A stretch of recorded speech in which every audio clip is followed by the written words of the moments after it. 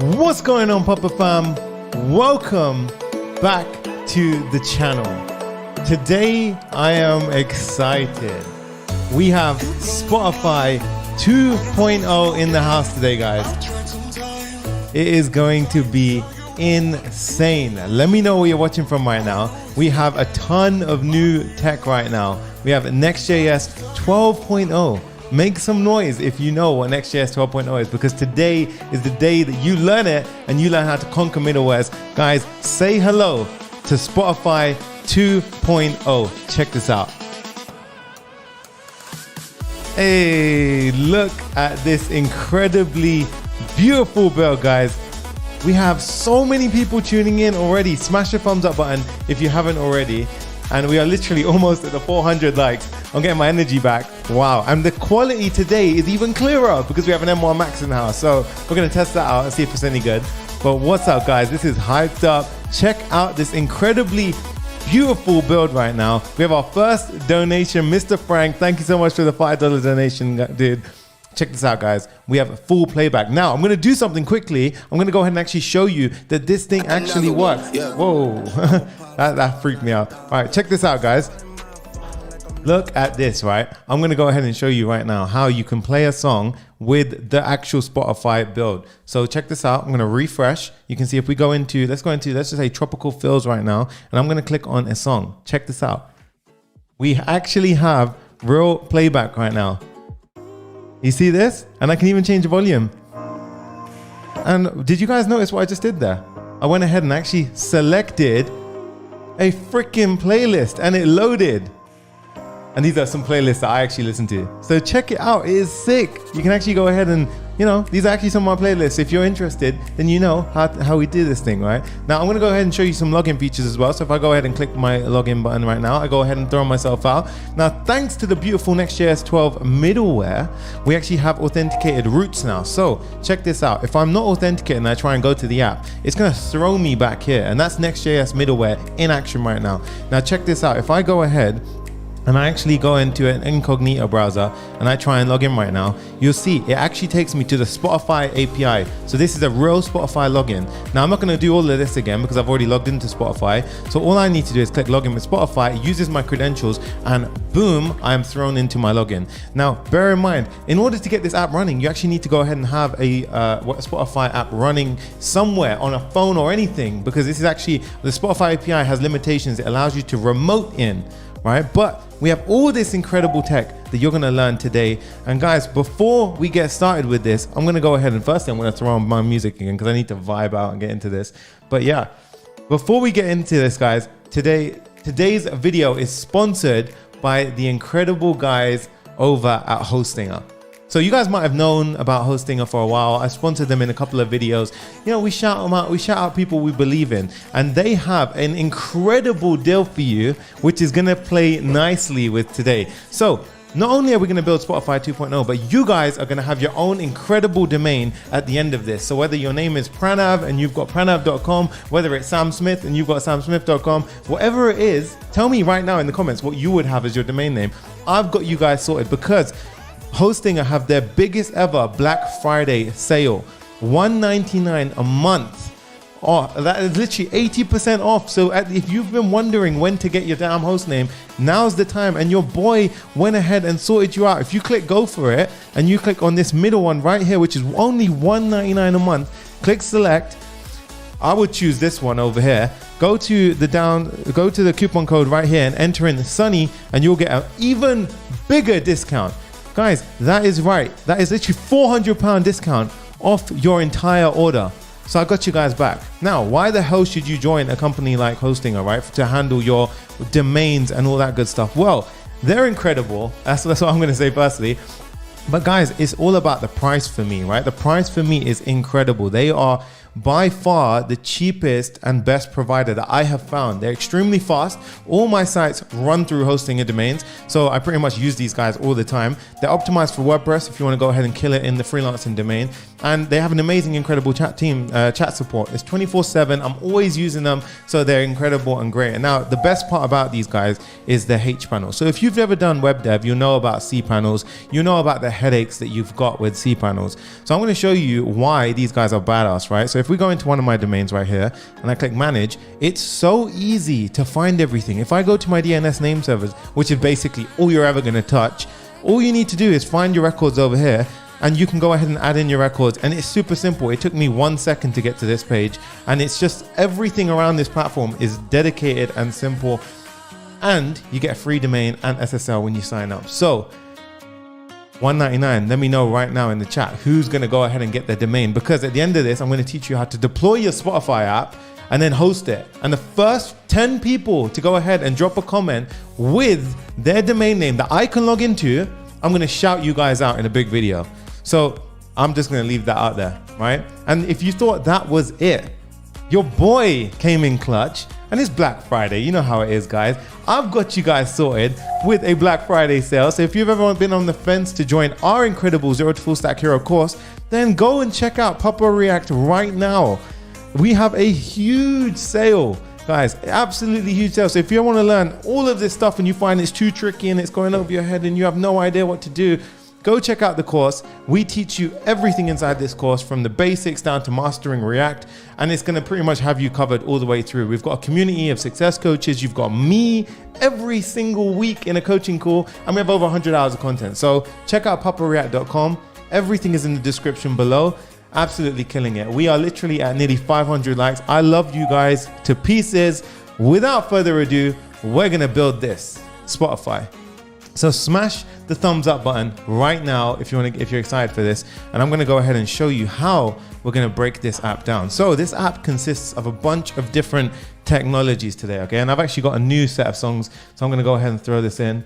And guys, I have so much content coming for you in the next month. So stay tuned, hit the subscribe button if you haven't already. The Papa fam's in the house right now. I can see them tuning in. And we got another donation, $5. Thank you, Papa God. Thank you, Bonjour Tech. Appreciate it, dude. And yeah, we're going to go ahead and break down what we're going to be covering in today's video.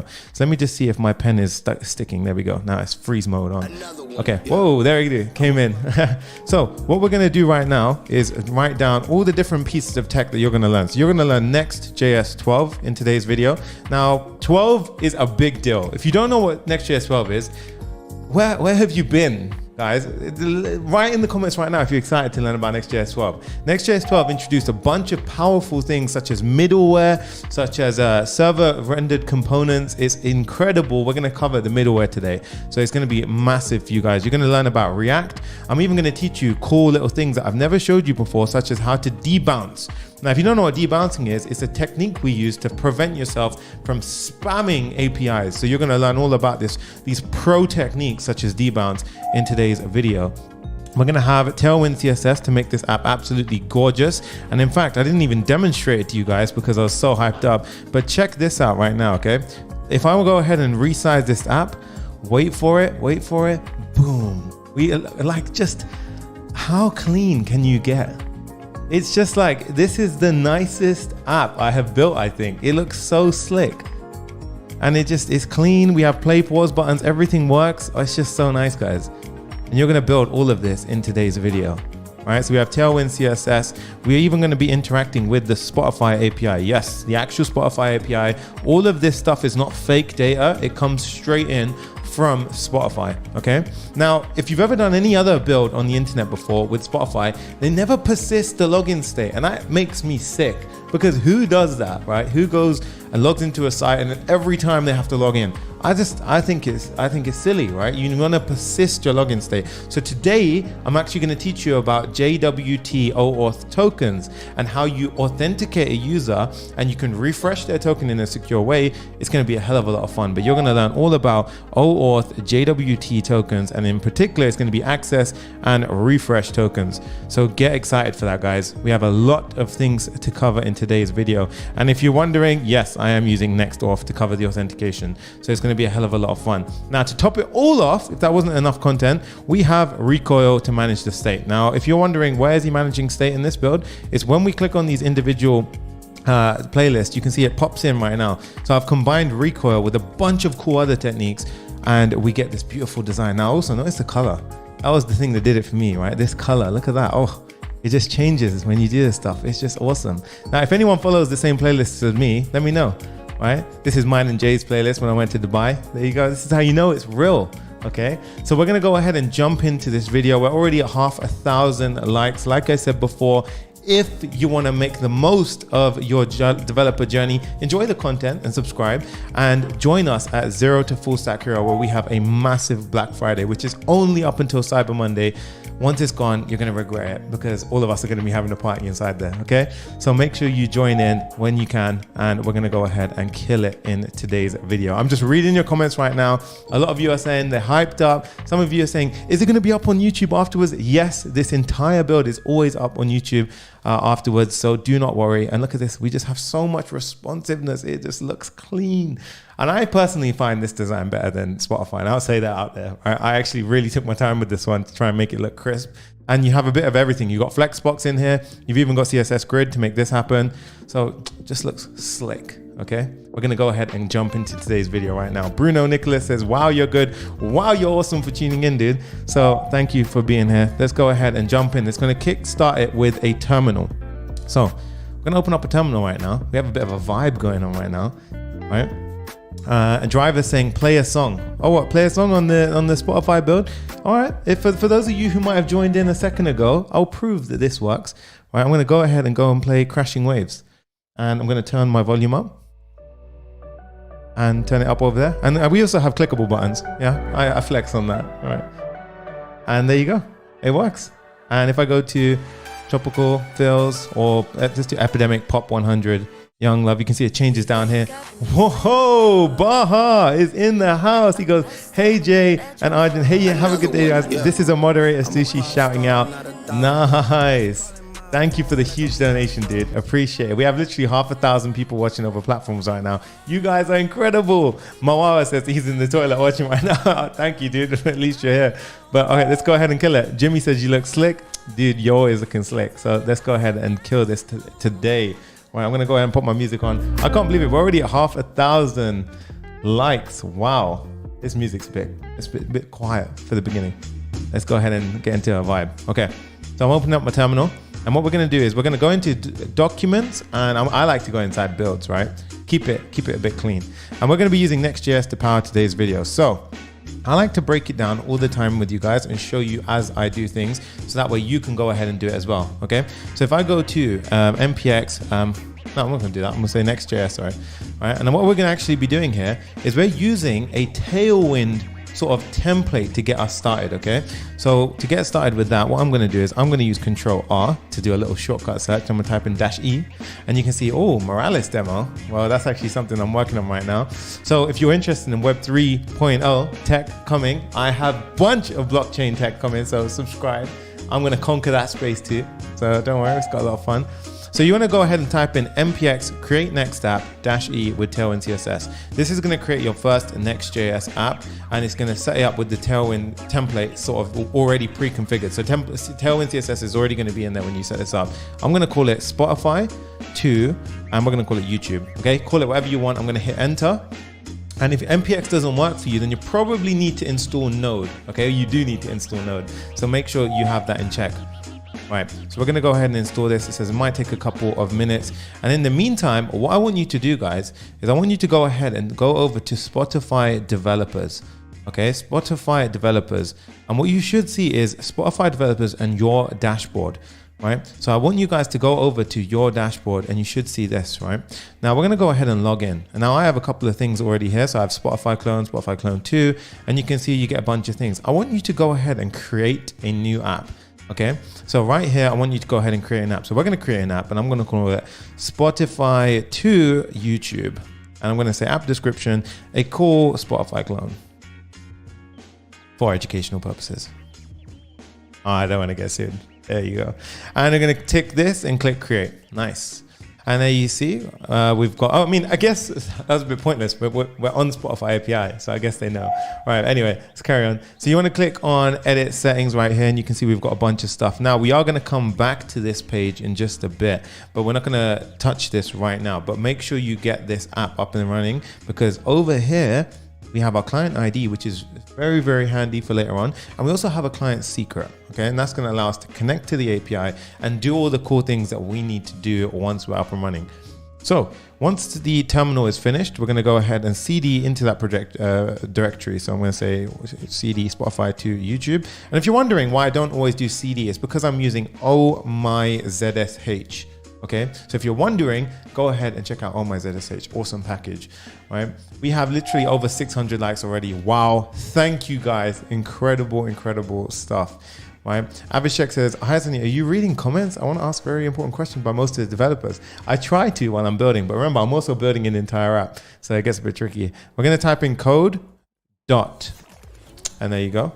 This should go ahead and pop up VS Code. Nice, and I'm gonna make this full screen. I'm actually gonna close the one behind.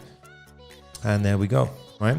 I'm actually experimenting today with some Copilot, so it should be a bit of fun. We'll see how that goes. Shouldn't get in the way. All right, now once you're here, the things that you're gonna need, go to extensions and make sure you've got the following. Make sure you've got ES7, React, Redux, GraphQL, all that good stuff, snippets. And then I want you to also go ahead and get, where is it gone?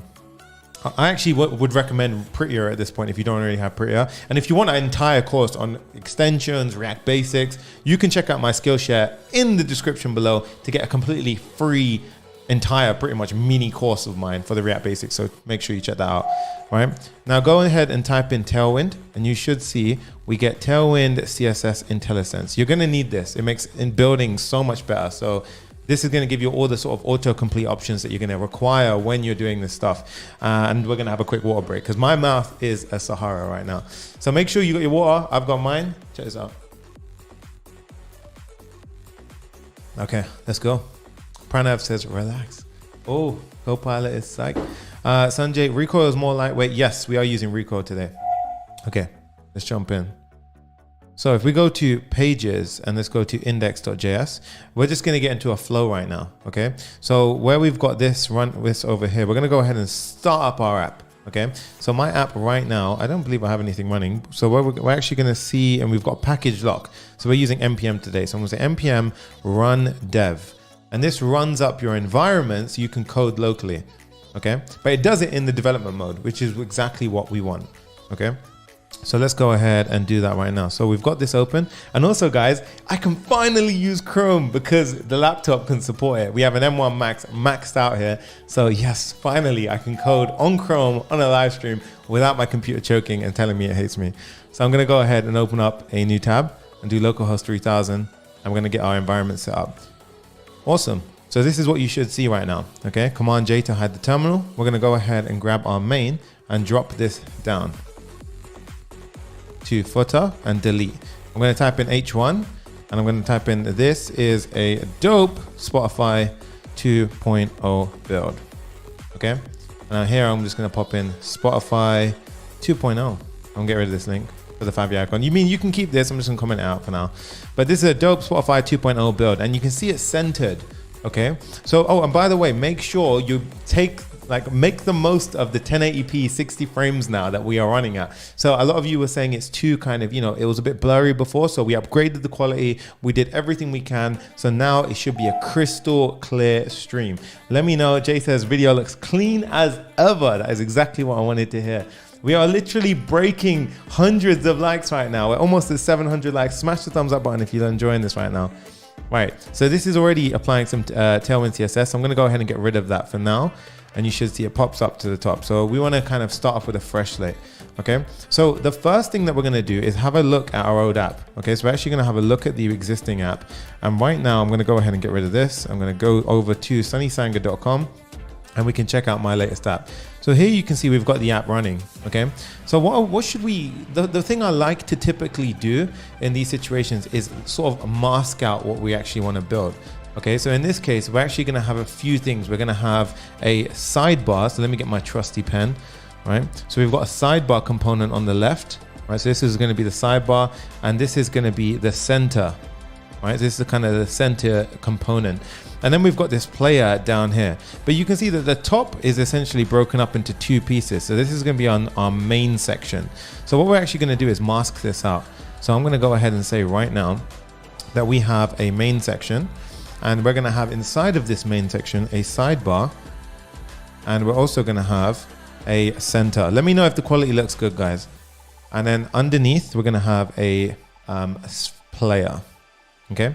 And just for now, for simplicity's sake, I'm going to wrap it in a div, right? Just pop this on. Nice. So we've got the main stuff, we've got the player, and then we've got this random H1, which we don't really care about. And in fact, for now, you can keep this, but I'm going to delete it just to keep our code super clean. So that way you guys can follow me a bit easier, right? So I'll make this a tiny bit bigger for you. There we go. Now, what we want to do is start off with that sidebar, I guess, right? The sidebar at the moment is this side piece over here, which looks pretty clean, right? We want to start off with that and then go ahead and get this thing working so we can go ahead and start seeing something on the screen. So what we want to do is open up our Explorer, go into the, this is the easiest way of doing it. Click package JSON, click folder, and then you create a folder at that level, okay? So that's basically the easiest way of not messing that up. Type in components, and this is where all of our reusable components are going to live. Now I'm going to give you a quick breakdown of how Next.js handles pages and how we can see the pages. So in Next.js, we have a built-in router. Now this built-in router uses the file names to determine which page we're actually visiting. So on the index.js, we're pointing towards the home page, which is basically / on a website. If we have search.js, that now means / search and so forth. So it's actually baked in. So we don't need React Router when we're using Next.js. But pretty much for this app, it's going to be very simple. We're going to have index and we're going to have a login page. If you're not logged in, we're going to throw you to the login page, and we're going to use Next.js middleware to do it. And if you are logged in, it's going to go to the index.js page. Pretty simple, okay? So over at the components, we're going to go ahead and create our sidebar component. So I'm going to type in sidebar.js. Now remember that handy extension that I told you about earlier? We're going to go ahead and use it, right? The one with the ES7 React snippets, whatever the crap it says, right? So _RFCE is the magic keyword, and this goes ahead and pops out a sidebar into the app. So this is absolutely killing it, guys. We are nearly at 700 likes, nearly 1,000 people watching right now. Thank you for tuning in, right? And somebody just asked, are we using Faker? No, today we're using all legit real data. So this is going to be a hell of a lot of fun. This is actually from my playlist, so you guys can see what I'm about, right? I know there's a mix of all sorts of stuff in this playlist, but there you go, right? So we've got sidebar here. So I'm going to go ahead and just type in H1, I am a sidebar, right? And we're going to hit save. Now I'm going to go ahead and pull this in over here. So I'm going to get rid of my sidebar component comment, and I'm going to type in sidebar like so. Okay, and I'm going to go to the end of the word, control spacebar, and you can see it auto completes, and it actually helps me out and it imports. Now you can see I am a sidebar pops up. So we can get rid of this ugly H1, which is just standing there making no sense. And we can actually go ahead and get this thing up and running. So this is looking pretty good right now. We've got the sidebar popping in, and we're going to go ahead and actually build this sidebar out. Okay, so little quick water break. I don't know why, I think it's the code. Let's read a few comments. Sanjay says, the live stream is super smooth. The Geek says, I'm a great fan of your projects while coding, blah, blah, blah. He goes, it's like a paradise to me. Thank you, awesome stuff, dude. He says, liked and subscribed. That's what I'm talking about, man. We're actually getting more and more viewers who are tuning in right now. So make sure, if you haven't already subscribed, smash the thumbs up and subscribe so you know when I drop an enormous mountain of content, which I promise you will be heavy in December, right? I'm going to end this year with a bang. And we're almost at 100,000 subscribers, which is incredible. Okay, absolutely insane stuff. So we've got the sidebar over here. So for the sidebar, we're going to be using hero icons. Now, you see these little beautiful icons over here? This is actually something called hero icons. Now, hero icons are actually baked in when we install Tailwind CSS. So we actually get them by default. So over here, I'm going to type in hero icons, and I'll show you how we can actually use these things. So you can see if I go to heroicons.com, you see beautiful handcrafted SVG icons by the makers at Tailwind CSS. Now this is going to be a very simple place where you can search for all of the icons. So let's imagine I wanted a heart icon.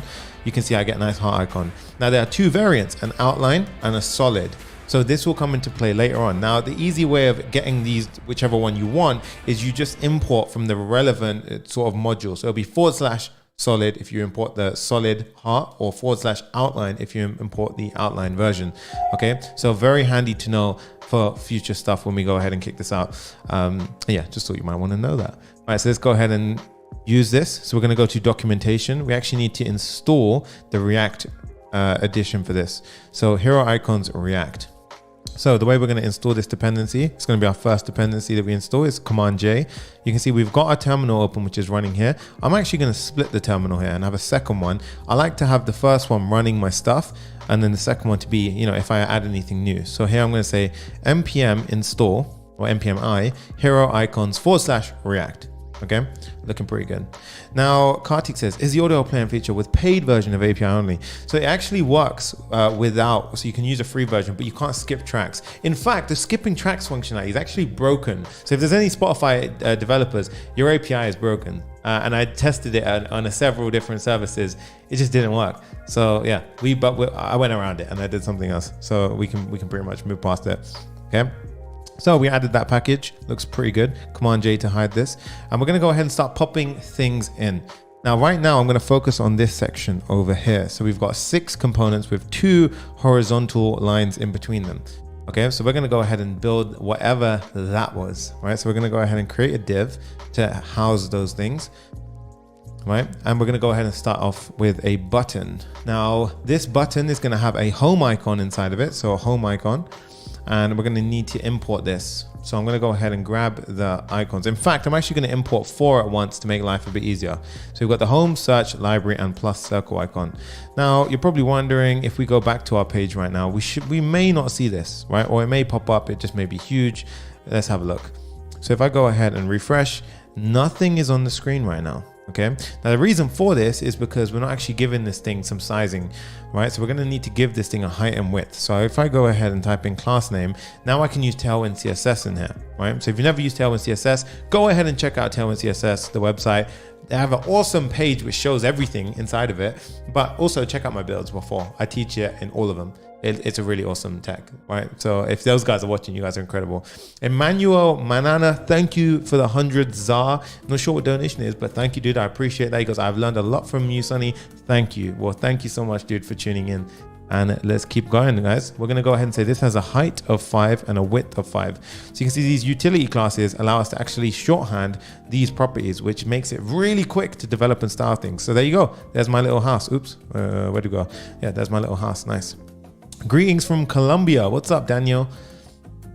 Max B says yarn is greater than npm. Max, I agree with you, dude. I agree with you. But I just didn't want to sort of separate the video. Now, you can have, if you want to switch and you have package lock, it's simple. Delete your package lock, use yarn. Just type in yarn and it'll work, right? Just make sure you got yarn installed. But I use yarn when I'm developing personal time, but it doesn't make a big difference.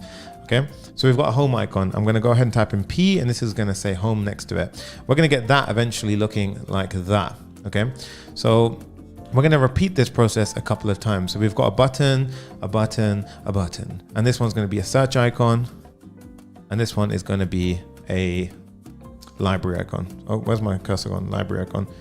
It feels super smooth though. I'm not gonna lie, this laptop is killing it. Matt Larson says, got my first developer job thanks to your Netflix clone.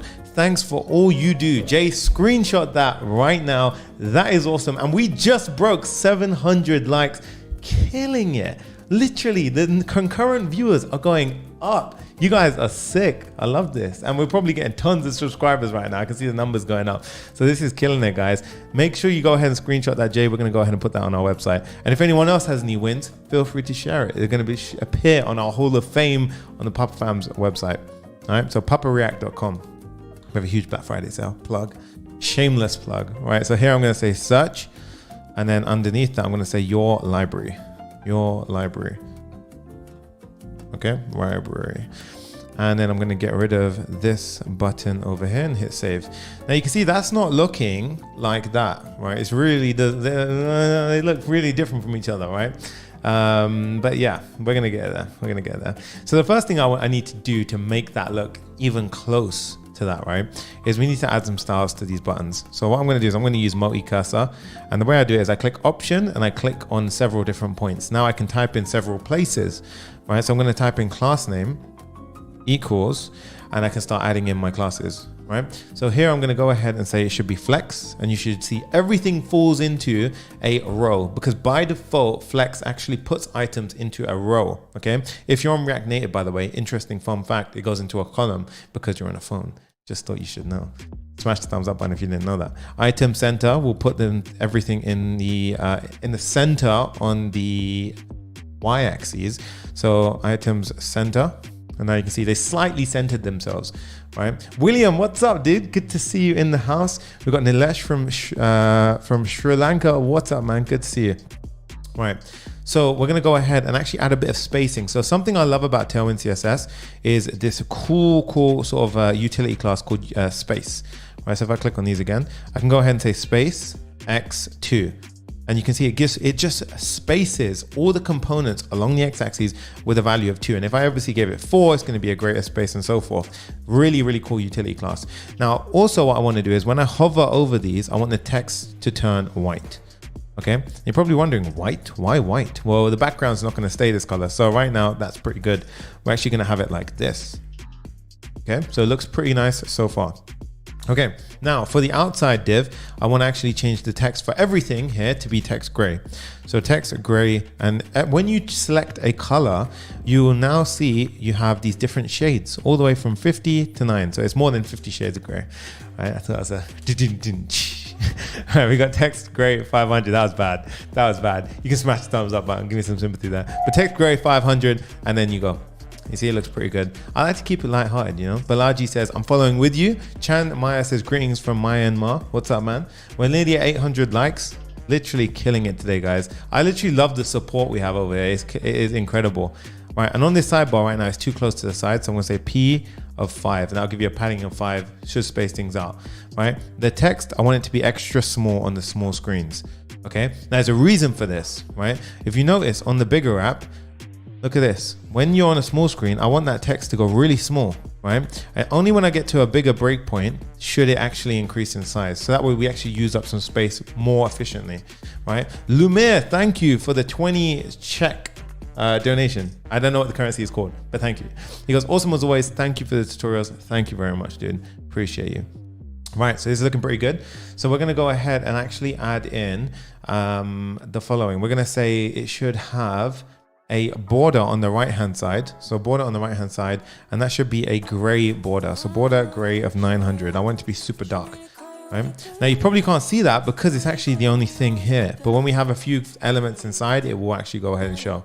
Right? Now let me know if you're coding along with me right now, or you're actually watching for fun and you're going to code later. I'm always interested to hear for what you guys are doing. Right? So we've got that in play right now. So underneath that final button, we're going to actually have a horizontal row. So I'm going to type in HR, and you can see horizontal row pops in. Now you can see it looks pretty decent, but I actually want to give this some styling. Right? So I'm going to say class name should be let's go ahead and say it should be a border on the top with a custom value of 0.1 pixels. Custom value meaning these square brackets. Now this is actually baked into Tailwind CSS in version 2.0 onwards, but it's called the just-in-time compiler mode, which means that I can add in custom values and Tailwind will create the utility classes on the fly to support my dev, right? So absolutely incredible stuff they're doing. Saring Cowden, OG of the Papa Fam, $7 donation just came to drop in to show my appreciation for all the things you've been doing for this community. Dude, I love seeing your face. Thank you so much, man, for tuning in. This is helping me get that energy up, guys. Thank you so much. All right, we're going to change this to be a border gray 900 as well. So we're going to force it in case it tries to change color. All right. Okay, so pretty dark, looks pretty good because it's going to be on a more darker background later on. So don't worry, it will actually sort of fill in. Adam C, what's up, man? I love his comment that he came in. He actually slapped someone else yesterday, but it was pretty cool. All right, so now we're going to go ahead and actually repeat this. So I'm going to have the same stuff over here. Right, so I'm going to copy and paste it, and you can see we got the double. Right, now I'm going to change the icons. That's pretty much all I was going to do. So we're going to make the first one be create playlist. So this one's going to be, I'm actually going to make it a little bit smaller because we have a bit clearer text now. It's going to be 1080 stream. So create playlist. Whoa, Hadi Boukdir with a £9 donation. Thank you for sharing your knowledge. Looking forward to joining the Papa Fam. Hell yeah, dude. And remember, Black Friday sale is on for the next 4 days. So make sure that's 3 days. Next for 3 days. So papareact.com. I want to see you in the fam, Hadi. Thank you so much, dude. 800 likes. Oh my God, this is crazy. The pub fam is untouchable at this point. Honestly, this is just going to finish the year off so strong. I can't wait till we get to 100,000. I might have a surprise video. You don't know. Right, we got heart icon. The next one's going to be RSS icon. Oops, RSS icon. And then we're going to actually change this one to be your episode. So this is going to represent playlists. Right. Rakesh says, hey, Sonny, subscriber here. Oops, what happened here? What the RSS icon? There we go. Import it. So you see I'm actually pulling in like so. In fact, for the RSS, did I have it here? I had it for your episodes was that, and then we had liked songs. Right.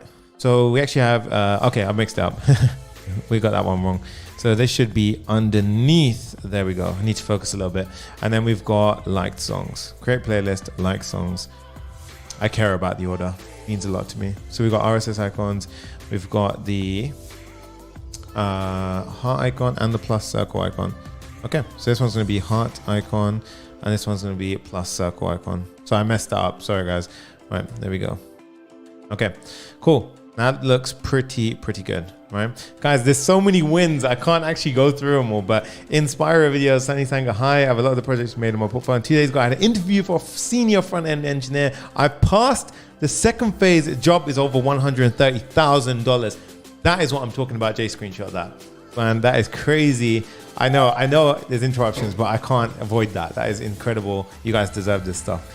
Now you see here, guys, this is quite bunched up, right? So every child component here or element inside this div is represented as like by this kind of indent, right? So all these things which are on this line are child components of this div. So what I want to do is naturally space out this div. And the way I do that is I type in, I say space Y a 4. And you'll see now that looks a lot better, right? That's actually a lot more breathing room. And I'm actually zoomed in right now. That's why it looks a bit kind of huge, right? Shuri says, a nice haircut, Sunny. Thank you. Appreciate it. It's always nice to hit. Right, so we've got this looking pretty nice so far. Okay, and then we have underneath that, underneath all of this, this is where we'll render out the playlists. Okay, so the playlist will come to when we connect the Spotify API, right? So we probably may do that now actually, but this is where we're going to actually render out all the playlists, the custom playlists. So as you see, when I refresh, it's going to go ahead and pull in my custom playlist like so. Now you can see, why has it gone blank here? Well, that's actually because after a while, the background Spotify that I had playing went dormant. So I have to actually go onto my Spotify, right? So this is Spotify I have open elsewhere, and I have to just quickly click play. Right, and that just makes it active again. And then if I refresh, you can see it comes back. So that's what it needs to do. And the reason for that is because the Spotify API is essentially a remote, right? It's not a dedicated player. It's more of a remote to that sort of start, stop, select songs from an active device, which can be a phone, your sort of installed, app on your computer, like I was showing you a second ago. So don't get that confused. That's just something which is going to happen from time to time. Okay. So with that said, we're going to go ahead and continue on. We're going strong, guys. We're actually going to go ahead and change the background of this index right here. Okay, so if we go over to our index, and we're going to go ahead and start styling this out. So over at index, we're going to make the back, the main, we're going to give this a class name. And actually first I'll start off with the div. The div I'm going to say is BG black. Right? And I want this to be the height of the screen. Now, the reason why I say height of the screen with overflow hidden is because I want to get a special effect. Now, what is that effect? It's that the entire page, I only want it to be a set height, but I want to have the overflow hidden by default. Then the containers inside, I'm going to make them overflow scroll. So we get this beautiful effect where I can scroll and this window doesn't really change, right? So you see, I can scroll in this bar, I can scroll over here, and it doesn't change anything else, right? You see the player still ends up at the bottom. That's because the initial div has a height of screen, so it's never going to be sort of changed from that, okay? Nice. Rakesh says, went through every one of them, code them, you changed the course of my life. Thank you so much, dude. He goes, he's been loving the content. Raymond says, hey, Sonny, loving the content. Subscribe, dude. Smash the thumbs up button, gets to 1,000 likes. Man, this is killing it. So we have the sidebar here. This is looking pretty good, right? So at this point, I think we could potentially start looking at getting Spotify in here. In fact, we may actually need to do the login to get our session active, right? So we've got this sidebar over here. And what I am going to do for now is actually go ahead and get the, I'm going to sort of have a dummy in place of where the other sort of, thing should be. So we've got this playlist comment here. So I'm going to go ahead and put a p tag, and this p tag is going to have the playlist name. So I'm literally going to say playlist name, and we're going to replace this afterwards. Okay. Now this p tag is going to have the class name, and it's going to go ahead and say cursor pointer. So cursor pointer. Because right now you can see these have got it. So this one should have it too, and it should also have the hover text wipe. So hover text white trait, right, or a utility class. And now we still get the same sort of uniform sort of display that we had before. Right now we are going to upgrade this to have it, do some more cool stuff. But this is just for now going to basically be sort of a placeholder. Okay. Earthman says, is it live or is it broadcasted? That answers your question. There you go. Can we resize the sidebar? No, it's actually just going to be responsive out of by itself. So you see it's going to respond based on the breakpoint, right? Then by the way, that's might get confusing. So I'm going to move that out of the way. We're getting more and more viewers, guys. Absolutely killing it. Literally nearly at 900 likes. Keep destroying that like button, guys. That's what Pop Fam's about. It helps this video get out to more inspiring developers, helps them get jobs. That's what we want to do, right? So let's keep going. Right, Jay Codito can go bye-bye right now. Right, video is doing great, awesome stuff. So at this point, I'm going to go ahead and do the following. I'm going to go ahead and actually pull in. So we're actually going to set up a login screen, right? So we're going to handle authentication early on in this side.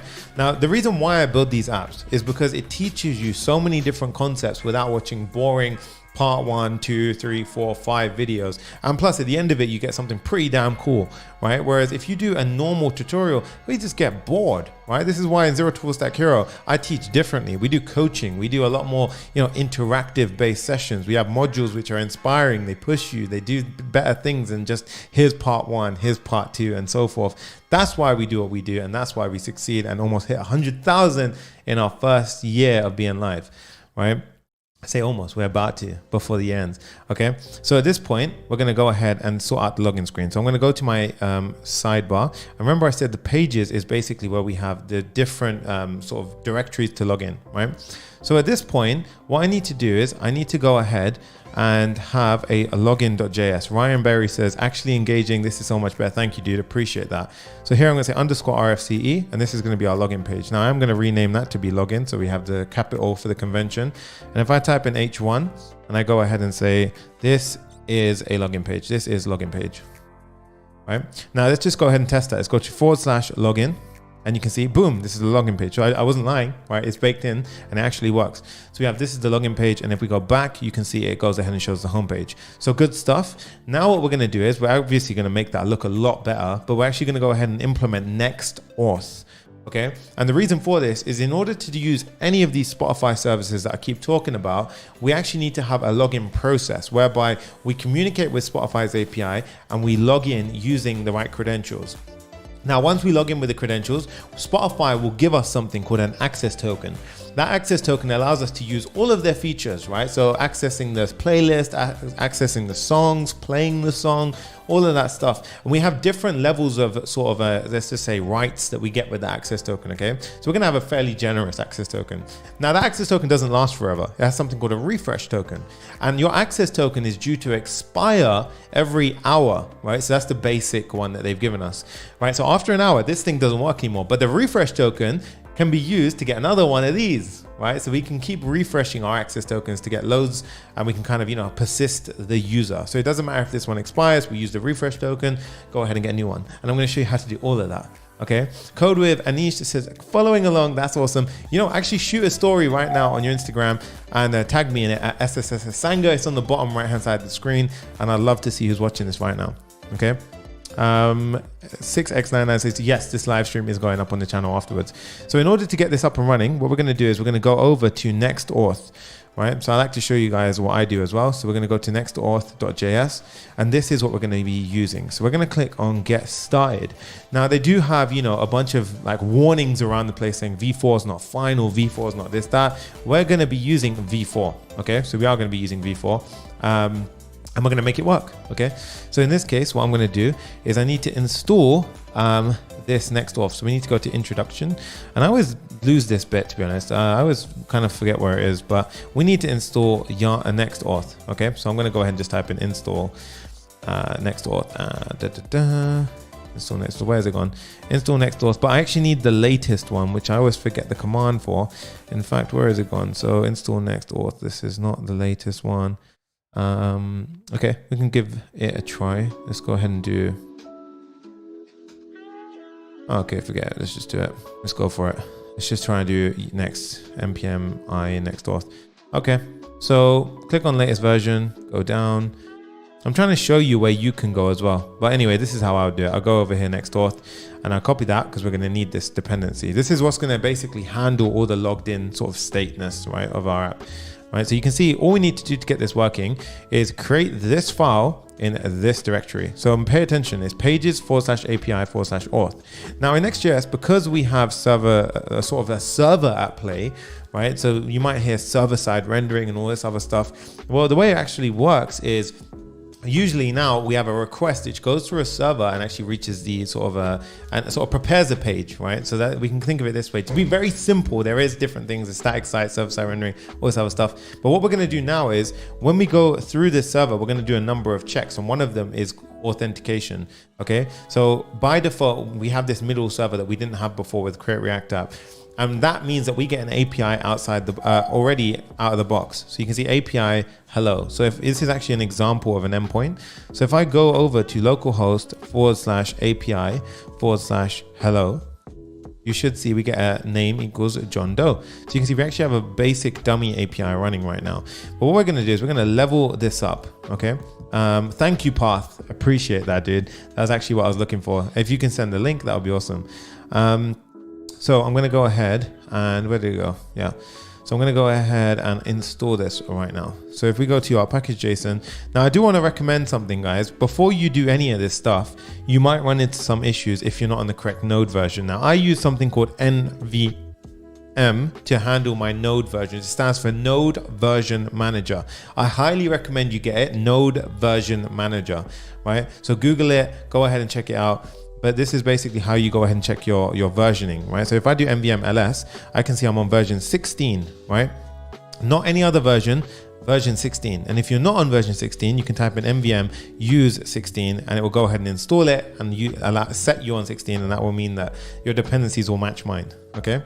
So at this point, what I'm gonna do is go ahead and do npm install NextAuth. Right? But in fact, we need to install the beta, which means we need to go ahead and say @beta, right? And this will go ahead and install the beta, which currently is 4.00-beta7. But it might be different at the time that you're doing it. So you should get this in your package.json if you did it correct. Right? If it says a different version, change it, get it right. It's going to break otherwise, okay? So that's going to actually break it if you don't do this right, okay? So we've got NextAuth installed into our app. And now what we're going to do is we're going to go ahead and set up NextAuth to handle our authentication. So as I mentioned before, we need to go to our pages/API. Inside of here, I'd click on hello, so you're in the right directory, and we're going to create a folder called Auth. Right? So now we're in pages API auth, which is this pages API auth. We're going to create a new file inside of there, which has the square brackets .NextAuth.js. Okay, just like this. Right, we're going to go ahead and hit enter, and we have this Next.js auth file. Now what I like to do is literally you can copy this as a demo, so pop this in and you can see they're using a bunch of examples and a bunch of handy stuff. Now we're not going to be using GitHub as our provider, we're going to be using Spotify. So to get Spotify, all you need to do is change this to Spotify and change this to Spotify. Okay, and you can see now we are pulling in from Spotify. We simply change the provider inside this array. So bear in mind it is an array, so you can actually quite easily level this one up and actually have several providers logged in. But remember, we're using Spotify auth to get the Spotify access token, so you would actually not get that if you do it another way. So here I'm going to type in Spotify provider, and here we have a few things. Okay, we have the client ID, the client secret, and we're actually going to have another one called authorization. Okay, so I need to go ahead and actually give this correct a value afterwards. But for now, you can see process.env.github secret and GitHub ID. So we need to go ahead and do this. Now, what the heck is that, right? That's called an environment variable. Now, what we use environment variables for is to keep track of the secret things, right? So the secret items, which we don't want people to know about, or we don't want it to have inside of our GitHub repo. So we're going to create an env local file. This file by default does not get pushed to GitHub, which is exactly what you want. Then when we deploy to Vercel in the end of this build, we're going to go ahead and set the environment variables to be the production values. But on our local machine, they're going to be the test values, which is like localhost and so forth. So I'm going to show you now how to go ahead and set this up. Command B, go to package.json and make a new file, call it env local. Now, inside of your env local, you're going to need a bunch of different things. Well, the first one is going to be something called NextAuth URL. Okay, and this one, we're actually going to go ahead and say HTTP, and it's going to be not S, it's going to be HTTP, and it's going to be localhost 3000. Okay, and that's basically going to say that when we're on our sort of local machine, this is going to be our base sort of directory for NextAuth to know where to sort of serve from. Okay, now when we go ahead and deploy, we're going to change that to, https.sunnysanger or /sunnysanger.com or whatever Vercel gives you. That's going to be the important part, right? Now we're going to have two additional things. We're going to have next public client secret and next public client ID. Right? And obviously there are different ways you can do this, but this is going to help us do what we need to do. Now, the reason why I'm doing next public is at some point I'm going to need it on the client as well, right? So remember I talked about the API. So everything underneath API is essentially on the server, right? So, but in this case, next public means that this is exposed to both the client, the browser basically, and also the server. Okay. So in this case, we've got the client secret and we've got the client ID. Right, and the final one is JWT secret, and I'll explain this one in a bit. But basically for this one, you can go ahead and put some super secret value. Okay, and basically all this is going to do is provide a special sort of encryption word, right? So imagine it was a random bunch of strings. We're going to use that when we're encrypting the data and making it a random extra. So imagine I pass in a value and it's going to be encrypted with that secret. And then the JWT, so the JSON Web Token, is going to be sort of hidden, right? So we need to protect this secret, which is why it's in this file, right? But you do not want to expose that to your client, otherwise everyone can access your JWT tokens, and then the authentication is just dead, okay? So Abhishek says, got a paid internship by watching your videos. That is awesome, dude. We're going to have a quick water break before we go ahead and continue on.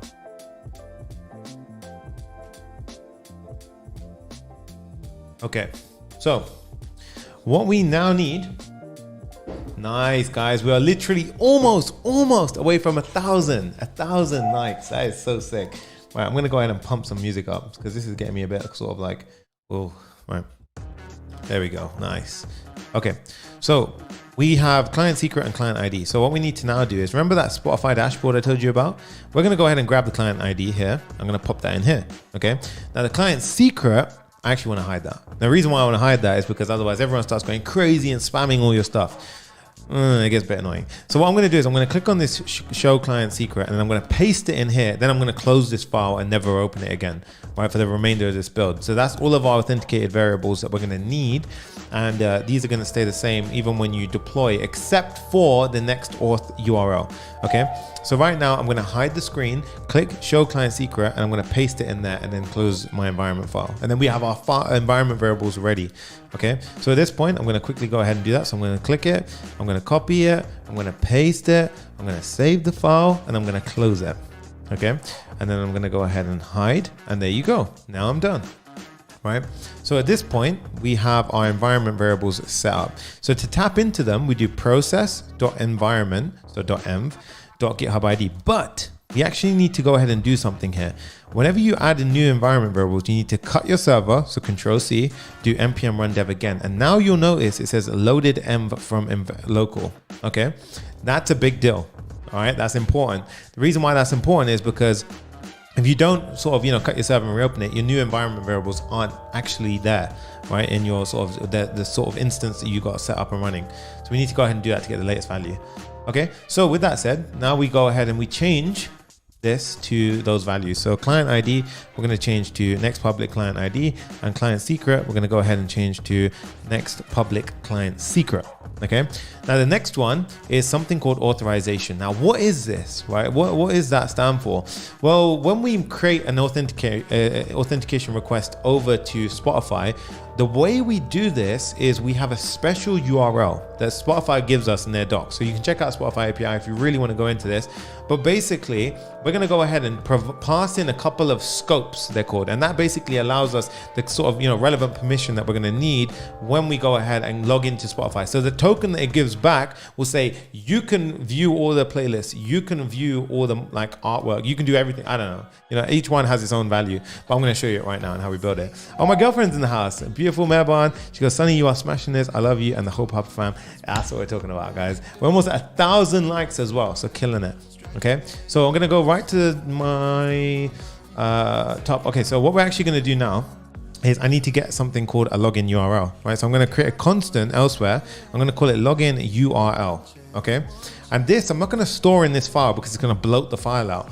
So what I recommend you do is at the top of your directory, so you can close all these to make it easier, click on package.json, click on the folder icon, and we're going to make a lib folder. Now this is for typically the sort of syntax you use whenever you want any kind of helpful file. It's kind of a utility file, so in the lib folder, right? So that's typically where we'll put it. Now what I'm going to have inside of here, oh nice, we have so many awesome people in the crowd right now. She goes, hit the like button. Joseph Chu says, sup Sonny, what's up? Pranav saying hi to my girlfriend, nice, what's up dude? So we can click on lib and then we can click on add, right? And inside of it, I'm going to create a helper file called Spotify.js. And this is just going to contain all the stuff that I care about that I'm going to need to use later on, okay? So the first thing I need to do in here in order to interact with the Spotify API is actually going to be Spotify Web API Node package. So this package is a helpful sort of JavaScript package that the community has built that will help us interact with the Spotify API in the future, right? So in today's build. So what I'm actually going to do right now is go ahead and find that and install it. So I like to show you every time that I do this, so that way you can go ahead and have a look at the documents yourself. So Spotify Web API Node, and it's this one right here by Delin Michael. If you're watching, dude, it's your prime time. Okay, so at this point you can see this is the package we're going to be using. So we need to go ahead and install this package right now. So you can see npm install Spotify Web API Node. You don't actually need to do -- save anymore, right? It actually does that by default. Command J to pull this up, and I'm going to go ahead and Command B to have my files. npm install Spotify Web API -node. Okay, and while that's installing, quick water break. We're doing really well, guys, by the way, on terms of time. Killing it. We're already an hour in and we're actually making such good movement. So this is really, really cool. Right. 10 likes away from 1,000 likes. Oh man, I feel like just pausing the video and just waiting. This is crazy. Right.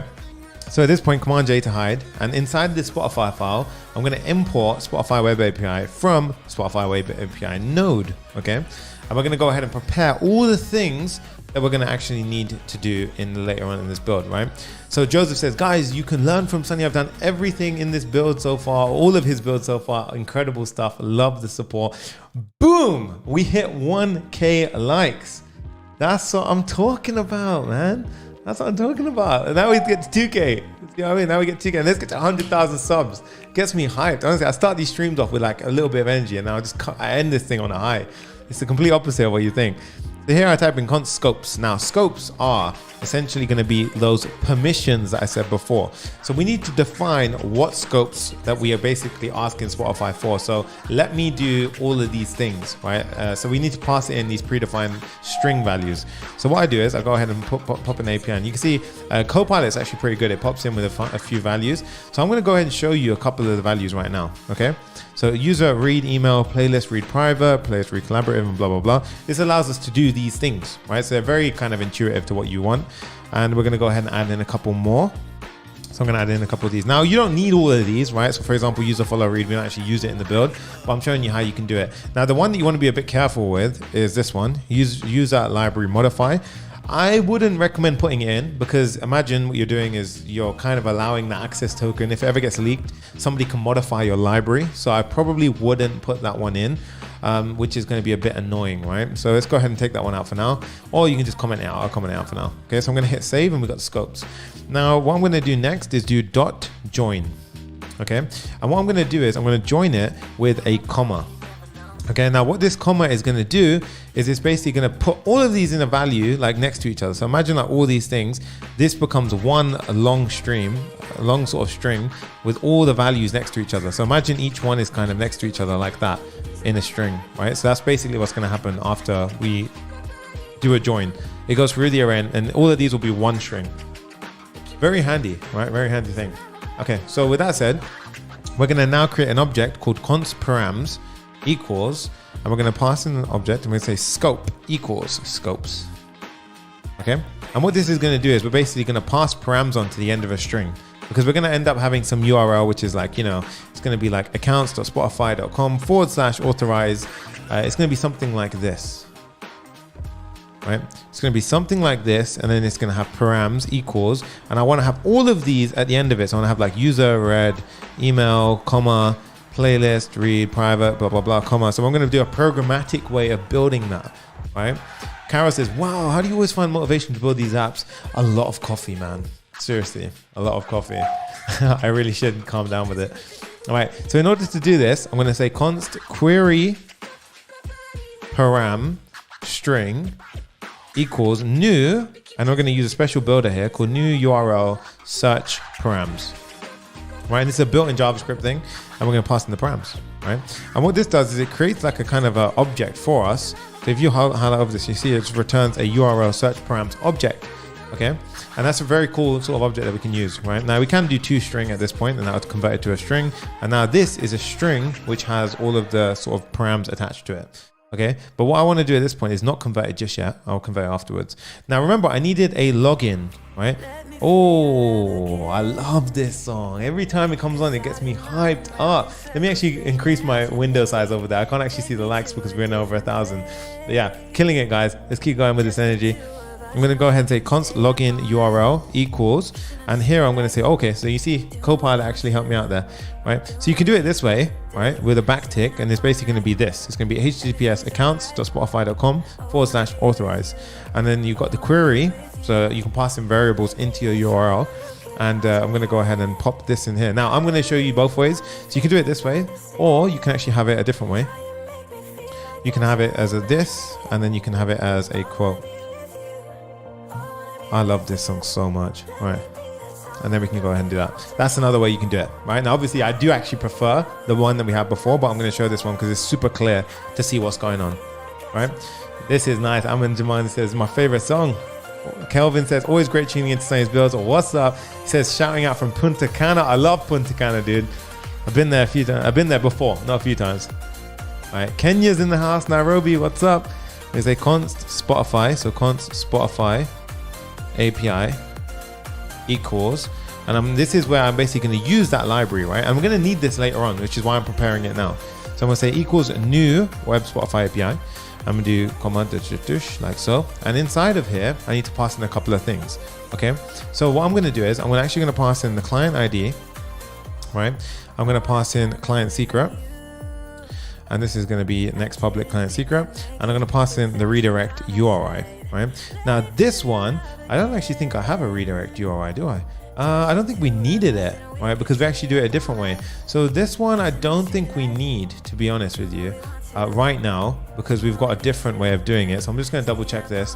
Yeah, I didn't actually include this one, so we don't actually need that, right? But if it complains, freaks out, we can put it in, right? So that's pretty much going to configure our Spotify API object, and then we're going to say export default. And I'm going to export the default Spotify API, and that's going to be the default export, right? So if I import without any sort of curly brackets, it's going to grab that. But I'm actually going to export that login URL as well. So export, and here I'll say login _ URL. Okay. Now I'm going to use that login URL. I needed that, right? Remember, where did we say we needed that? We needed that in NextAuth. So going back over here, at the end of this, control space bar. Oh, it didn't work. Okay. Sometimes it doesn't work when you do that. Oops. Oh, what's up? Brian is in the house. Brian H. Ho, what's up, man? He goes, login URL. So there you go. It works. So I'm going to import it from. It's very handy for when you've got these nested routes, and you can make that cleaner. I know there's a trick. I'm not going to do it today though. Right? So there you go. Now we've got the authorization. Right, so the login process will be initiated by sending the user to this URL. So that URL that I showed you will literally pop up that Spotify login page. Now, if you're already logged into Spotify, it does literally send you to the page, but you're already logged in, so it sends you back as if you just logged in through that page. So that's why you might not see the page on my screen pop up, but it does do it. That's why I showed you an incognito earlier as well. Okay, so we've got that looking pretty good. Now what I'm gonna do is over here, I'm gonna say secret. And this secret is gonna be, not this one, it's gonna be JWT secret. And that's basically gonna be how I encrypt the JWT tokens that we get passed back from Spotify. Okay, that looks pretty good. And then the final one is I'm going to have a custom login page. Now I've shown you how to do a custom login page in the Instagram build, but I'm also going to show you in this one. And it's a very basic page that we built. In fact, I'll give you a quick demo of it right now. So at the top right, if I click my user profile, I'll log out. This is going to be this is actually a custom login page, right? It's not the one that you get with NextAuth. And then we can click login and we get to this page, right? So I'm going to show you how we can build that. So what we do is we say pages. And in here, you can see we've got a few different ones. So the one that we want is sign in. And this sign in, we're going to map it to the / login page. Okay. Now we've got the interesting part. So we're going to have 2 callbacks that we need to tap into. So what we actually need to do now is go ahead and we actually need to basically tap into the authentication step. So if I leave it to Spotify to handle the rest and I kind of log in through the normal NextAuth flow, it will log me in. It will give me the bare minimum. It'll give me the user's name, the profile, blah, blah, blah. I want to sort of level up the token that comes back with additional information. I want it to include the access token and I want it to include the refresh token. And I also want all that logic where if you're expired, it should refresh you and so forth to happen when the user comes to the site. So we can check if they're logged in or not. All right, so I'm going to show you how we can do all of that. Now there's 2 special functions we need to tap into. The first one is called JWT. This is basically where if you go over to Spotify, enter all your details in, Spotify will give you a JWT token, right? It'll give you this special token, and inside this token, it has a bunch of information inside of it, right? So I'm going to show you how to very simply tap into this in NextAuth so we can go ahead and customize it. Okay, so if we go over here, we do comma and we say callbacks. Right, you can see it actually popped up. Now here I'm going to say async, right? In fact, yeah, I'm going to add async. Yeah, I'm going to say async JWT. Okay. Now this is we're going to destructure the token, the account, and the user. And there's also a few others, right? There's session there, you saw those, and a few others that we can actually tap into. So I'm going to go ahead and get these values, right? So we've got token, account, and user. Now, if it's the initial sign in, there's different conditions we can check, right? So the first time you sign in, there's going to be 2 properties which exist, right? If you sign in successfully, it's going to return an account variable and a user variable. Okay. So at this point, if it was your first sign in, so if we say if it was the initial sign in, then we're going to go ahead and return this token. Right, so every time we return from this function, we're going to go ahead and do, oh, sorry, I didn't do this. If it was your initial sign in, the way we check is we say if there was an account and a user. And if you're wondering, where the hell is he getting this from, right? There's actually a lovely little NextAuth token rotation article. Oops, it was actually there. All right, so this is the article that you can go to from NextAuth. And it pretty much has all these examples where you can go ahead and check the things that I'm saying. So remember, is initial sign in and so forth. Okay, but I'm just going to go ahead and explain it. But I thought it was good that you know where to look if you need to look yourself. So for the initial sign in, we're going to go ahead and say if those exist, then it is the first time that the person signed in. So we're going to return the following JWT token. So I'm going to return the token itself. And I'm also going to go ahead and access add in a bunch of additional properties. So I'm going to add in an access token field, which actually gets the account.access token. Right. I'm going to do the same thing for a refresh token. So inside of account, you can actually see these values, and you can go ahead and console log out and see what you get. That's how I basically did it. Right. And then we also need to have a username. Right. So I actually want to get a username. So in this case, the username I'm going to get with account.provider account ID. Okay, so that looks pretty good. And we're going to go ahead and get the final really important one is something called access token expires. Okay, so what we're doing here is I have to set a special variable where I can then later on check on to say, did this token expire or not?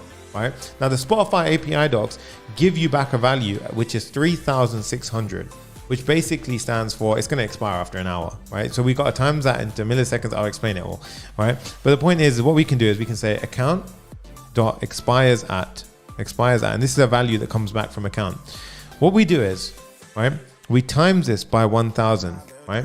And what we're doing is, the reason why you're going to see a bunch of this is because we're actually going to go ahead and handle expiry times in milliseconds, not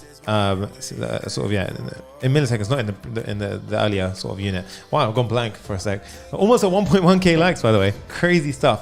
So this is going to give us the value for when that token that we get back after login expires. Okay, and we've already got the refresh token and so forth, right? But this is super important right now. Okay, so this is very, very important. So that's your initial sign in. So when you first signed in, okay, now let's go ahead and do the next thing. So if you were to come back to the website and your access token was still valid, right? So if this value was still valid, basically if it hadn't passed an hour yet, right? Or if it hadn't gone ahead and if it wasn't past the expiry time. So what this actually gives you is an hour from now, and we're timesing it into 1000. So we can do a check on it. And the way we do that check is we say, I'm going to add a comment here, which makes life a bit easier.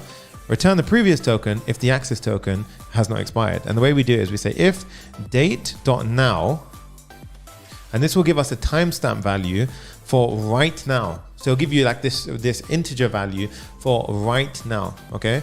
And then what we do is we say if that is less than the token.access token expires, right? Then we should return the token, right? Because it's a valid token. Basically, if it hasn't expired yet, so if the time now is less than that time, because this would be an hour ahead, right? So if it was actually valid, then return the token because it's still valid, right? Spotify will not complain. It's still a valid token, right? Guys, this is crazy. We literally just passed 1.1k likes. We're going to kill it today. Wow. Will you finish this project on the stream? Yes, I'm going to finish and build this entire app on the stream. We are literally going to kill it today. And this laptop is handling it like a champ. Right, Jay, this is a dream, man. I'm telling you. Right, so the final situation is, whoa, imagine the access token expired. Then what do we do, right? So if your access token ever expires, then what you want to do is try to update it, right? So we need to refresh it, basically, right? So your access token expired, it was after an hour, and now we need to get a new access token, right? Trust me, stick it out with this. And by the way, at the end of once this video is done, a few hours after, we're going to go ahead and actually add these timestamps. So if you want to kind of skip this part, you can afterwards, right? So but I wouldn't recommend you do. You need it, right? So at this point, what I'd actually do is I'm going to add little console logs here to say existing token is valid, and here to say, whoa, it expired. And this will be handy for us when we're debugging, right?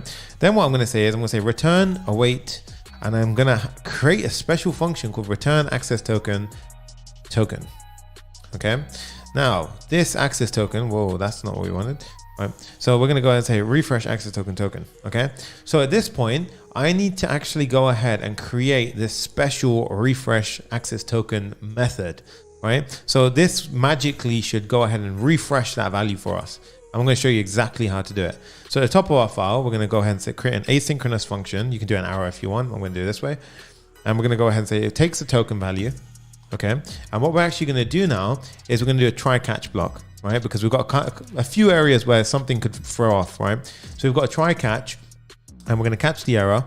And we're going to go ahead and say when you get, if you get an error, I want to go ahead and say the following. I'm going to console log the error, and I'm also going to return the following error message. I'm going to return the token, right? So I'm going to return the token if there was any error. And I'm also going to return an error code, right? So I'm going to say the error is actually going to be a refresh access token error, right? And the reason being is I'm going to then use this to check on the front end and do a couple of stuff later on, right? But right now, that's basically if there's an error, right? But if it's all good and there's no error, or let's go ahead and try this bit next, right? So now I actually need, whoa, look at that, right? Now I actually need the Spotify provider that we built earlier, right? Or not provider, but I actually need the one that we created earlier. So I'm going to do a default import. So here you can see Spotify. I'm going to say Spotify API, right? So I'm going to import my Spotify API, and this is this one here that we created earlier. Okay, so this Spotify API, what I'm now going to do is I'm going to go ahead and say Spotify API dot, and you can see I get a bunch of stuff. What I need to do is I need to set the access token. In fact, I actually did this, so we may not need to do this. Oh no, sorry, I got the client ID and client secret. Yeah, I need to actually set the access token and set the refresh token, right? So the access token is going to be token.access token. And then I'm going to do the same thing for the refresh token. So Spotify set refresh token, token.refresh token. And then what I'm going to do is I'm going to go ahead and actually make a request. So thank you, Shrish Sundar, for the 40 rupee donation. Appreciate it, dude. Guys, the energy is incredible today. So thank you so much for tuning in. We're doing really, really strong and you guys are doing awesome. Let me know if you're actually coming coming along with me and you're literally going ahead and building this out with me. I'm going to go ahead and change the music a bit. All right. Okay, let's carry on. Let me know if you're building this alongside me, right? So what I'm going to do now is say const, and I'm going to destructure the response, right? And I'm going to say equals await, right? And I'm literally going to call that, yeah, they got it right. Spotify API.refresh access token. Okay, so this is a different one. It's literally inside here, the Spotify refresh access token. So you see they've got an actual function inside of it. Okay. And then what I'm going to do is the body that comes back from that, right? I'm going to rename it, right, to a refreshed access token. So that way it's a bit easier to kind of figure out what's going on. Refresh token, sorry. Okay. So this will actually go ahead. And because we gave it the access token and we gave it the refresh token, by calling this function, we're sending both values back to Spotify, and we're saying refresh this dead access token with my refresh token. By the way, the refresh token doesn't expire, right? So this thing's valid forever until Spotify says otherwise, right? So it says, okay, I'm going to use this refresh token and bring this one back to life. So now we get a new access token, right? So it's going to provide us with a new thing, right? Ben Carter, I love seeing the Copilot autocomplete popping up. Yeah, it's pretty cool, dude. I love that. Nathan says, one thing I'm grateful for is you, Pub Fam. That's awesome, man. Thank you, dude. We're going to go ahead and then say console log refresh token is, right? So I'm just going to console log this stuff. Now, obviously, these are going to be rendered on the server. So console logs here aren't going to be damaging, right? But if you've got, critical information, don't always kind of log it out, right? Especially in production apps. So at this point, I'm going to return the following. So I'm going to say return. I'm going to return the token. And then I'm actually going to say the access token is going to be the refreshed token dot access token, and then it's going to be the access token expires. So remember this one over here, I need to also set that, right? But this one's going to be slightly different because what actually happens is that refresh token that they gave back, that has a value inside of it which says expires in, and that one is 3,600, whereas the other one that I mentioned before was just the future date 1 hour in advance. Now 3,600 is an hour in the future. So what I need to now do is go ahead and say, I'm going to set this to basically be some time, which is 1 hour from now. And the way I do it is I say date.now, right? Plus refresh token expires in 1,000. And what this will basically do is it will go ahead and represent 1 hour, right? So I'm going to go ahead and drop a comment next to it. Right, boom. So equals 1 hour as 3,600 returns from the Spotify API. Right, so now we've got we've set a value that will then go into our flow that I mentioned earlier. Right, so every time you come back, it will now go ahead and check against it. So you see what we're doing here, right? Very, very nice kind of, Jimmy Darko says, good job, Sonny. Thank you, dude. Appreciate you.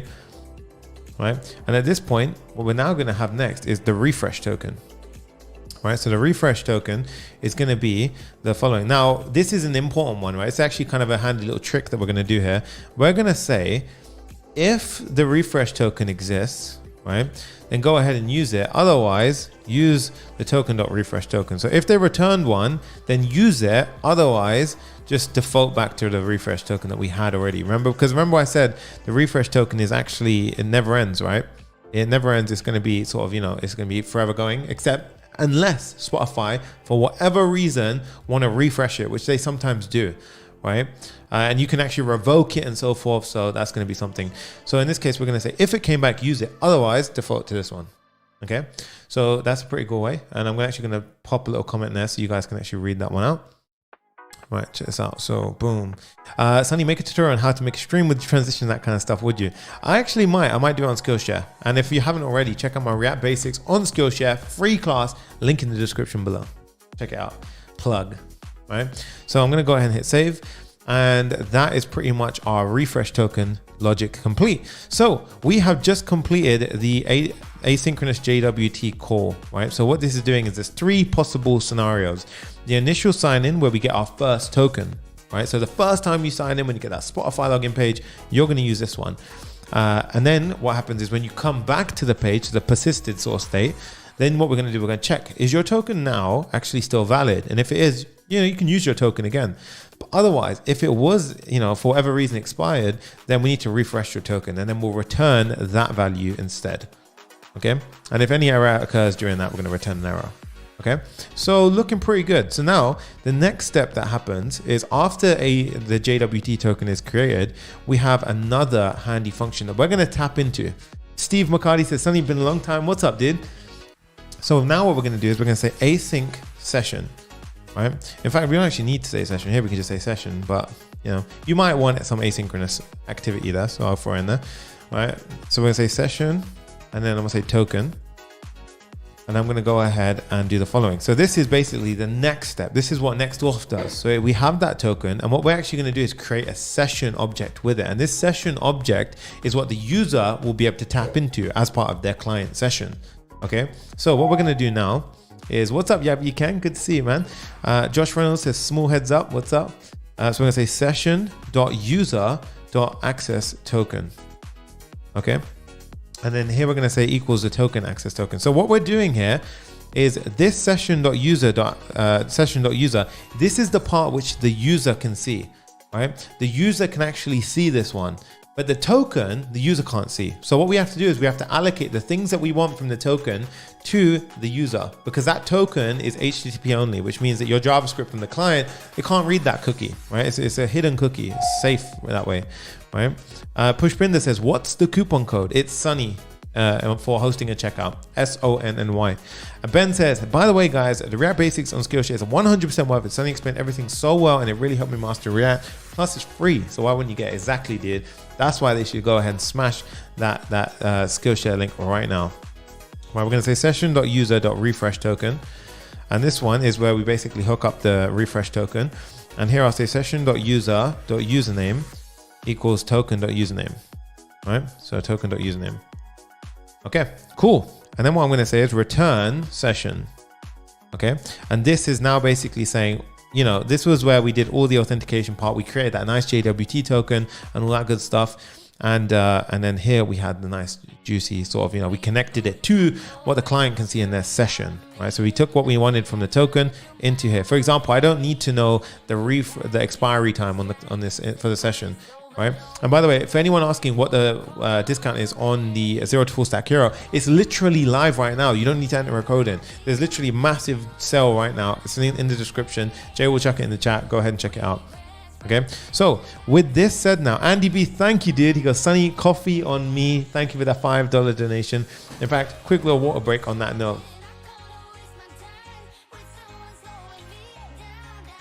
Okay, so Keisha, we're not desperate, dude. All right, so 1.2k likes literally coming up, 10 likes away. Awesome stuff. All right.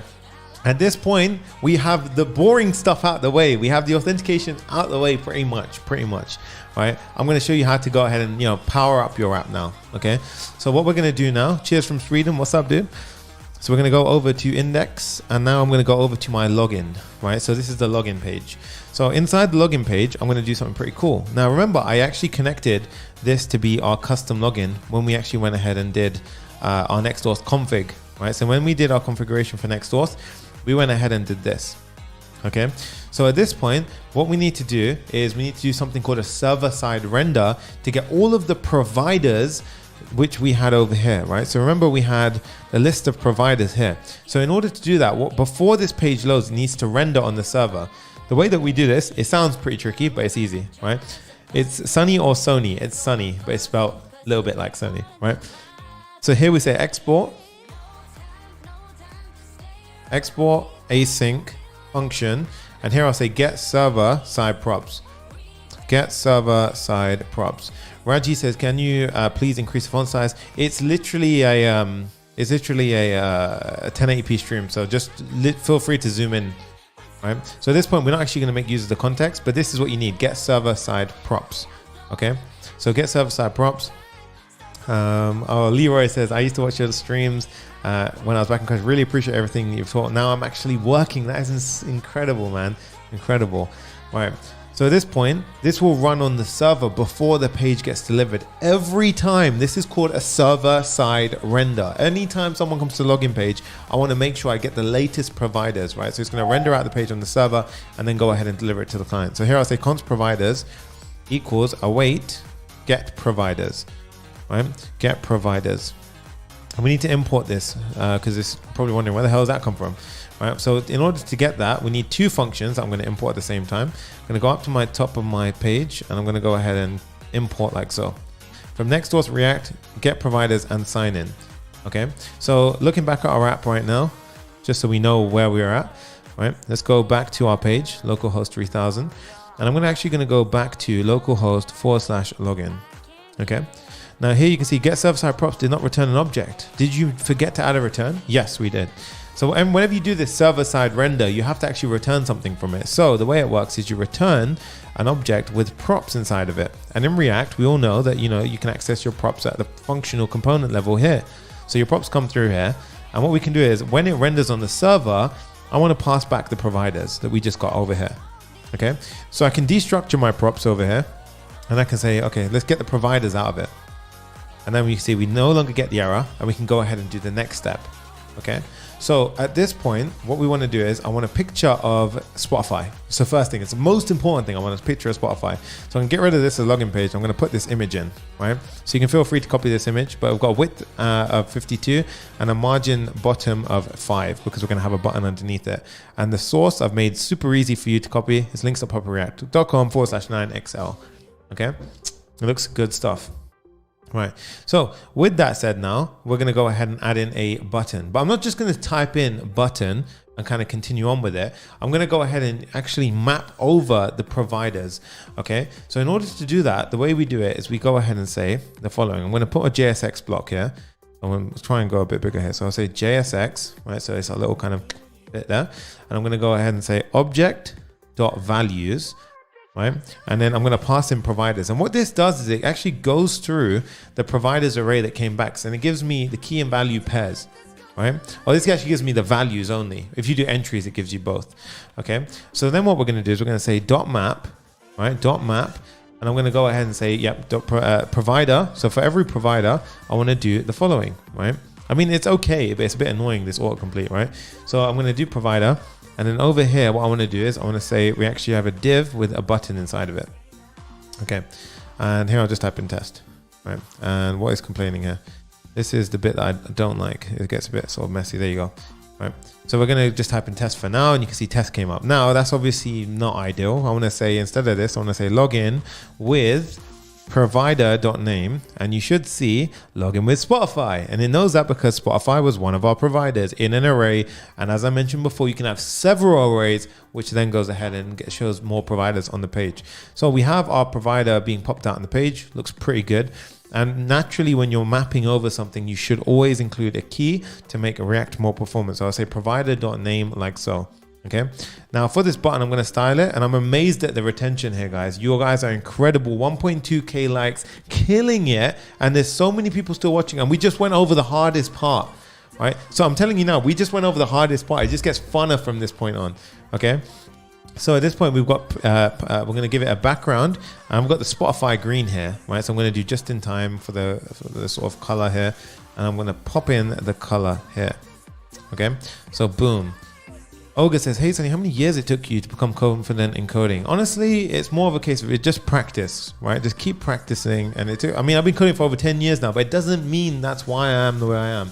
It just takes practice, and it takes an awesome community. That's why I built Zero to Full Stack Hero, and it's literally a sale right now. So please, if you want to really excel your development, the Papa Fam members are actually in the chat right now. So feel free to have a chat with them if you're debating or whether or not to. But yeah, it's an awesome community like that. Really helps you get through the hard stuff, right? So text white, and we're going to say a padding of 5, okay?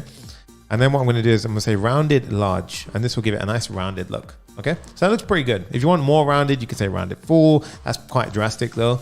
But I mean, it actually looks pretty good. We'll keep it as that, right? We'll keep it as that for now. So let's go back to our page over here. Let's log out, and you can see over here, we have this. Now, obviously this is not this, right? So how do we get it centered?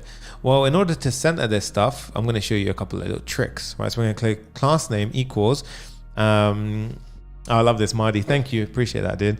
We're going to go ahead and do flex. Steve McCarty, that's exactly it. He goes, he's been doing it for 35 years and he's still learning. That's exactly what you should, same mentality, dude. Right. So we're going to say flex column. We're going to change it into column. We're going to say items should be in the center. And you can see it moves into the center. Already a lot neater. Background should become black. Okay. And now you see we have this issue. So here I say min height should be of the screen, right? So it should be minimum height is the screen. I'm going to say the width should be full. And then I'm going to justify the objects in the center. Item center, done it on the vertical axis. And this time, no, sorry, item center did horizontal axes, justify center did vertical axes. And now we have a perfectly centered object, which will stay in the center even if I move it around. So very nice, okay? Now, when I click this, how do I then go ahead and sign in though, right?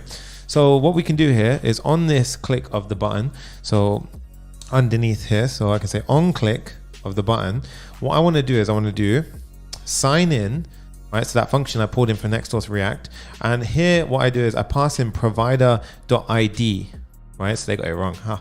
Right, provider.id, okay? So after you do this, what we actually need to do is pass in an additional option. And the additional option here is actually going to be callback URL.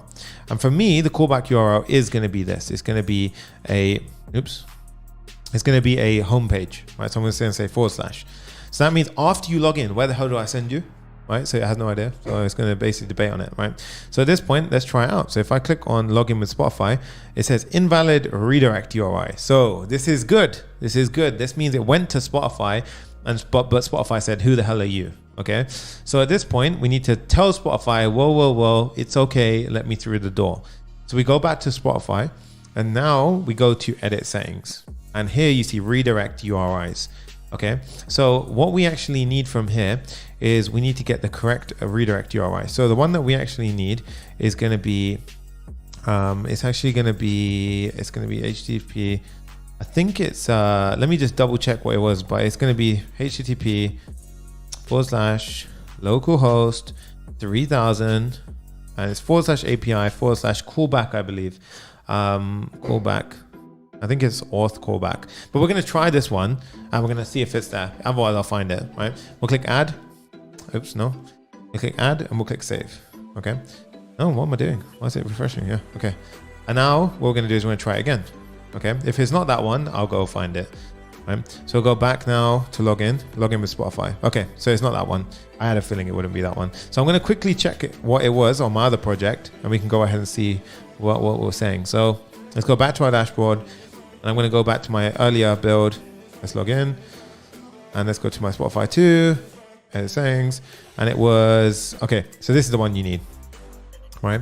So API auth callback / Spotify. That's what I was missing, right? So let's go back to the dashboard, go to our app, edit settings.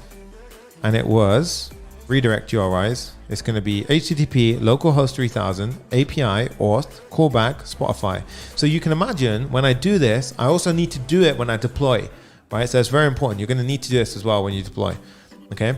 Now, guys, absolutely killing it with the energy. We're doing really well on time, and we're doing so sick with the likes. So keep smashing that thumbs up button if you want to help push this video out to more people.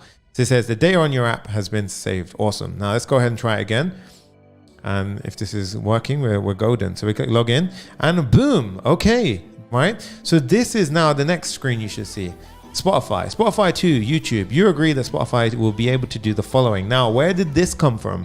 This was the scopes that I mentioned earlier, right? So when you said a user should be able to read the library, do this, and so forth, then it actually went ahead and generated this for us. So it tells the user that you're now going to give permission to an access token to be granted for the user when they go ahead and do this. So if we click agree, now you should see it through us to the home page, okay?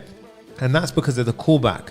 Right, awesome stuff. Alex C is in the house. He goes, "Can you Spotify?" I'm not sure what that one did. Brian says, "Zero to full stack hero has been a huge help for me. Cannot stress enough how much Sunny has helped me level up, build my skills, get one clients, and be around like-minded builders." Brian is awesome, and he is 100% right. And that's why we dropped this massive Black Friday sale at Zero to Full Stack Hero. Link is in the description. Make sure, please, just take advantage of it. If you've been on the fence, I would really hate if you join after the sale because we can't give you the discount after, right? So make sure you make the most of it. And it's literally saving you a lot of money by joining this community, okay? So great stuff. Now, if I go over here, you can see it's correct. But now I also need to have some kind of, authenticated state, right? So if I log out, right, which we don't actually have any logout functionality right now, so I'm actually going to add that in. So for now, I'm going to add in some button somewhere. Let's actually add it at the top right now. So if I add in a dummy button, so let's go to our index.js, and I'm just going to go ahead and force a button. Let's go to sidebar. I'm going to have a button at the top, which just says logout. Okay, this is not going to be there at the end, but I'm just going to have it for now. I'm going to say logout, and it's going to be a home icon. Let's just have is there a skull icon? No. Is there? That's fine. We could have a wrench. No. Okay. Wrench. No. Okay. There's no tool icon. Oh, I forget. I'm just gonna give up. All right. So we've got home icon, and we're gonna say logout. Right now, it's simple to log out in Next.js. All you need to do is have an on-click on whatever property you want. Have an arrow. And then what you want to do is literally type in sign out, right? And you need to import this from NextAuth React like so. Now what we can see is we get this logout button at the top, right? So if I click that, you should see I logged out, but nothing happened, right? Nothing really happened. Well, you can go ahead and actually check out if you do F12, not F12, sorry. You can see inside of our we're not actually console logging anything, right? I didn't want to actually show the sort of access tokens and things like that which were granted, but let's go ahead and do a login flow and I'll show you. Right, so /login, and if we click, let's do the following. So I go here and I click login with Spotify, and you can see now we should have, okay, let's actually see my NextAuth, refresh token is blah, blah, blah. All right, let's go ahead and restart npm run dev. I changed a bunch of NextAuth stuff, so we should have actually restarted that. And let's go ahead and do it now. So /login. Okay. And then I'm going to go ahead and say login with Spotify. And what we should see there is, well, in this case, it didn't actually show it, but it did log us in. So we actually went ahead and got ourselves a token. If you go into application, you will see it if you do enough digging, right? So if you see inside of session storage, is it session storage cookies? It might be in there. I always lose track of it. It's actually in here, believe it or not. Okay, so that's actually got all of our details in there, right? So that's actually got everything that we need. So to prove that the user's logged in now, how do we actually get their logged in state, right? So I want to kind of, redirect them and so forth if we're not logged in. Okay, so I want to throw them out of here if they're not logged in. So what I'm now going to do is introduce you to the world of, I'm going to say, let me just double check that NextAuth, right? So we had our callbacks, which were over here. So I'm going to go ahead and just double check this right now. We had our callbacks. That was an async JWT, and that looked pretty good. We returned its cookie, which was right because it didn't freak out on us. We have the session over here, return this, blah, blah, blah. Awesome stuff. Okay. Yeah. So it pushed us through. So which means it was correct. Just for some reason, while I'm on stream, it's not showing me a log, but that's fine. Right. It worked. That's fine. So at this point, what we can do is we can go to our sidebar and we can go ahead and do the following. So I'm going to leave that log out now. I'm actually going to get rid of the icon so it looks a bit cleaner, right? And then now inside of here, I'm going to go ahead and maybe we add in the middleware. Yeah, let's add in the middleware. So at this point, if I log out and I'm at the home page, it lets me stay at the home page. What we want to do is if I'm not logged in, it should throw me here. Okay. So at this point, to prove that we're actually logged in or logged out, what I'm going to do is if I go to my sidebar and I do const session, right? So I'm going to show you how this works now.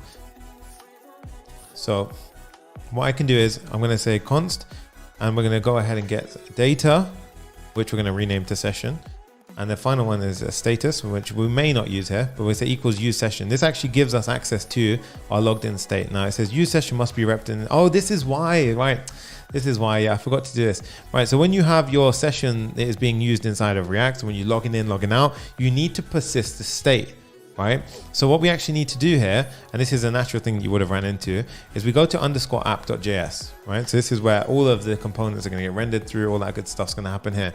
And what we need to do here is actually add in a session provider. So I'm going to import it at the top, and I'm going to go ahead and do the following. So I'm going to pop in some curly brackets around here, and I'm going to say that the session provider is going to get rendered around it. Now what this does is it means that throughout our app, we're actually going to pass, this is called a higher order component. So you can see it's higher order because it wraps the rest of the app, right?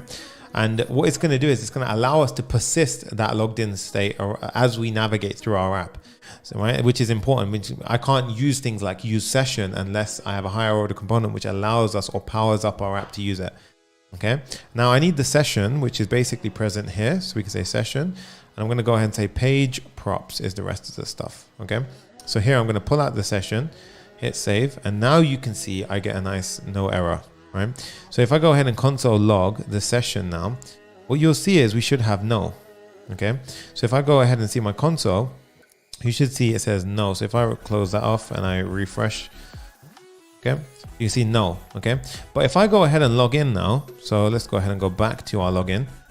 So / login, and I go ahead and log in with Spotify. Now you can see I get a user with a bunch of information inside of it, and it has an access token and it has a refresh token. So this is what you should do at this point. You should test to see if you are there. Okay. So if you actually get this information, you should check at this point to see if you've got this, right? If you have, you can see that the user is signed in. Okay. Now what we want to do is we need to check this data at the point that you reach the page. Introducing Next.js middleware, right? This is a powerful upgrade that has come with Next.js, with Next.js 12. Now, middleware is honestly a game changer in the sense that yes, we had it previously, but you have to manually build it into your Express servers and all this other stuff. But now we get it in a super simple way. Now, what we want to do is every single time a user makes a request to our site, okay, what I want to do is I want to pass it through sort of a server which checks something. And we call this middleware. Right? So it's going to go ahead and check. It's going to run through this middleware and then it's going to reach the page, right? So when it goes through that middleware, I'm going to check to see if you've got a token. And if you have got a token and you're trying to access the homepage, by all means, go through. But if you aren't authenticated, I'm going to redirect you and throw you to the logout screen. Okay. So this is where it comes really, really awesome. Right. So Ben Carter says, coming from a 0 to full stack hero diamond member since August, I've never got anything more value. Never gotten something more okay. Basically, he's never got anything more valuable in his life. That is awesome, dude. Thank you so much. This is looking awesome, guys. This is looking really, really great. So at this point, I'm going to have a quick water break. All right. We have we have so many people. We have over 350 people across platforms watching right now, which is absolutely incredible. Let's get the energy up. Okay, so what I'm going to do now is I'm going to include, that was just to show you sort of a demo, right? So I'm going to introduce middleware. So the way we introduce middleware is you can introduce it at several levels, but I'm going to go to pages, and where I've got _app, you simply go ahead and add in _middleware. I kid you not, right? _middleware.js. Now they have plenty of docs about this, but I'm going to show you how we're going to use it today. And this middleware is going to be, by the way, it's one of the first proper videos about how you can actually use this stuff that I've seen on the internet. So I had to figure this out and then kind of use it, right? So I hope you find this useful. So we've got middleware.js, and now inside of middleware.js, what we do is we say export async function middleware. Right? And what we can do is we can get the request that comes through here. Now you do get the next event, right? So you also get a next event, but in this case, I just care about the middleware, right? With the request. Now, what I'm going to do is I'm actually going to import two helper functions. The first one is called import get token from NextAuth JWT. This allows us at a different level. So when we go, well, now imagine we're at the server level and we're checking in that middleware. Before, the client's over here, the request from the user is over here. It goes from the request through that middleware. At the middleware, I want to check that JWT token that we gave earlier, right? At that token, I should be able to see what I need to see. So what I'm going to do here is I'm going to say const token equals await get token, right? And what I do is I pass in the request, but that won't be everything, right? That's not just how it works. Remember, if we could just do that, then anyone could get access to it. So we also need to pass in the secret. And the secret, we can go ahead and pass in our JWT secret, which is on that environment variable, right? So now we actually can go ahead and get the token, right? Now the token will exist if the user is logged in, right? So the token will exist if the user is logged in. Now, with that said, we're going to do two things. We're going to allow the requests if the following is true, right? So if the following is true, then we're going to go ahead and allow the request to go through, right? So I'm going to say if, let's go ahead and say, oops. Number one is if the token exists, then I'm going to allow you to go through. Okay. I'm going to let you go through, and then NextAuth will do the rest of the sort of magic for you. Right. So we're going to say if path name, right? And where do I get path name from? Well, I'm actually going to get it from the request itself. So I'm going to say const, I'm going to destructure path name from request.next URL, right? So this is actually going to be as part of the request. So this is basically the next URL. Remember, we catch it during a request, right? It says middleware, it goes through here. So that request has got somewhere where it's off to. So the next URL, we're going to get the path name from it, right? So if the path name includes, if it includes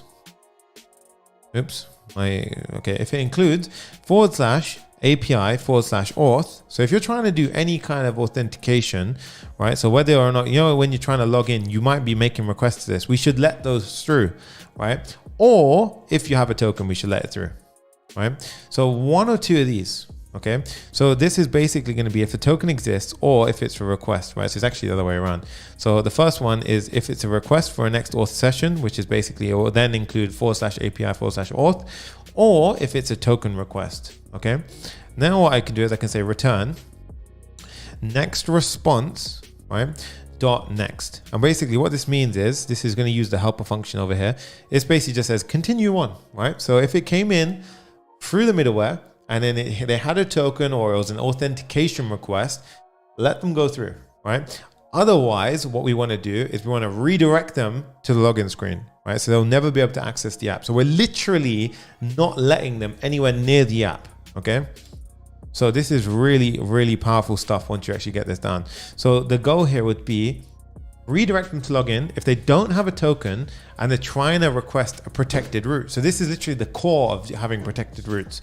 So here I say if there is no token and the path name is not equal to, so the path name is not equal to, so the only thing that is unprotected here is /login. But you could even have, an includes and check for a bunch of different unprotected routes. So they could go ahead and, visit the home page and all that other stuff. But if you want to go ahead and have just one page, so in this case, I'm saying /login. Okay. So if that's the case, then we need to do return next response .redirect to the login page. Okay, cool. Now you're probably wondering, well, how the hell do we get this middleware up and running? So I'm going to cut my server. I'm going to show you npm run dev. And now what we should see in over here is you can see compiled, blah, blah, blah. And then let's go ahead and cut this off. And what we should see at this point is, using beta middleware, right? So bear in mind, middleware is brand new. So I like to teach brand new stuff on this channel and be ahead of the curve.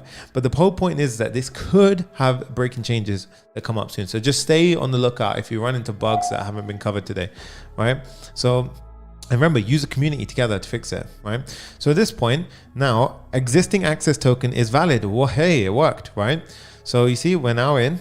And it goes to our server and it checks awesome stuff. And you can see it's all good. Everything's looking good. If I log out now, boom, it threw me to the login. Now, if I try and go to the home screen and I hit enter, can you see what's happening, guys?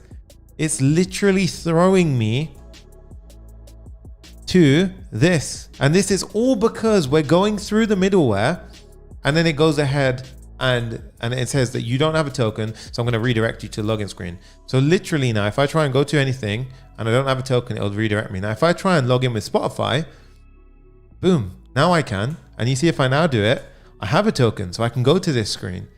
Existing tokens valid, so now it's starting to work. That is literally game changer. That is so powerful. I mean, so this has been around. Middleware has been around. Do not get me wrong, but Next.js middleware has not. And the simplicity of what we just did by adding one file called _middleware.js that did this is incredibly powerful, right? So I hope that excited you, right? So literally, I'm going to hold it on the screen for a sec so you can have a look. But it says if the token will exist, if the token exists, let them through. If the token exists or it's an authenticated request, so you're trying to go to your authentication route, so like the API auth callback or something like that, let them through. Otherwise, go ahead and, do this. Now he goes, what if I try to log in when I have a token? Yes, good question. So if I do that, it will take you to the login screen. Now, if you try and log in, it will just go ahead and you'll get a brand new access token. But what you could do is, if you wanted to, you could actually go ahead and say, if they have a token and they try to go to login, then redirect them to the home screen. So you could easily do that, right? You could literally go ahead and change it to say, if they have a token, redirect to home screen. And the path name was login. Yeah. So you can go ahead and do that. So I think that's pretty good, right? So at this point, damn crazy. Now let me know in the comments if you thought that was cool. I thought it was like sick when I saw that for the first time. All right. So at this point, what we're going to do is, now we've got our protected authentication. So if I try log out now, you can see it automatically logs me out, and we have our full authentication flow down. Okay. So log in with Spotify. Nice. Okay. So with that done, we have everything that we need now to go ahead and actually continue on with the build. So what we're going to be building now is the rest of this application. So let me log in and show you the rest of this. So we're going to actually build out the center panel, which is going to consist of all the Spotify logic, and then we're going to have all that good stuff. Okay. Just carry. We were under a rock without this feature. Yeah, it's so powerful, dude. Honestly, so powerful. So first thing I'm going to do is I'm going to create a custom hook. Okay, so I'm going to create a custom hook, but first, let's go back to some front end stuff, because I want to kind of get back into building something on the app. All right, let's go back to our index, and I'm going to start building out the center component, so that way we can start seeing something exciting. Right, but we're going to build a custom useSpotify hook. So you're also going to learn how to build custom hooks in this video, so it's going to be fun for you. Right, so I'm going to go ahead and build a center, and this is going to be basically where all of this stuff lives. Okay, so it's going to be where all of this information lives. Okay, so underscore RFC, there you go, looking pretty good. Hit save, and I'm saying I am the center. I am center. Save. And this one, we're going to go ahead and import it from like so, get rid of the comment, save. And then there you go. How does he compress the screen without using F12? I'm using something called Spectacle. Yeah. So I won't go into detail how it works, but yeah, that's it. So, okay, so center we have over here. So the first thing I want to do is actually get this to make the correct use and sizing, right? So right now, sidebar is taking up too much space. We need to behave, right? It's taking up way too much room. So let's go to sidebar and let's go ahead and start styling it responsively, okay? So the sidebar, I'm going to start applying a couple of rules. Well, we've got, a border being applied, text small and all that good stuff. What I want to do is, firstly, I want to do overflow Y scroll. That way, if we ever have, too much information, I'll be able to scroll it, right? The next thing I'm going to do is I'm going to set the height of the screen. That way it allows me to scroll without, otherwise, if you don't have that, it will just scroll the page, okay? Then what I'm going to do is I'm going to go ahead and say that this is going to be, actually, how should I do this? How should I show you guys? All right, let's do half and half and I'll show you, okay? So what I'm going to do is I'm going to pop in the center component and I'm going to say class name equals, and this is going to say flex grow. Okay. Now the reason why I want it to be flex grow is I want this to take up as much room as possible.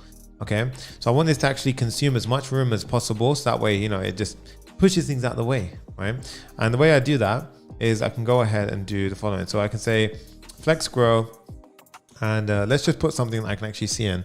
So right now we can't actually see this component. I am center. Where is it? Right. So it's not really there right now. Okay. Yasin Osman says, yo, Sonny, quick question. Love building. Thank you for the donation, by the way. Love building stuff in Vanilla React, but worried about forgetting writing in Vanilla.js. Love from Zurich, Switzerland. Honestly, I mean, your JavaScript goes up because you're coding in a React framework. So you're going to get better with JavaScript either way, right? When you start looking at things like refs and things like that, you're going to start getting closer to, how you can connect to things like you did previously, but you don't necessarily use the old way anymore. I haven't used it in a long time, right? So that'll be my advice there. Okay.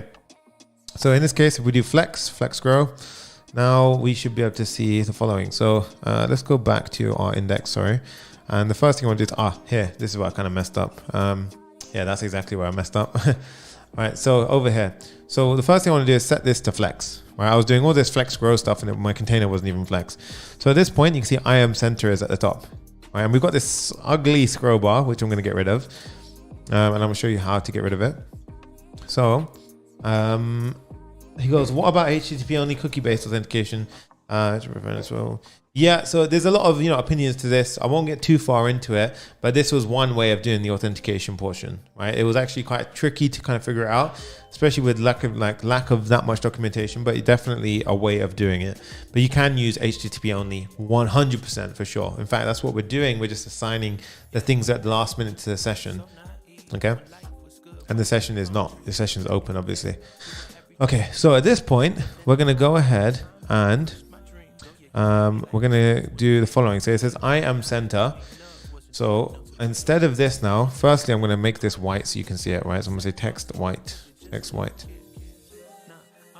And there you go. So I am center. Now I'm going to hide these scroll bars. So I'm going to show you how we do it, right? So I'm going to say scroll hide tailwind, right? And what I like to use is tailwind scroll bar hide. So it's a very awesome library. And to install it, you simply do npm install tailwind scroll bar hide. So I'm going to go ahead and pop this in like so. Right. So here I say npm install tailwind scroll bar hide, command B, and inside of here what I need to do is go to my tailwind config and plugins, and what I need to now do is go ahead and actually add this in, right? So for my tailwind config, I'm going to go ahead and add in the plugin like so, right? So this one's going to be require, and we require that dependency, and that will allow us to then use it. So now we've leveled up our tailwind, right? So our tailwind has these additional classes now, and you can use them by adding in the scroll bar hide. Okay, so this is the pretty cool thing that we're now going to do. So I'm going to go ahead and close that.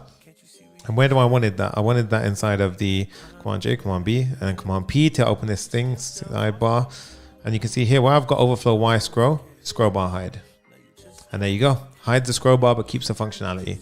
So now if I want to sort of scroll here, then I can still scroll, but it just hides the functionality. It hides the nasty, thick, chunky thing that you see on the side.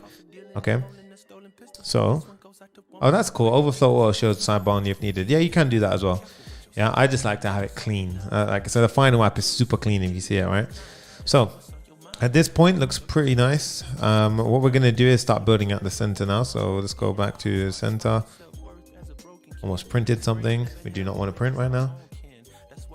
Okay, so naturally what we're gonna do is we're gonna build out the header first. Right, so the header of the center part, and this one is going to be, it's going to have a div with an image inside of it.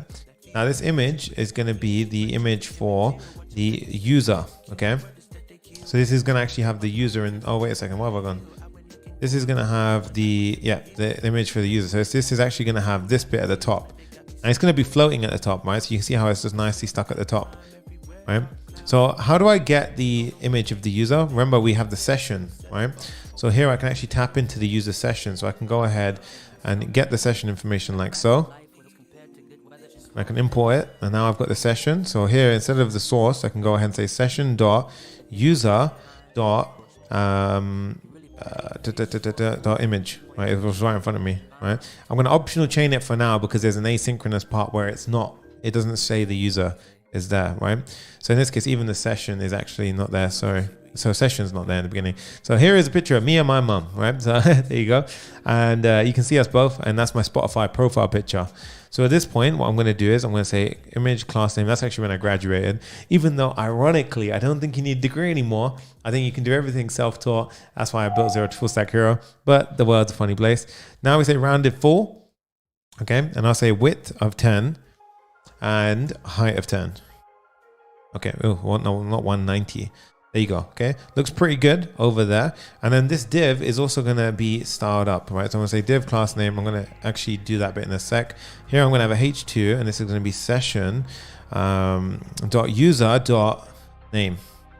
Thank you, Shrimuli Route. He goes, love what you're doing, Sonny. Big up. Thank you so much, dude. Right, so you can see we can add in the name now, and then I'm going to actually add in a chevron down with a height and width of 5. So pop it in. I'm going to go ahead and pop in that at the top as well. So we're going to import that. Okay, cool. Now I'm going to go ahead and style these out. So we're going to say flex item center.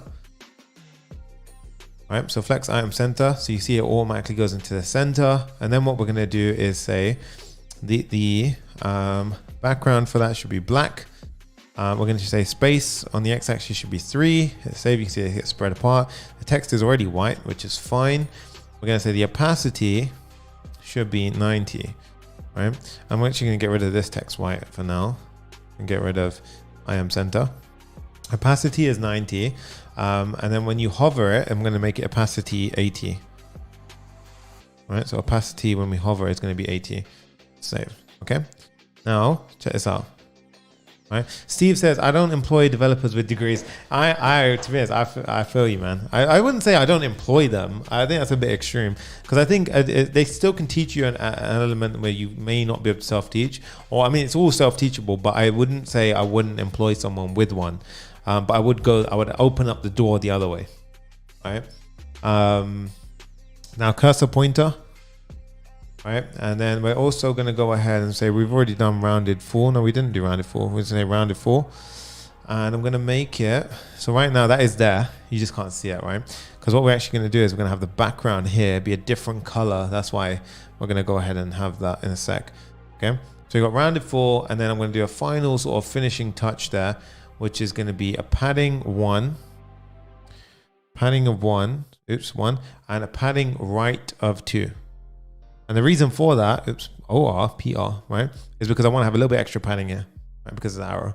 Okay, so it's there, we just can't see it right now. Okay, so at this point, we got the header div. Okay, cool. So underneath the header, I'm going to have a section, and in this section, I'm going to have an image, and we're going to have a div with a couple of bits and bobs in it. And this is going to be basically this part we're building, right? So the first thing I'm going to do is the section, right? So I'm going to comment out this for now. And the section, I'm going to go ahead and add in the class. And this is the interesting part, right? So what I want to do here is I'm going to add in a bit of funky code where I'm going to go ahead and add backticks. And that's because I'm going to do something later here with string interpolation. So I'm going to say flex items end, right? Because eventually we want to have the items on the end of this baseline, right? So we say items end. I'm going to say space x of 7. So that way, you know, the items here will have a bit of spacing between them. And then I'm actually going to go ahead and say bg gradient, right, to the bottom, and this will give us that nice effect. And now I'm going to say from okay, so we're going to go ahead and say to the to color is black, so it'll go from the color to black. And then at the top now, I'm going to show you a nice little trick here, but I'm just going to, for now, I'm going to say from, let's just say red 500. And you should see, we should get a gradient in not long, right? So I'm going to do that, and I'm going to give it a height of 80. So that way, that's why we can't see it, right? So height of 80, text white, and padding of 8, text white, and a padding of 8. Okay, and then let's just chuck something in there, otherwise it won't render. So hello. And then you can see, aha, we get that, right? So that's looking strange, right? So right now, the reason why that's happening is because this header isn't being rendered in a floaty fashion, right? So we're gonna say class name, and this one we're gonna say absolute. And this is first going to be absolute top 5 right 8. We're going to stick it in the corner, that one, right? And then you can see it's still not doing it. Now the reason why it's not doing that is because the div outside of it hasn't got the correct. We haven't actually done the. So here I actually did. I've got a div, and I mean the width 4 is what I'm looking for, but I think I should actually have it by default here, what I'm looking for. Let's have a look. So right now it's not using up its full potential. In my code I've got column span 4, but I don't think I used column span 4. Yeah, I used column span 4 because we're not using we're not using thing here. In fact, I just want to do something so I don't go crazy. I'm gonna say background red 400 300. Okay, so we've got that in the corner. And this is just not in the right sort of size. So we could do width 4. We could do width 4. But I think I'm missing something tiny. Width 4. My flex grow really should be doing it for me. Oh, okay, I think that's why. I did flex by itself, right? We don't actually need that. Now if we do that, there we go. That's why. Okay, so I just want it to flex grow. I don't want the container itself to be flex. Otherwise, it will only use up minimal space. That's why we needed it. Okay. So looking pretty good, right? At this point, you see, we get this. Now what I want to do is in the beginning, I want to basically pick a color at random, right? So I'm going to have a bunch of colors, which are all going to be from certain colors. So from red, from green, from this, that, and the other. And I'm going to have these at the top. From indigo, blue, green, red, blah, blah, blah. Okay. Now I'm going to have a use effect, All right, so I'm gonna have a use effect. Now use effect, if you don't know what it is, watch my React 101 basics, React Basics 101, free class, go share, link in the description. Make sure you take advantage of it. It's because it's free and it will literally teach you this in and out. But basically what we're saying is when the component mounts, I'm only gonna do it on the first mount for now, and I will do it eventually when you select playlist. So for example, if you see here, when I select playlist, it changes it. But what I'm actually gonna do here is I'm gonna go ahead and create a piece of state to keep track of a color. So I'm gonna say color, set color equals use state. And rather than saying colors no, I'm actually gonna go ahead and say the color in the beginning will be no. And as soon as we mount, I'm gonna set the color to be, and I'm actually gonna use a special library here. So you can use whatever randomizer to go ahead and pick, you know, a color here. But I'm going to install Lodash, and there's a reason for this because later on I'm going to use Lodash. Now Lodash is a really cool JavaScript utility library. It has a bunch of different kind of handy things which you're probably going to run into at some point in your development career. So I'm going to go ahead and install this npm I Lodash. It's quite a heavy library, so you don't want to import the entire thing, like import Lodash from Lodash. Instead, you want to go ahead and import just the function that you want. Okay, so in this case, I'm going to import shuffle. Now, shuffle is a pretty cool one. What it will do is it will shuffle all the sort of, you know, the things inside of colors. So everything will get a random index now, right? And it uses a Fisher Yates shuffle, okay? And then what we're going to do is we're going to go ahead and get the first one. So pop. So it'll pop the one of those values. So it'll shuffle the array and pop a value off, right? And that will go ahead and set the color. Now, this color, remember I did string interpolation here. The from red is going to go ahead and be replaced with color.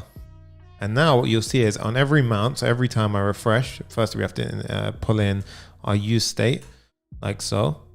Now every time I refresh, we get a nice new color, right? And I'm also going to go ahead and upgrade this afterwards. When I click on any of these, it will go ahead and also refresh the color, so we get this nice kind of changing effect. I think that's pretty cool. I think that's damn cool. And also, guys, wow, I didn't even shout it out. We literally are at 1.38 likes, 38K likes. Wow, we're literally so close to 1.4K. Guys, you guys are incredible. And also, welcome Pushpinder to the Papa Fam. He just joined in as well. Absolutely killing it. Right. Let's continue on. Right. So, at this point, what we're doing is we're going to go ahead and build out the rest of the sort of build, right? So I built this nice kind of UI part, but I'm going to go ahead and create that custom hook that I was talking about now. So the custom hook that we talked about is going to be inside of a hooks folder. So here, where we've got components, pages, and so forth, I'm going to create a folder called hooks. Okay. Now this hooks is going to be, we're going to create a file called useSpotify.js. Okay, now this is where we build out the Spotify part, right? So this is going to be all the playing logic and everything that we have now. We're going to go really nice and good speed, and we're going to knock this build out now. Okay, so we've done a lot of the kind of, you know, the architecture side of it, right? Igo says it's so cool to see you building this. Damn. And William says that is clean color effect. Thank you, dude. All right, so we've got this use effect. This is a custom hook. Now, custom hooks are incredibly powerful, okay? Do not underestimate custom hooks because I use them all the time now, right? So what we're going to do here is I'm going to go ahead and pull in the following. So we're going to say use Spotify, and I'm going to have our session information here. So I'm going to say const. In fact, I'll just pull it in. There we go. Abby says, this is the first time seeing your live stream. Bro, I'm doing your builds 4 apps in 12 hours as we speak. Good stuff. Forgot to sub. Thanks for everything. Thank you, dude. And yeah, that's a reminder. So many of you guys are watching and no subs. Like, as in you haven't subbed yet. So please sub if you're enjoying the content. And I'll keep pushing this stuff out. And with that said, we just crushed 1.4K likes. That is huge. That is huge. Thank you, guys. Absolutely killing it. I love to seeing that number go up and up and up. Absolutely crazy stuff. Thank you so much, guys. So we're going to have this use Spotify. This is not going to return JSX. It's going to return something else. Right now it returned no, just so we don't get an error. But what I'm going to say is I'm going to have a use effect. Okay, so I'm going to have a use effect inside of here. And this use effect is going to go ahead and run on the mount initially. But it's actually going to have a dependency, which is a session. Okay, so it's going to run on mount and whenever session changes. So if I log in, log out, or so forth. Now, if there is a session, only if there is a session, I need to do the following. right? So the first thing I want to do is I need to import this helper function from NextAuth React, which is use session and also the sign in, right? So what I need to do is firstly, remember when we set up NextAuth, if the refresh logic broke, right, we actually caught the error and we returned this error code, refresh access token error. Okay, so if for whatever reason the refresh attempt broke, then what we need to say is if the session.error is equal to refresh token access error, sorry, this should be equivalent to, so if it's equal to refresh token error, refresh access token error, then we're going to just push them to the sign-in page, right? So we're going to push them to a manual sign-in. Okay, so this is going to basically be a forced sign-in, and this isn't ironed out completely. This is in the docs, but this is kind of your last resort, right? If your refresh token didn't work, push them to a sign-in page and get them to log in all again. Okay. Savvy Circle says it's still 1:20 at night, but I still can't sleep. That's what I'm talking about, dude. Right, so there you go, we've got that. And then what we're going to do is I'm just going to add a comment here to explain that for viewers. If refreshed access token attempt fails, direct the user to a login. But if it's all good, then what I'm going to do is that Spotify web API that we went ahead and created earlier, I'm actually going to go ahead and set that, right? So what I'm actually going to do is remember the one that we created earlier. So this one, Spotify API. I'm actually going to go ahead and say Spotify API dot, and I'm going to pull that in. So where is it? From import. Sometimes it doesn't work. You say import Spotify API, which is actually a default, so we don't need to do that. And we're going to say go to my lib /Spotify and get it. So we're going to get the Spotify API and we're going to say set the access token to session.user.access token. Token. Okay, nice. So you can see here what we're doing is we're setting the access token for the API that is going to be used throughout the build, right, in here. And then we're doing a singleton pattern here, which means we initialize this Spotify object once, and then we're going to reuse it throughout the app, where we have this basically const session equals use Spotify, right? And that's how we basically do it. So here what I do is now, rather than return no, I say return Spotify API. So Spotify API. There we go. Cool. Okay. So this is looking pretty good. Now at this point, you could do it this way, or we can actually go ahead and initialize it locally here instead. So we've got one instance for the server and one instance here. So you could probably do that. So in this case, if I do Spotify API and I do it like so, we're going to initialize it with the following. So client ID, client secret, and we're going to have this, and then we're going to pull that out whenever we need it. Okay. So now we've got a local instance. You could do either or. Okay, it's fine. But in this case, Spotify API. So what I'm now going to do is I'm going to go back to my code, go ahead and go into my sidebar. Let me have a look. Let's see, what were we working on? We were working on, now we have access to Spotify. So which means we can start making requests. So let's go ahead and finish off the sidebar now. So where we had playlist name, let's go to sidebar. And Power says, wow, it's 8:25 p.m. here. That's not that bad, dude. That's actually pretty good. 7:28 here, so it's pretty good. So Python 2 says, nice, thank you, $5 Canadian donation. Will the build be able to control the music, i.e. previous, next, play, pause, and volume control? So yes, it can play, pause, and volume control, but rewind and go forward, those two are actually broken from Spotify's side. So there's a problem with their API, and it was rejecting my request, right? So if you can do it, good for you. It's going to be great. Share it with everyone in the comments. They might have fixed it by then, but I was getting an error from their side, which wasn't allowing me to skip. But what you could do is actually go through your playlist and just select a song, which was just as good.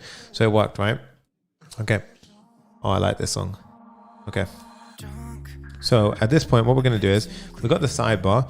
So I'm going to go ahead and actually create, or make the relevant pool now to do what we need to do. Okay. So what I'm going to do is I'm going to go ahead and say const playlists, set playlists equals use state, right? And there's going to be an empty string initially, empty array, sorry. I'm going to import use state from React, pause this down a bit. Wait, what's going on? Oh, I was wondering, what the hell? I was wondering why I wasn't getting IntelliSense. Yeah, there we go. My bad. I don't know why I was writing up there, right? That's what you know, it's that foggy brain. Right, so I've got a playlist here. So now what I'm going to do, I'm going to have a use effect. So when my sidebar mounts, the use effect, so this right here, is going to go ahead and fire off. Now the session and the Spotify API is going to be my dependencies here, right? Now, Spotify API, how do I get it? I go ahead and I use that new hook that I created over here. So now I've got the Spotify API. So I'm going to go ahead and pop this in over here. Okay, so we've got a session and we've got the Spotify API. And what I'm going to do now is I'm going to go ahead and say if Spotify API dot has an access token. Right, so remember we set the access token. Oh wow, what is this? Okay, I guess it did it for us. I'm actually going to show you that and explain it. Right, so in this case, what we're going to do is tattoo. That's awesome. He goes, you should use P5 library to create a custom music visualizer. That's awesome. That is pretty cool, dude. Right. So in this case, we say if Spotify get access token. So if the access token was set, then what we're going to do is say Spotify dot get user playlists, right? And then we're actually going to pass in the user here. So we're going to say session. Oh, wait a second. This one we don't actually need to pass in, I don't think. Let me just 2 seconds. In fact, I've actually got a little slight hiccup here. So mine right now isn't giving me my IntelliSense, which is strange. Because... okay. Strange. Let's go ahead and carry on. So, oh yeah, there we go. Use Spotify. I was wondering, so whenever you get an error like that, don't ignore it. Right, new Spotify web API is here. Yeah, that's why I was getting it. Yeah, because when you're not getting IntelliSense, it's trying to tell you that you need to stop and slow down. Right, so there you go. So options, pagination options, get user playlist. So in this case, you can pass in options. I think it might actually work with that because we've got the right actual, this should work actually, yeah. So it should be data.body.items and we're gonna set the playlists, okay? Now at this point, this is why I don't like autocomplete, right? Because it kind of throws me off a bit when I get into nesting. So at this point, we've got the closing brace and then we've got this. And then we've got, right, that's where it gets super annoying. Nope. Okay, and then,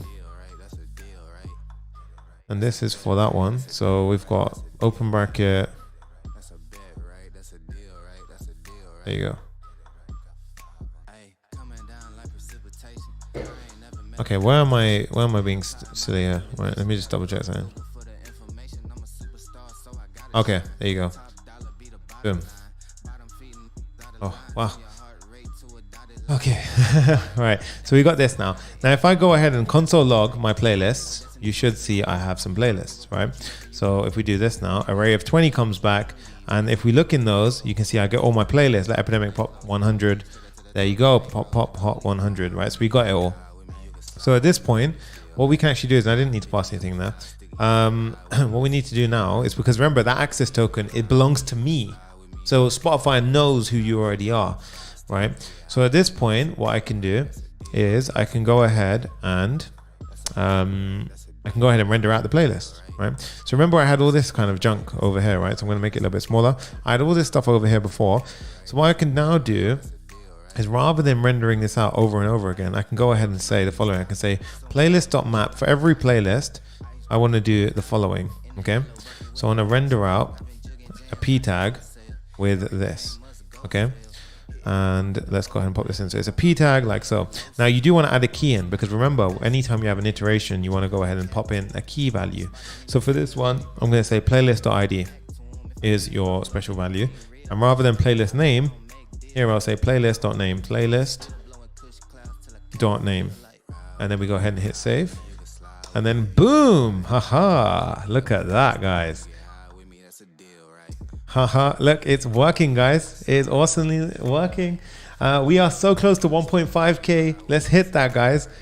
But look at that. We have our scrolling working and it's also pulling them in, right? So if I refresh, nice, right? Looks really, really clean, right? So now we're actually getting in the correct sort of Spotify playlists, okay? So at this point, what I can do is I'm going to go ahead and we'll hook up with sort of what you click afterwards. Actually, no, we should do it now maybe, right? So firstly, I want to make this sidebar responsive, right? But for now, we'll leave it open. Otherwise, it'll keep hiding if I have it like this, right? So what we're now going to do is have it. So when I click this, we're storing it in the state, Okay, now there is a problem where if I go ahead and do something like this, right? Const playlist ID, right? And then I do set playlist ID, and then initially it's no, right? But I want to have it so when I click, right? So let's go ahead and try this out. So if I do over here, on click of one of those playlists, we're going to have an arrow function which says set the playlist ID to be playlist.id, right? And what this will do, if I go ahead and console log at the right moment, I say console log, you picked playlist and then I'll do playlist ID. And now if I go ahead and try this out, you pick playlist ID. Can you see how it's actually storing it, right?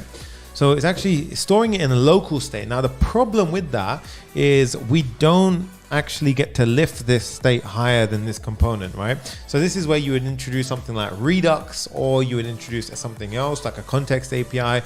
In this case, I'm going to introduce you to Recoil. Recoil is a very simple way of having global state management, and I'm going to show you how simple it is, right? So like this video if you haven't already, because this is about to impress you if you've never used Recoil, sorry.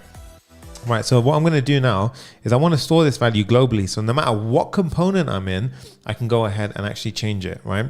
I can go ahead and pull that value and set the value. So I'm going to go ahead and go to Recoil.js, and here you can see Recoil.js, right?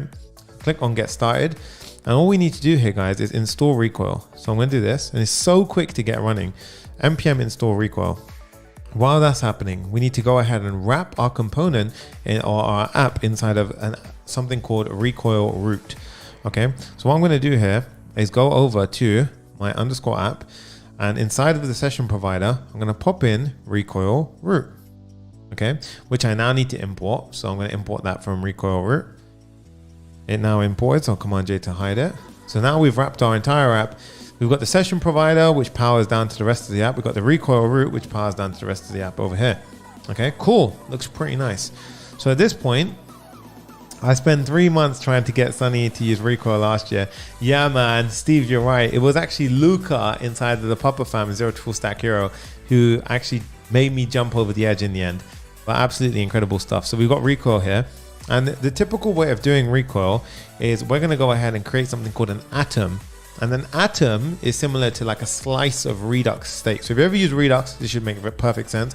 But remember, now think of it as we've got this global store around our app, and we can at any moment push data into it and pull data from it. So no matter what component I'm in, anywhere in the app, I can push and pull from this global store.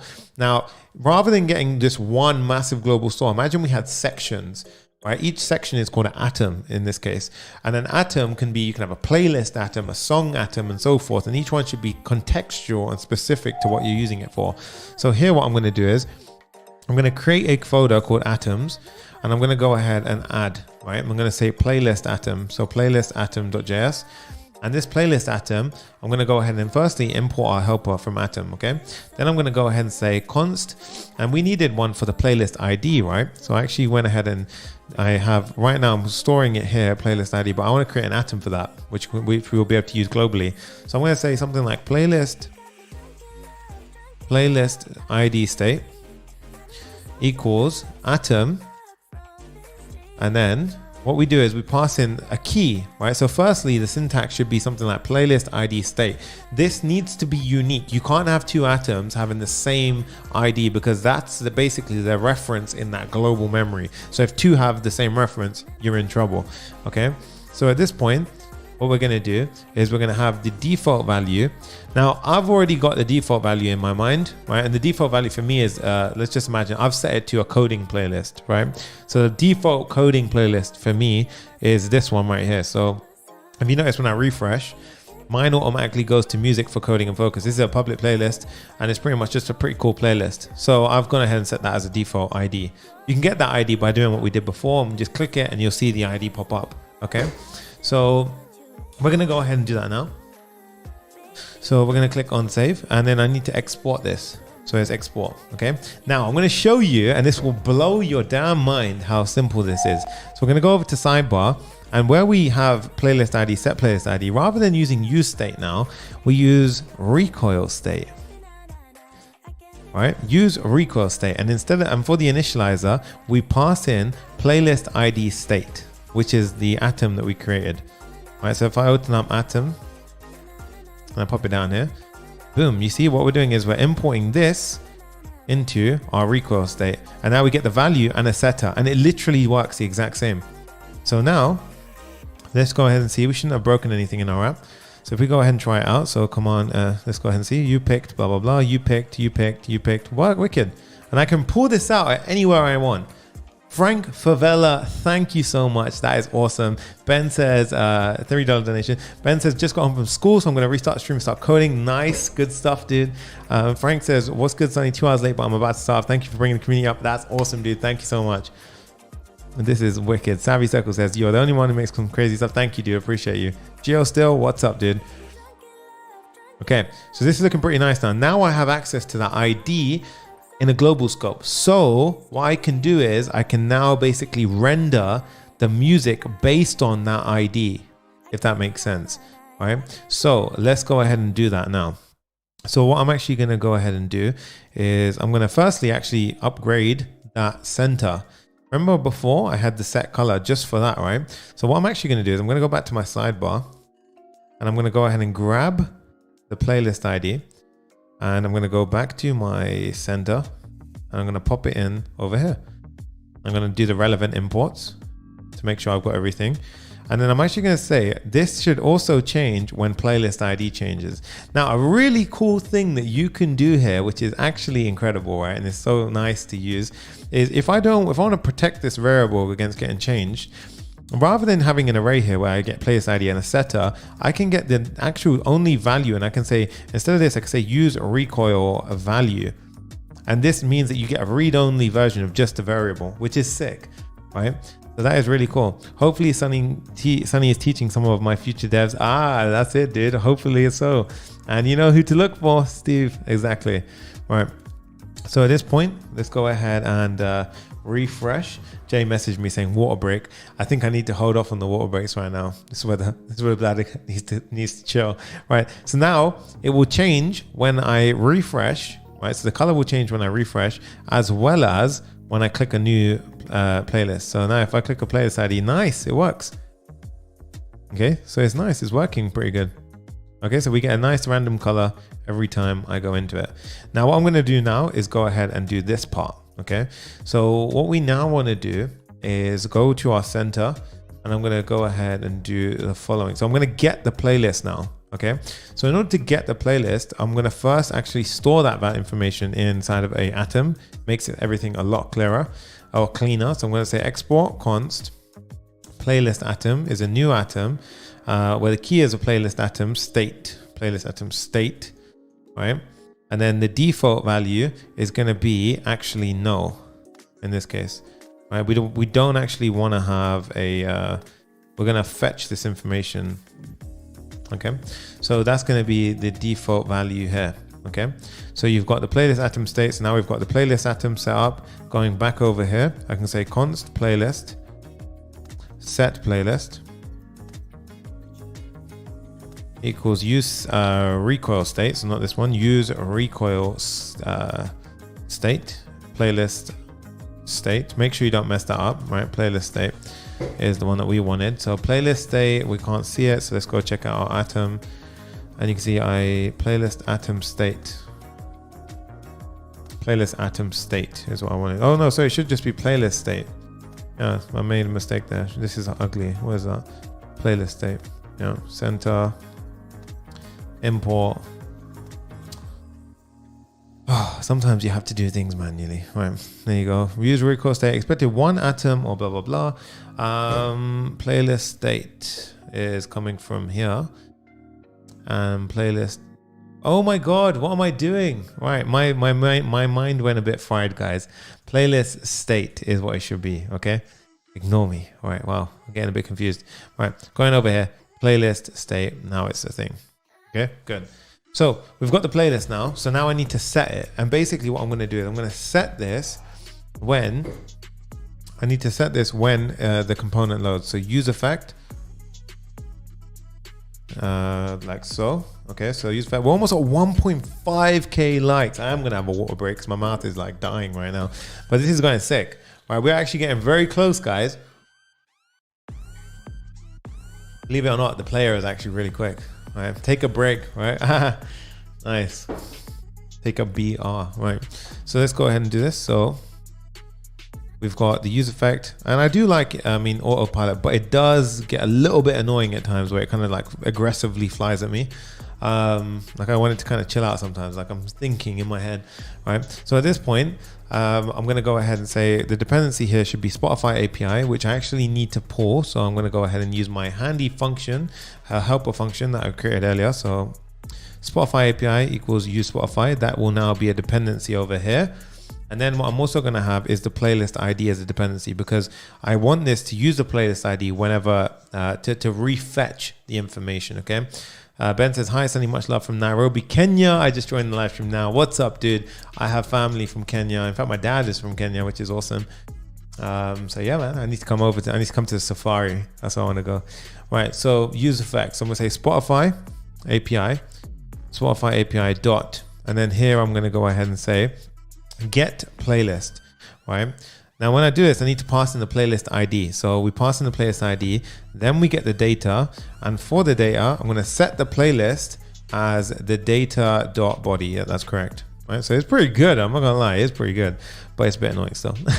So once we've done that, I'm going to go ahead and do that. Okay. So we've got the then for the data, and we can also have a catch or if something went wrong. Okay. So what I'm going to do is I'm going to do catch. Catch, and then we're going to go ahead and say an error, console log, something went wrong, and I'm going to actually change this to error. There we go. Cool. Teddy Westside, he goes, I was shocked to see last night Spotify uses grid, not tables, to display music. Yes, searches suggest it should be using tables for their data. So interesting. In fact, I've actually used grid when we're showing it, and you'll see what I do. But thank you, dude, for the £5 donation. Appreciate that. useSpotify is not done. Okay, so we need to import useSpotify. Now let's see what's going on. Okay, so at this point, this should go ahead and fetch that information. So if I console log the playlist, what we should see now is if I go ahead and F12, you can see, oops, yeah. So reject that. So you're gonna do official, let's do official athlete. And if they're ever watching, you guys are sick. Athlete, I love athlete. Right, if we go to, there we go. Look, nice, popped up. Okay, so if we go ahead and check this out now, you can see that it actually goes ahead and gets the Epidemic Pop 100, and then you can see all the tracks in here are listed out. Sick. Okay, so we're actually getting the information. Pretty nice. Okay, so with that said, now we can actually go ahead and render out the user interface. So what I want to do now is, firstly, I actually want to just get this header bit done. So this part here, right, and that way we can actually get something on the page. So for this image right here, what I'm going to say is I'm going to say playlist, oops, and then I'm going to say it could be optional while it's loading. Gordon Lee, $5 donation. Thank you guys. Thank you so much. So the chat revenue is actually up quite a bit. We're literally nearly over £70, which is awesome. And we are literally about to break 1.5k likes, which helps this video go out to everyone. So thank you so much, guys. Smash the thumbs up button if you haven't already. So playlist or images, I'm going to do 0. So the first image for the album art, right? So I don't think it's actually 0. I think it might be, yeah, it is that one. Yeah, so it's playlist images. And the way you do optional chaining with this, if it doesn't exist, is you go ahead and say dot like that. That's how you actually optional chain. And because it might not exist, right? So we go ahead and say dot URL. And now we need to give it some dimensions. So let's go ahead and say class name equals, and here I'm going to say height of 44, width of 44, and a shadow of 2XL. Boom. And there you go. Nice. And if I go ahead and do official athlete, nice. Christian Guzman popped up. We got this. Tropical Fills, Dubai. There we go. Nice. Awesome stuff. Jazz Bogum, sup Sunny Baji, what's up? You can see the Punjabi tinge came out there. What's up, man? So we've got the image over here. Then we've got hello. And then what I'm going to do is I'm going to go ahead and say div, like so. And then I'm going to, instead of this now, I'm going to have a p tag inside of here, which says playlist. oops, playlist. And then I'm going to have a H1, which is a playlist name, because I want it to be super important, right? Playlist name, probably aggressive, having it as a H1, probably be H2, but it's all right. So we have a H1, I'm going to say class name equals text to XL. And this is going to be on that's the default size. And once we hit a medium screen, so I'm using breakpoints now, I'm going to say text should be 3XL. And then once I hit an extra large screen, I want it to be text 5XL. Now, the way that works is you start off with a mobile first attitude. So the first default value without any breakpoints is going to be your mobile value. So on the smallest screens, it'll be this. Medium devices upwards get text 3XL. XL devices upwards get text 5XL. So that's how you do breakpoints in a nutshell, right? And then we do font bold. Let me do font bold, hit save. And just like that, we should have, let me go ahead and see if I refresh. We're getting an error. Right, let's see what's going on. F12, something went wrong, 401. No token provided, okay. Interesting, let's have a look. Let's sign out. Oh yeah, sign out's over here, I need to sort that out. Log in with Spotify. Okay, so we've messed up our useSpotify. So let's have a look quickly what's going on here. So we've got our function get Spotify, we've got playlist. Right now, it was working a second ago, so I'm assuming what's going on. So let's have a look. This is what I don't like about lives, where you get these kind of issues, but let's have a look. Okay, so I didn't pass any value in. Well, I guess it was just lagging a bit. Okay. If I refresh now, okay, so it's just that initial one that I'm trying to fetch is where I'm messing up. So I just need to fix that afterwards, and that's fine. We can do that afterwards. That's all good. But right now, once you have got this, it's working pretty good. Okay, we can fix that. That's fine. Okay, so with that bit said, now you can see it is fetching in. The demo goes just don't like me. Okay, so once we've got that in now, I want to go ahead and render in the songs. Right, so underneath the section, I'm going to have a div with the songs inside, right? And this is going to be a component that just renders all the songs. So here I'm going to make it a nice component which just says songs.js underscore RFCE. Okay, and this is just going to have all the songs kind of listed out. So if I go ahead and import this in, now we pull in the songs. Okay, so now we can start deving the songs, and it makes it a nice kind of fresh kind of attitude towards how it will look. And what I'm going to do right now, guys, is actually going to have this a bit more responsive as well.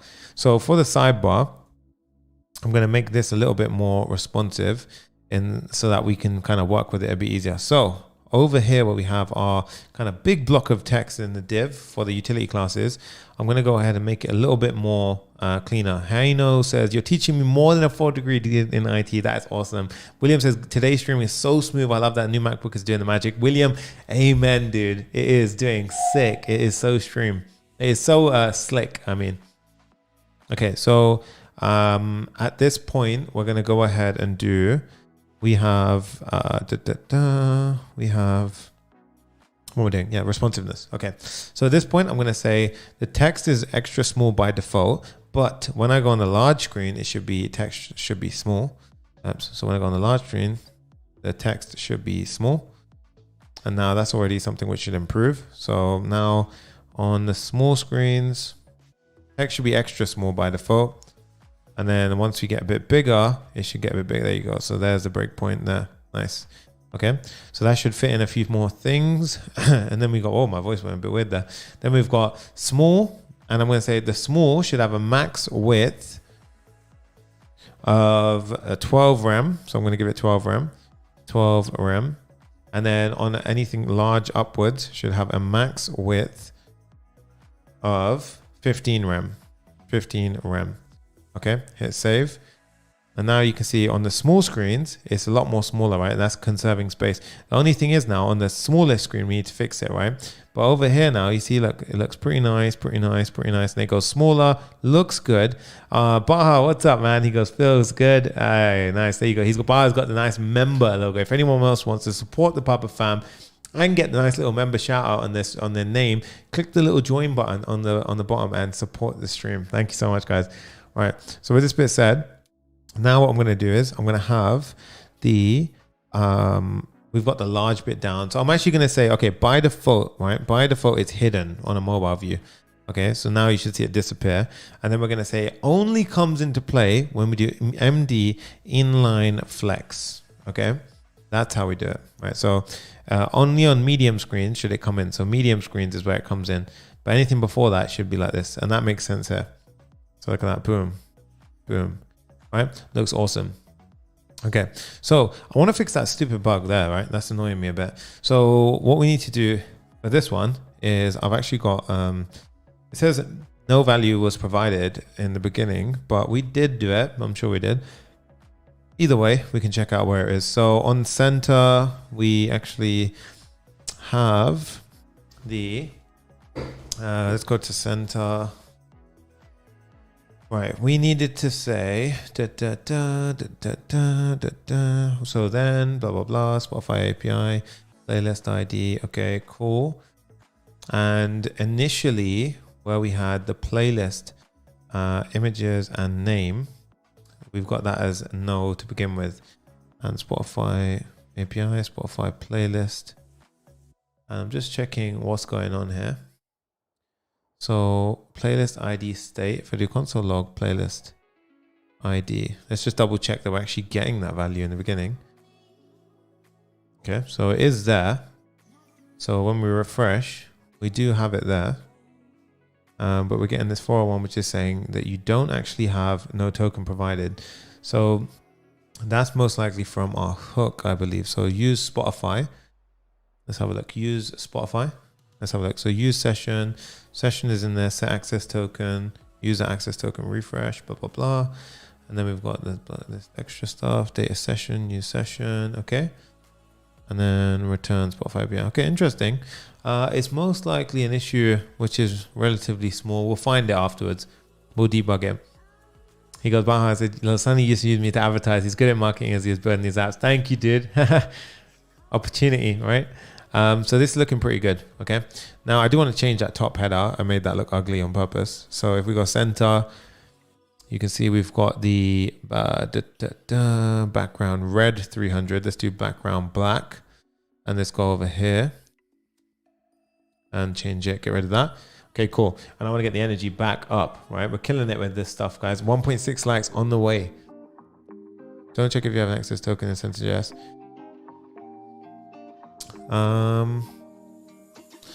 Yes and no. So we do have, let's have a look at that.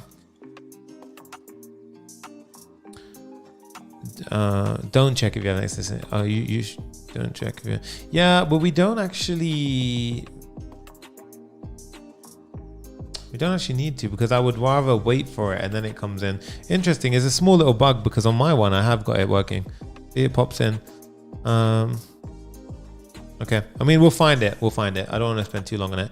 Plus, the entire build, the actual fully one, is working over there, so you guys can feel free to use that. Maybe I think it could be for my playlist ID state. We have this. Let's just double check that. So playlist atom default is this one. Oh, okay. No worries. That's fine. Cool. Okay. In the use effect, yeah, I know we don't, but we don't actually need that one. It should be fine. We can do, I mean, we can check it, get access token.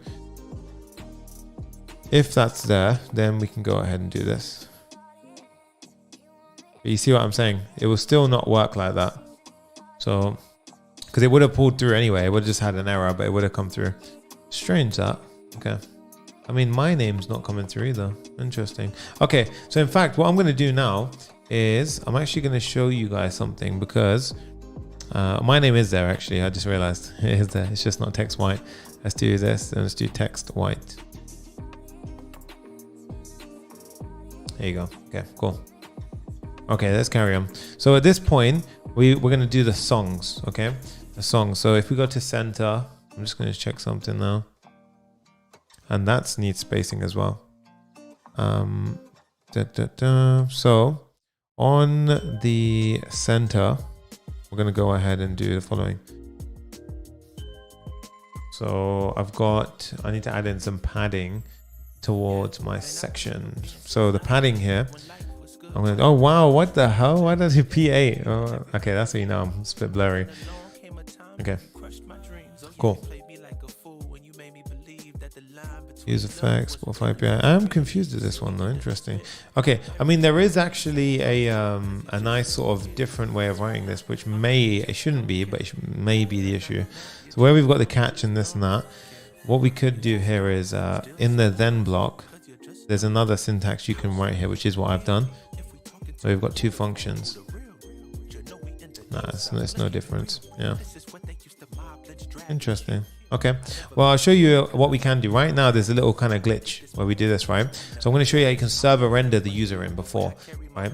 So that might actually fix it for us as well. So easy way of server rendering the user in so you don't get that little glitch is in your home. You can go ahead and say export async function get server side props. And then here you can say const session equals get session context, right? So what this will do is it'll prefetch the session, so the user's information beforehand.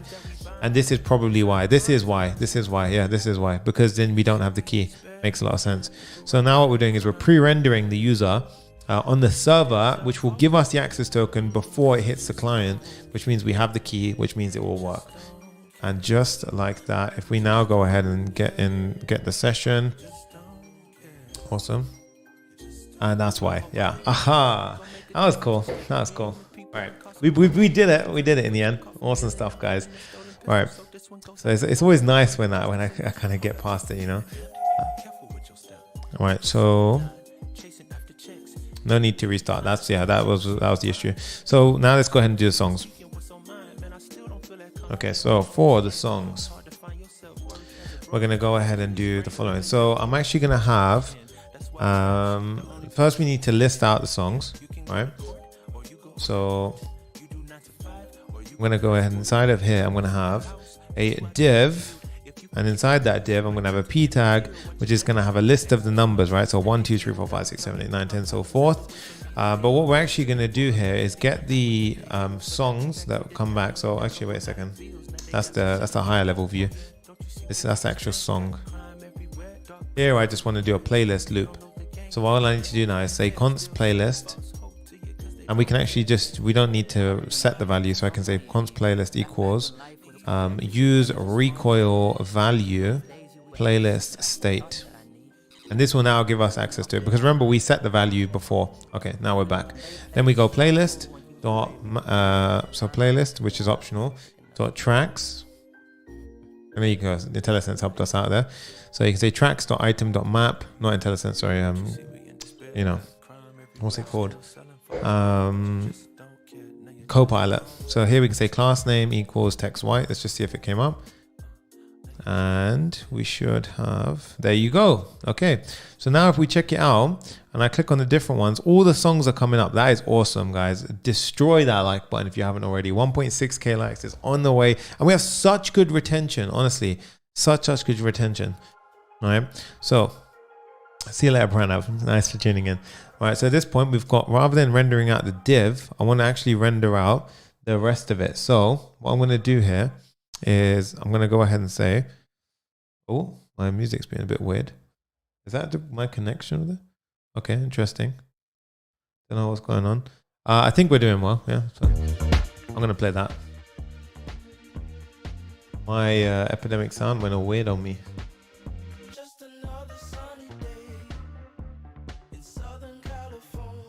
Okay. Jay, we're good, right? I think so. Yeah. Okay, so let's continue on. So I think my epidemic sound just went down, but I think everyone's pretty good still.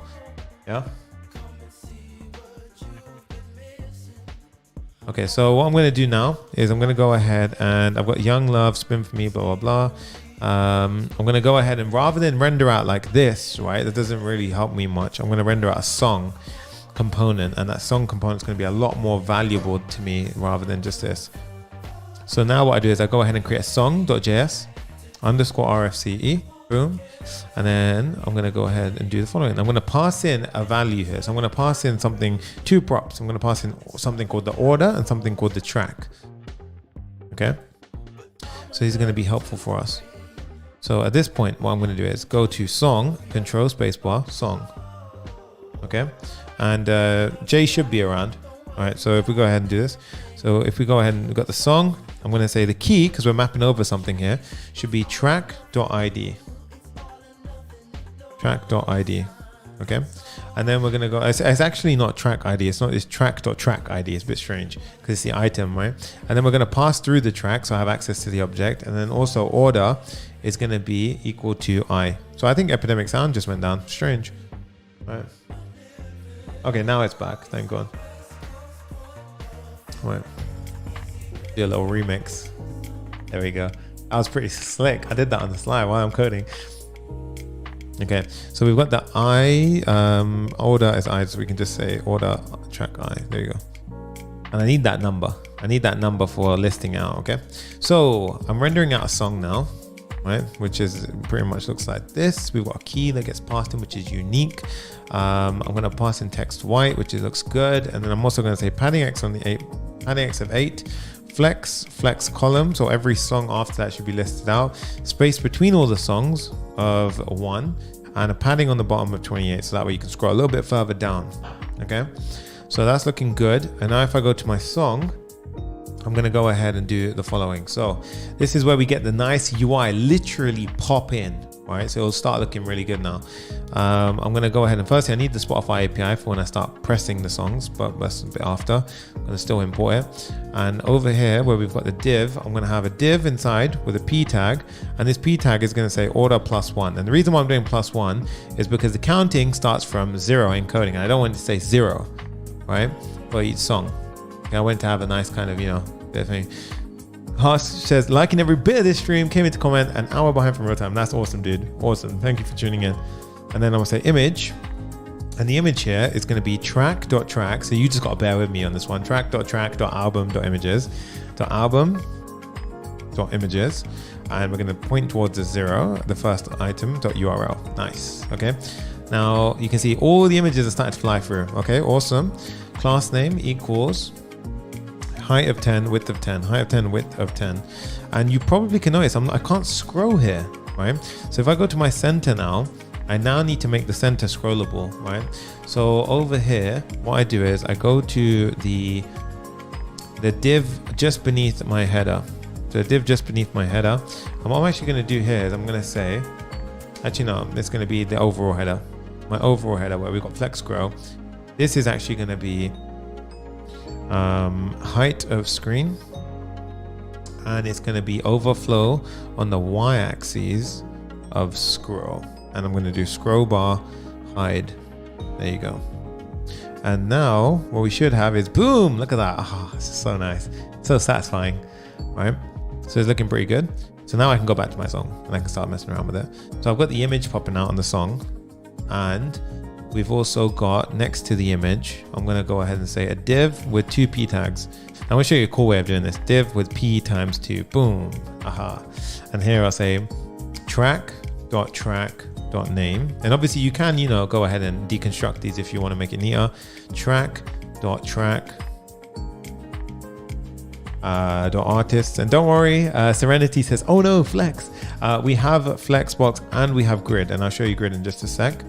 So Grid, we'll be using Grid here. So you see I pop out the names now of each song, and then, of course, as I change it, it will go ahead and do this. That's why I love user effects, by the way. They really are just so clean when you do this stuff. Now for this overall div, right, I'm going to say that this one should be class name, and this is going to be a flex box with items in the center. Item center, and you should see that we get, wait for it, boom, yeah, and space x of 4, space x of 4, okay. And then you can see that's already looking a lot nicer. But what we also want is to have the album name, right? So this stuff, the album name and the time. And I'm going to do the same thing over here with that. So I'm going to have a div with 2 p tags, right? So, so what David Venegas says, what VS Code extension are you using that's predicting your text? I'm actually using GitHub Copilot. I'm trying it out, and I'm part of the beta, so that's why it's working that way. Okay. It's a little bit too aggressive. I mean, it's definitely good, but it's a little bit kind of on the kind of interrupt me as I code kind of side as well. But it is handy when I'm trying to explore. Right, so here we want the album name, and then here I want the track.duration. Right, so this is going to be the duration. I'm writing duration for now because I need to do something, man. need to edit that afterwards, right? So the entire div, I'm actually going to do something a bit more clever here. I'm going to say grid, and by default, I want it to be grid columns 2. There you go. So now we've got a grid column. Okay. But what I want to do is I want to hide a certain grid element, right? So in this case, I'm actually going to hide the track album. So it's actually going to keep the grid, sorry, but I'm going to say hidden and then only show on inline. So it's going to be hidden unless it's on a medium screen. So you see how the duration's there, but look at the glow to last, right? That's actually hiding. See that? So we're actually hiding the album name. And then here what I want to do is say flexbox item center. No, Teddy Westside, div with the P times 2. That's called Emmet. That's not GitHub Copilot, dude. That's called Emmet. You can get that right now, by the way. That's actually awesome. You just have to enable it for React. So you just have to go to your settings and change it. So I'm going to do margin left auto, justify between, and now you can see we got a nice little kind of thing going on here. And this is where we need to fix it a little bit because we've got margin left auto, but for medium and above, so when the inline element is there, I'm actually going to say margin left should be of 0. Okay, so now see, it will push it all the way, but then when it's not there, it won't have a margin left. Okay, so now we get this nice kind of effect going on. Okay, now for the duration, that's actually a time. Okay, so what I'm actually going to do is I'm going to create a little helper function. Now I won't explain this one too much. It's kind of just a normal pass function that you can get off Stack Overflow pretty much, but I'm going to go ahead and add in a function here that you can pretty much pause and copy, right? So this is a millis to minutes and seconds. So you pass in the millis, it converts it, so it does math.floor and it does a 60 basically second conversion for the minutes, and then you calculate these seconds and then we return it. So if it's greater than 6, if its seconds are equal to 60, then it will say minutes plus 1 with the time and then so forth, right? It passes it in a nice way. That's all you need to know, right? All I'm doing is formatting here. There's so many ways of formatting. You can use moment, you can use all these different things. So I don't want to spend too long on that. So millis, I didn't export it, did I? Lib time millis to minutes and seconds. So millis to minutes and seconds. I'm going to import that from my file. So import that from the lib. And then I'm going to pass in track.duration _ms. There we go. Now you should see a duration. Boom. Look at that. Looks cool, right? Nice. That's looking good. Savvy Circle says, fun fact, Sunny Bro loves use effect, but we love the way you are using the use effect. Yeah, I love use effects if you can't tell. Right? It's really cool. Right, so at this point, wow, it got really cold in this room. At this point, keeping me awake. So at this point, we've got the p tags up down below. So I'm going to style these out, right? So firstly, let's begin with the p tags for the name, right? So here, class name equals, I'm going to say width of 36, and then on the large screen and above, I want to change to a width of 64, and it's going to truncate. Right, and basically what this means is, you see this one right here, this one right now is what we just did. That will truncate. You see that? That truncates. Okay, so what we can do, which looks quite nice now, and obviously everything is, it's got this gray effect, so gray color. So I'm going to change all the text over here to gray, and this one to be text white. So I'm going to force this one to stay text white. Go to the top, change these all to text gray 500. And now you can see we're starting to get, we're starting to get there, guys. Starting to get there. So this one, what it did is basically it allowed you to have a bigger sort of, if you, this one cuts off here, right? But when we go past a certain screen size, you'll see it actually pops in. That's what we're doing there. We're setting the max width to be a bit bigger then, right? So next thing I want to do is the p tag underneath it. So I'm going to set that as a width of 40. So width of 40, but without saying truncate, it will wrap. Okay, so if we've ever got a bigger p tag thing, so in this case, let's go to something which has a bit bigger. Let's find something. I will do it afterwards, that's fine. Yeah, but we're gonna go ahead and keep that there. Now we're gonna have flex for the p tag down here, right? So for this p tag, We've got hidden margin inline. I'm going to go ahead and say that should be a width of 40. And then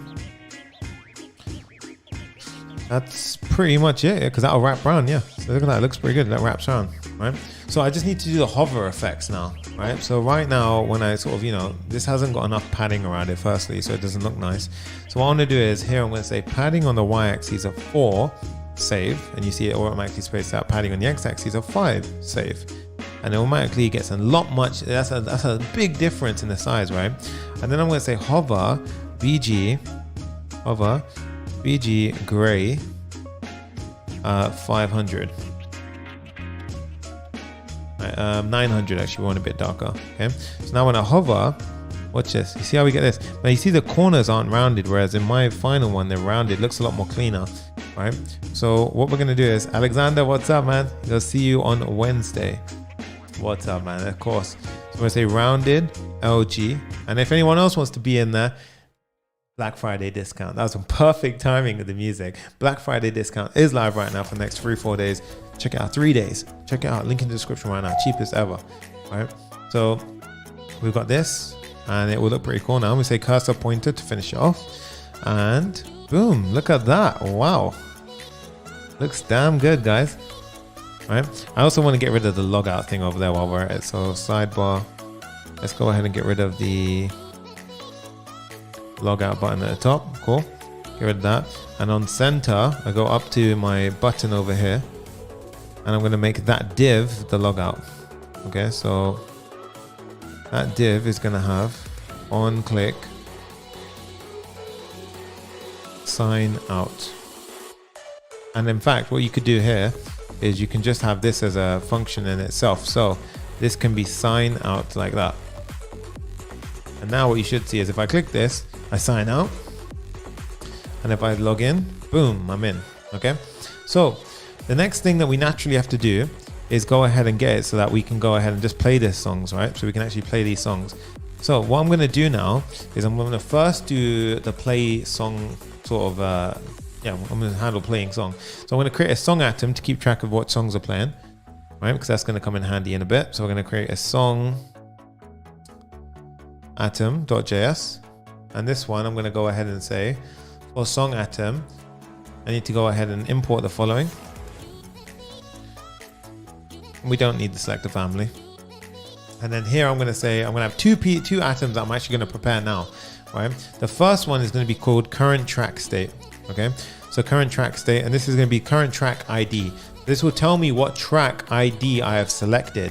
And the second one is playing state. Right, so is playing would be if you're playing, it's true. If you're not playing, it's false.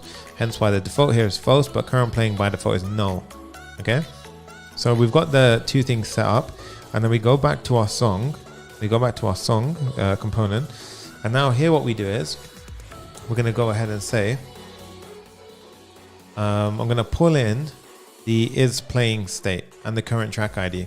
Okay, so I'm going to pass in and say current track. So const current track ID.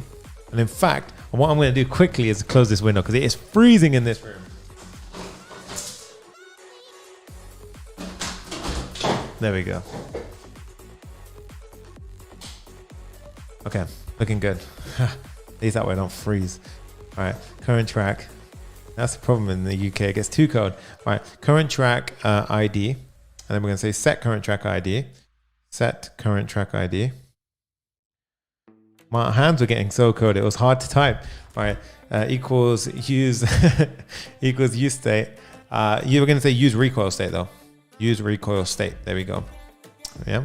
And then here, what we'll do is we're going to say is current track state. So current track ID state. There we go. Nice. Whew. Hands are freezing. Right. That got really cold really quick. Right. So the second one I'll say is const is playing. Everyone's like, bit nippy, yeah? And Vastil said, is it snowing yet, Sunny? I don't know if it's snowing actually. But it's not snowing right now. It wasn't snowing in this morning, yeah. But rather than we're gonna say set is playing, we'll say use recoil state. Use recoil state. Is playing state. Nice. Boom. Hit save. Okay, that's looking pretty cool. Savvy Cycles Mac with Sunny. Yes, there we go. Teddy says, bit nippy, eh? That's it, bit nippy outside. And then here we're going to say const play song. And this is obviously going to be when I click now. So I'm going to create a function for when I click on this. Okay. So when I click on any of these, I'm going to trigger this play song function. Okay. So what I want to do now, and this actually doesn't have to be async. We don't actually have an await here. Oh, happy Thanksgiving as well, guys. Yeah. Happy Thanksgiving to everyone. So I'm going to go ahead and do on click. Happy Thanksgiving from the Papa fam. All right. Play song. Right, I think we're going strong, guys. Almost at 1.6k likes. Let's goddamn go. That is incredible. Wow. So when we play song, right, I'm going to do a few things. I'm going to set the current track ID, and it's not going to be set track.track. It's going to be track.track ID. And then I'm going to set playing set is playing to true. Okay. And then what I'm going to do, I'm actually going to call the Spotify API.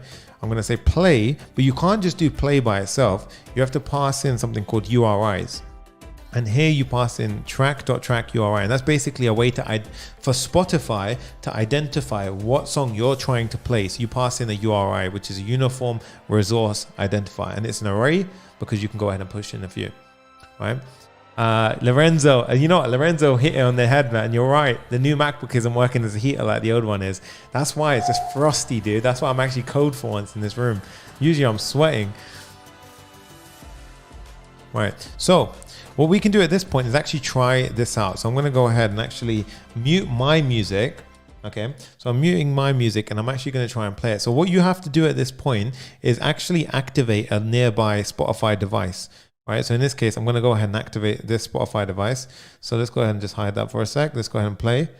And then I'm going to go, so now it's activated. If I click Young Love or spin for me, you can see what it's doing is it's actually playing. Right, so let me turn it up. Okay, I don't want to get hit for copyright, so I'm going to play something like this. Right, there you go. You see that? So, oh, sorry, I'm playing the wrong one. So now if I click on cardio, you see how it's controlling it now from my app. So All Love is changing on the actual. And I promise you I'm clicking. And even here. All right, so these are all songs that we know as well, Epidemic Sounds. Right, but you see how that's working right now, right? So it's actually connecting and it's doing it. And it's connected to a Spotify playlist. Okay, so that's actually working pretty good right now. So what we need to do now is have the player set up, so we can have the player set up and then have some controls and basically fetch what song is playing at the moment. Okay, so let's go back to our index, and what I actually want to do here is start creating the player at the bottom. So let's go to the index, and then I'm going to go ahead and pop this in. So we're going to say player. I don't know if everyone's super focused today, because I feel like I've got you guys are very focused today. There's like, you know, there's more serious chat. Usually there's a lot of people messing around. All right. So what I'm going to do for this one is I'm going to say that this one should be sticky and it should be bottom of 0. Okay. And what I'm actually going to do here is create a component called player, capital P, underscore RFCE, boom. Right. And then in here, I'm going to just have, for now, I don't actually need anything, but I'm just going to say H1 player. All right, hit save. And then I'll go back to my index and I'm going to go ahead and pull this in. All right, boom. Hit save, refresh. Everyone is behaving today. I know everyone's proper behaving today. Teddy says, I'm going to have to re-watch this from the start. 20 minutes, I'm blown away. Awesome stuff, dude. So you see this now. This is looking pretty good, right? Everything's looking quite nice. And then we've got the player. Now the player is actually all the way, probably it's definitely here. It's there. You see that? It's that player, right? So it's definitely, it's down there, but you just can't see it. So that's a good sign. So you should do the same thing, little test, right? To be sane, know that you're actually doing something. And then what we're going to do now is have a div inside of this, and we're going to start building this out, right? So a few things that we're going to do now. You've got the left side, so you've got this left section over here. You've got the middle, we've got this nice gradient, and then you've got this volume, which is actually going to adjust the sound. And we're going to teach you how to debounce, okay? So we're very close, right? So finally, Sunny remembers his YouTube password. I'm not sure what you mean, dude. Okay, so let's continue on. So what we do, well, loads of people from Kenya here. I love that. All right, so what we're going to do now is we've got the player. And I'm going to go ahead and say, the first hand side, so this is the left hand side section, so I'm gonna just say left, right? So this left hand side is gonna have an image, and this image is going to be basically the song info. Now remember, I saved the song when we actually select a song. So what I can now do is, and oh, look at that, it's actually sticking now. I did that pretty nice. Before I done that as relative. I mean, it's up to you lot. If you like that, I think I'm gonna keep that. I think that looks pretty sick. Oh, we've got Sunny floating in the corner. On the actual one, I had it as a sticking to the top. So you can have it, to do that, you just make it a relative and it'll stick to the top. But I like that. I'm going to keep that. That's actually pretty cool. I didn't plan on doing that. It just happened. Right. So here what I'll do is, Jimmy says, you're dumping a ton of information on us. Thank you, dude. So for the player, I'm going to need the Spotify API. Okay. So I'm going to go ahead and pop this in. And then I also need the session. So I'm going to go ahead and prepare myself for that. So I need the session information. I also need the current track that is playing. Okay. So I need the current track that is playing right now. So I'm going to go ahead and pop this in, and we've already saved that right now, right? So the current track we pull from Song Atom, and I also remember I prepared two. I've done current track and I've done is playing. So I'm actually going to pull both of those in here. Okay. So use recoil state and the current track I need to pull in. So I'm going to pull in use recoil state. I'm going to pull in is playing state. Nice. Okay. So looking pretty good. And then Tino says, when will I understand JavaScript? Tino, dude, that's a lie. Tino knows JavaScript, if it's the Tino that we're talking about. And I'm going to go ahead and paste this in. Const volume equals, so now we want the volume as well. So by default, this is just prepping myself for afterwards, guys, right? So I'm setting the volume to by default 50. So that way, when you come onto the page, it will be in the middle at 50, okay? So these are all pieces of state that I'm preparing myself for what we're about to do, okay? So I do need a water break, even though my bladder is about to explode. It's all good. It's all good. It keeps you on your feet. We don't have too much long, I don't think. And we're almost done, right? So stick in there. You guys have been incredible today. And the stream hopefully has been great quality and you guys are enjoying it. Jay, how are we looking? 1.6K likes. Oh my God. That is sick. That makes me so happy. Wow, guys. We're 96.8K, but you're the only one. But thank you, dude. So we've got the left hand side. So what I actually need now is I need the song information. And you're probably wondering, well, that's easy. Well, no, because what actually happens is when you fetch the tracks, it gives you information in one way. And when you play a song, it gives you information in another way. What do they both give you? An ID. So what we're going to do now is create a helper called useSongInfo, which basically takes the ID and then gives you the song information back. And that will be the same whether or not it's fetched from a playlist or it's selected from the song list. That way we always get the best information and we can use it. So, and yes, I went that overboard in this build that I decided to do that. Use song info. I can't sleep at night if it doesn't look good or if it doesn't, it's not right, okay? So use song info. What I'm gonna do now is underscore RFCE, boom, pop it in. And I need a couple of things here. I need the current ID track. I need Spotify, so I'm going to pop that in. Boom, that was well posh. And I'm going to pop in use Spotify here. And I'm going to import the following, use recoil state, do all the imports you need to do. And I'm going to create a new piece of state for song info. Okay, so we're going to have this, and this is going to be by default no. Okay, now this is not going to return JSX. Okay, this is actually going to return song info.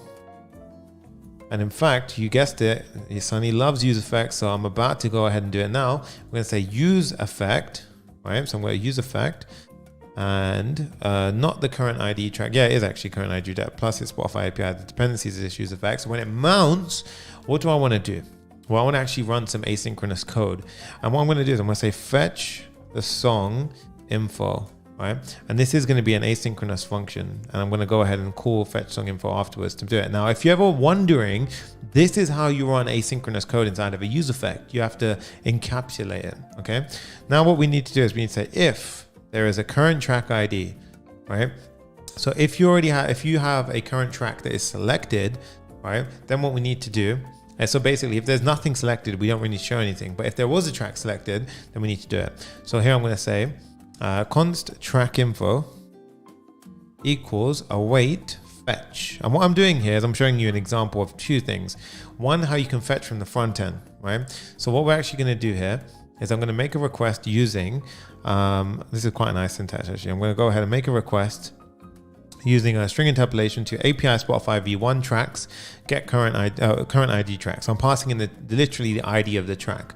Okay, but that's not all, right? What I'm doing is, as a second argument, I'm passing in headers, and these headers have an authorization, which has basically got the following. Okay, that actually helped me out a lot. Right, we've got the authorization, and in this case, the bearer. So basically, when you make a request to an API, that access token is put inside the header. And what we do is we can pass it around as a bearer with the token. So what I'm doing here is I'm using that access token that we basically set up earlier, and I'm passing that along with the request over here. Now Spotify knows this guy is actually, this guy's correct, right? He's actually gone ahead and here's who he says he is. He has the permission to access ABC based on the things that you've gone ahead and given them permission for, right? So once we've done that, I can go ahead and say, then the response is pass it to JSON. Okay, now once we've done that, what I'm going to do is I'm going to say set the song info to be the track info that comes back. Okay, now we get all of that information come back and it returns, and we can tap into this wherever we want. Okay, so if we go to the player now, over here, what I can do is I can say const song info equals use song info, and you see how nice these hooks are. They are so clean, right? So the sort of like custom hooks are so powerful, because you see, I just write that once, and look how much we've been using useSpotify and useSongInfo, and you can just dive in, see what's happening, come out, use the song information. It just works very well.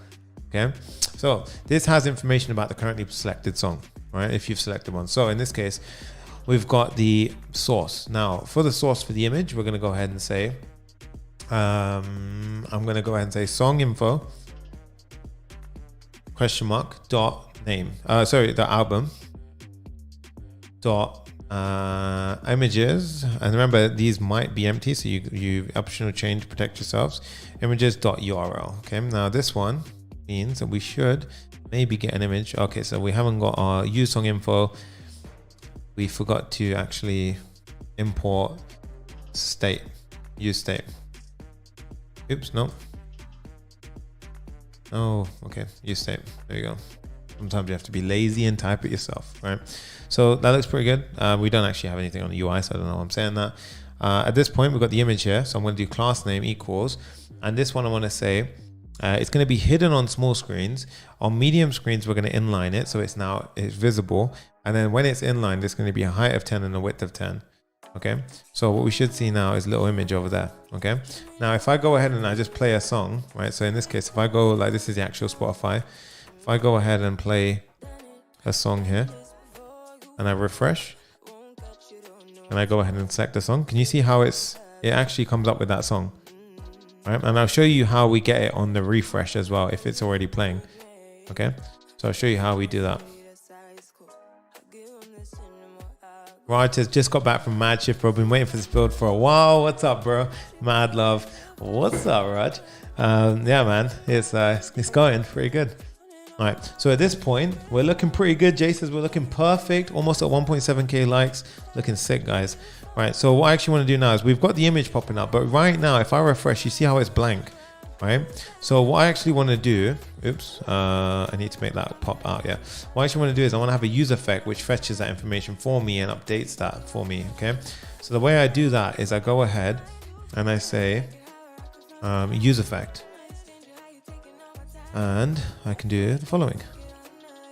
And you could, I guess, actually clean this up and have it in the sort of the other bit if you wanted to, right? But I'm gonna, there's a point where you have to relax a bit, right? So what I want to do now is inside this use effect, I'm going to have an array of dependencies, and here I'm going to say the dependencies are the current track ID, Spotify API, and the session. Okay, and what I want to do here is I'm going to say if Spotify API dot get access token, so make sure we've got an access token, and if there's no current track ID, right? So if there's no current track ID, why is it not put? This is where it gets annoying, right? It's no current track ID. Then what I want to do is I want to fetch the song info, right? So I'm going to make a helpful function here called fetch current song. Right, so fetch current song, and this one is going to be, there you go. And what we're going to do here is we're going to say if there is no song info, right? So I only want to run this function if there is no song information already present. So we say Spotify API dot, right? Get my current track, get my current playing track, right? And then what we do is we say then, and then the data, set the current ID track as data.body, data.body dot item dot ID, yeah, dot item dot ID. And then what we're going to do is we're going to say, right, so that's after it comes back. And what I'd like to do is also say now playing, right? So we'll say now playing. And then let's just clean this up. This is where I don't like something like, you know, like I find autocomplete helpful until it gets right in my way when I'm thinking. So we've got set current ID track, and then we've got Spotify API dot get my current playback state. So we're also going to set the current playback state, right? So get my current playback state. And this one will go ahead, and with the data that comes back, we're going to say now playing. We don't care about now playing. We're going to say set is playing, right? And then we're going to set the body to is playing, right? There we go. That's it. That's what I wanted to do, right? Awesome. Okay, I need to clean it up. So what I just did here to clean this up is to basically go ahead and say, we went ahead, we got the current playing track, then we set that as the current ID track. Then we also went ahead and adjusted the is playing by going ahead and calling to get the current playback state. So Spotify will return saying you are playing this song, yes or no. Is playing comes back or true or false, right? So we got the song playing and we got this. Now what we do is we replace this call with fetch current song, okay? And we're going to set the volume to 50, right? So whenever we do that, we're going to set volume to 50. Now that will, I'll show you what we do with that afterwards, okay? But the volume, every time you change song, I want to change it to 50. Or in the beginning, I want to change it to 50, okay? So let's check it out. So now if I refresh, can you see how it does work? If I try this one and I refresh, it pulls in the picture. Nice. Okay, so we've actually got it working pretty good at the moment. I'm just going to pause that song because it's got 2 overlapping songs. Okay, so at this point, we're getting close, guys. We're getting very, very close to the end of this build. Nearly at 1.7k likes. Tell me who's still watching in the Papa fam. We have literally over 200 people still tuning into this. Let me know. Make some noise in the comments right now and help me push through this final track. All right, so what we're going to do now is we're going to go ahead and finish the UI for the playing section. So we've got the div under the image. So here we've got the div and it's got h3 and this is going to say songinfo.name, songinfo. Hey, there we go. Atomic Art, Sanjay J, PR Form Daytona list. So I think I pronounced that right the first time. Nice. This is what I'm talking about, guys. All right. And then we've got the div underneath. I'm going to have another p tag. And then here I'll say song info. So song info, exclamation dot artist. Oh, sorry. Optional chaining artists. There we go. Sarge Misha said, yo, this is sick, dude. That's what I'm talking about. Jimmy says, we are here to support. Mike says, hey man, it was nice seeing you sharing your talent again. I'll definitely try it soon. Awesome. Savvy says energy. That's what I'm talking about, dude. So we say 0 and then we'll say dot, question mark, dot name. Okay. There we go. Nice. Steve McCarty still here. Nice. Good stuff, dude. Right. So we've got this down there. Now, obviously I want to see this, right? It's very hard to code now without seeing any of this stuff. So what we need to do is address the div, right? Address the elephant in the room. Get that thing looking pretty cool, right? What does a question mark mean? That means optional chaining. It means if it's undefined, it will gracefully handle it and it won't throw an error, right? Whereas if you don't include that, your app will basically crash at that point and say, what the hell is this? I was expecting something here. I didn't get anything here. So it's basically no checking, right? So we say height of 24, I'm going to set height. And here I'm going to say BG gradient to bottom, right? So to bottom. And then we're going to say from black, this bit's sick, right? From black to gray, 900. Right, and look at that. Oh, right, that looks good. And text white. And if I do text white like this, save. Ruben's like, oh shit, that's sick. I'm gonna show that comment.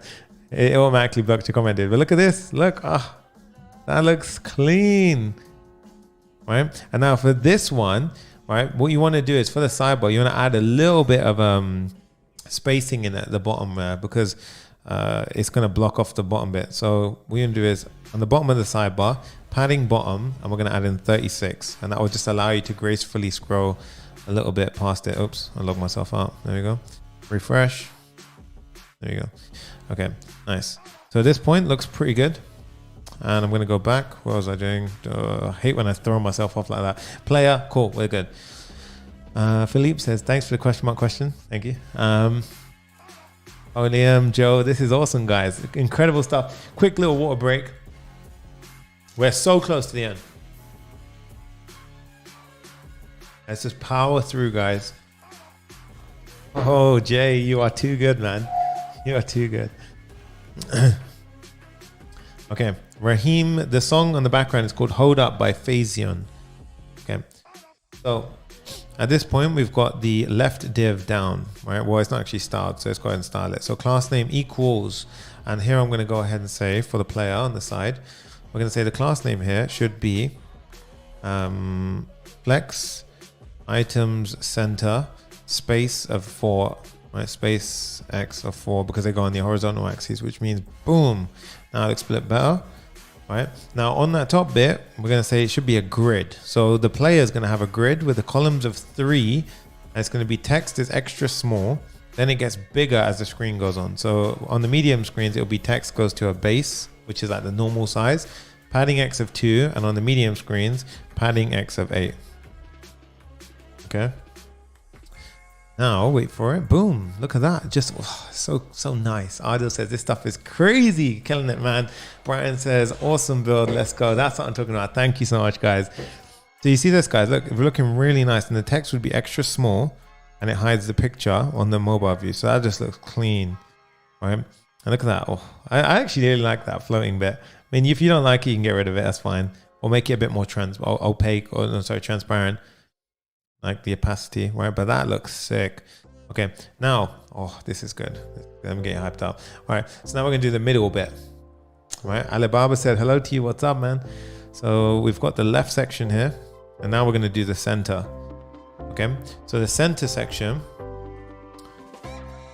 I will do a Q&A at one point, yes. In a future video, we can do that. So I'll say div. And then I'll go ahead and have a few things now. So I'm going to have a few of these buttons, right? So the buttons I'm looking for is these. Now these are just called switch, horizontal icon, rewind icon, play icon, so forth, right? So I'm going to go ahead and hook these in. So I'm just going to actually copy these in because it's going to save us a bit of time. So I'm going to pop this in. Gateway timeout. Oh, okay. That was interesting. It's the first time I got that. So switch horizontal is not defined. We're going to import this. Boom. And there you go. That looks pretty decent. And we'll go ahead and give it some styling in a sec. Class name button. So in this case, I'm going to show you how you can do a custom class name, right?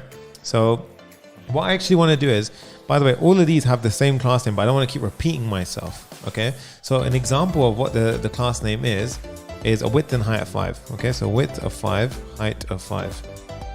Now each one's going to have it. So I don't want to keep going through each one, right? So instead of this now, what I'm going to do is I'm actually going to create a custom utility CSS, Tailwind CSS class. The way we do this is let's go over to our app, right? Now in here, when we do an import, right? Now all we need to do to make this all work is simply restructure our app, okay? So what I'm going to do now is I'm going to go into package.json, create a folder called styles, and I'm going to create a file in styles called globals.css. And now what I'm going to do is inside of app.js, I'm going to now instead import from styles.global.css. So we no longer import Tailwind, which will break everything, right? So what I'm now going to do is go into that globals. And what we need to do to basically still pull everything in is go ahead and import the following. Right? We need to import the base, the Tailwind components, and the utilities. Now to create our own custom button class, what we do is we say at layer components, we're basically injecting into this layer. And I'm going to go ahead and inject the button class. And what you do is you type in at apply and you just start typing in your stuff here. So at h5, width of 5. And now I can use this. So what I can now do is I can go over to my player, and where I've got h5 width of 5, you can see the buttons over here. So if I change this to now be button, see how it still stayed in effect, right? So now it works. We created our own custom thing. right? So this is looking pretty good at this point. Now I'm going to add a couple more things. So I'm going to just add in a couple more button styles while we're doing this. So globals, I'm going to go ahead and add in a cursor pointer and a hover, right? Now for the hover, I don't want it to just snap, right? So right now you'll see it will just snap in size, right? It snaps in size. I want it to have a little effect. I want to say transition. And then I'm going to say transform because it's an effect there. So we're going to say transform. And then I'm also going to say the duration should be 100 seconds, 100. And I'm going to do ease out because I want it to be super snappy in, but slowly come out. There you go. Look at that. Looks good. Okay. So that's our kind of handy reusable little thing built. Now what we can do is we can go ahead and use the next one, which is a rewind icon. Boom. And this one, yeah. So the on click here for the rewind does not work. So I went to add a note there, right? So that API call is not actually working. That's not something that I did wrong. That's something which I'm telling you is wrong on the Spotify side. So if somebody does find a fix, let me know in the comment down below. Okay, so this should pop in. Rewind icon is not defined. Boom, save, and now it's in. I did my little trick, import trick. Okay, then we can see the rewind popped in. And then, oh, but you see here, the rewind is solid. It's not solid, sorry. So what I need to do is change this to solid and get rid of it from here. And get rid of the horizontal one there. Now we should have the solid variant. Awesome. The next one I want to get is going to be, let's just import them as we need them. So I'm going to go ahead and actually import all of my icons from the top like so. I'm importing everything and I'm actually changing the outline volume up icon to be volume down. Right, so you see here, because they didn't have the other one, so I went ahead and did the outline is down, this one's up. Okay, so that's what we've done here.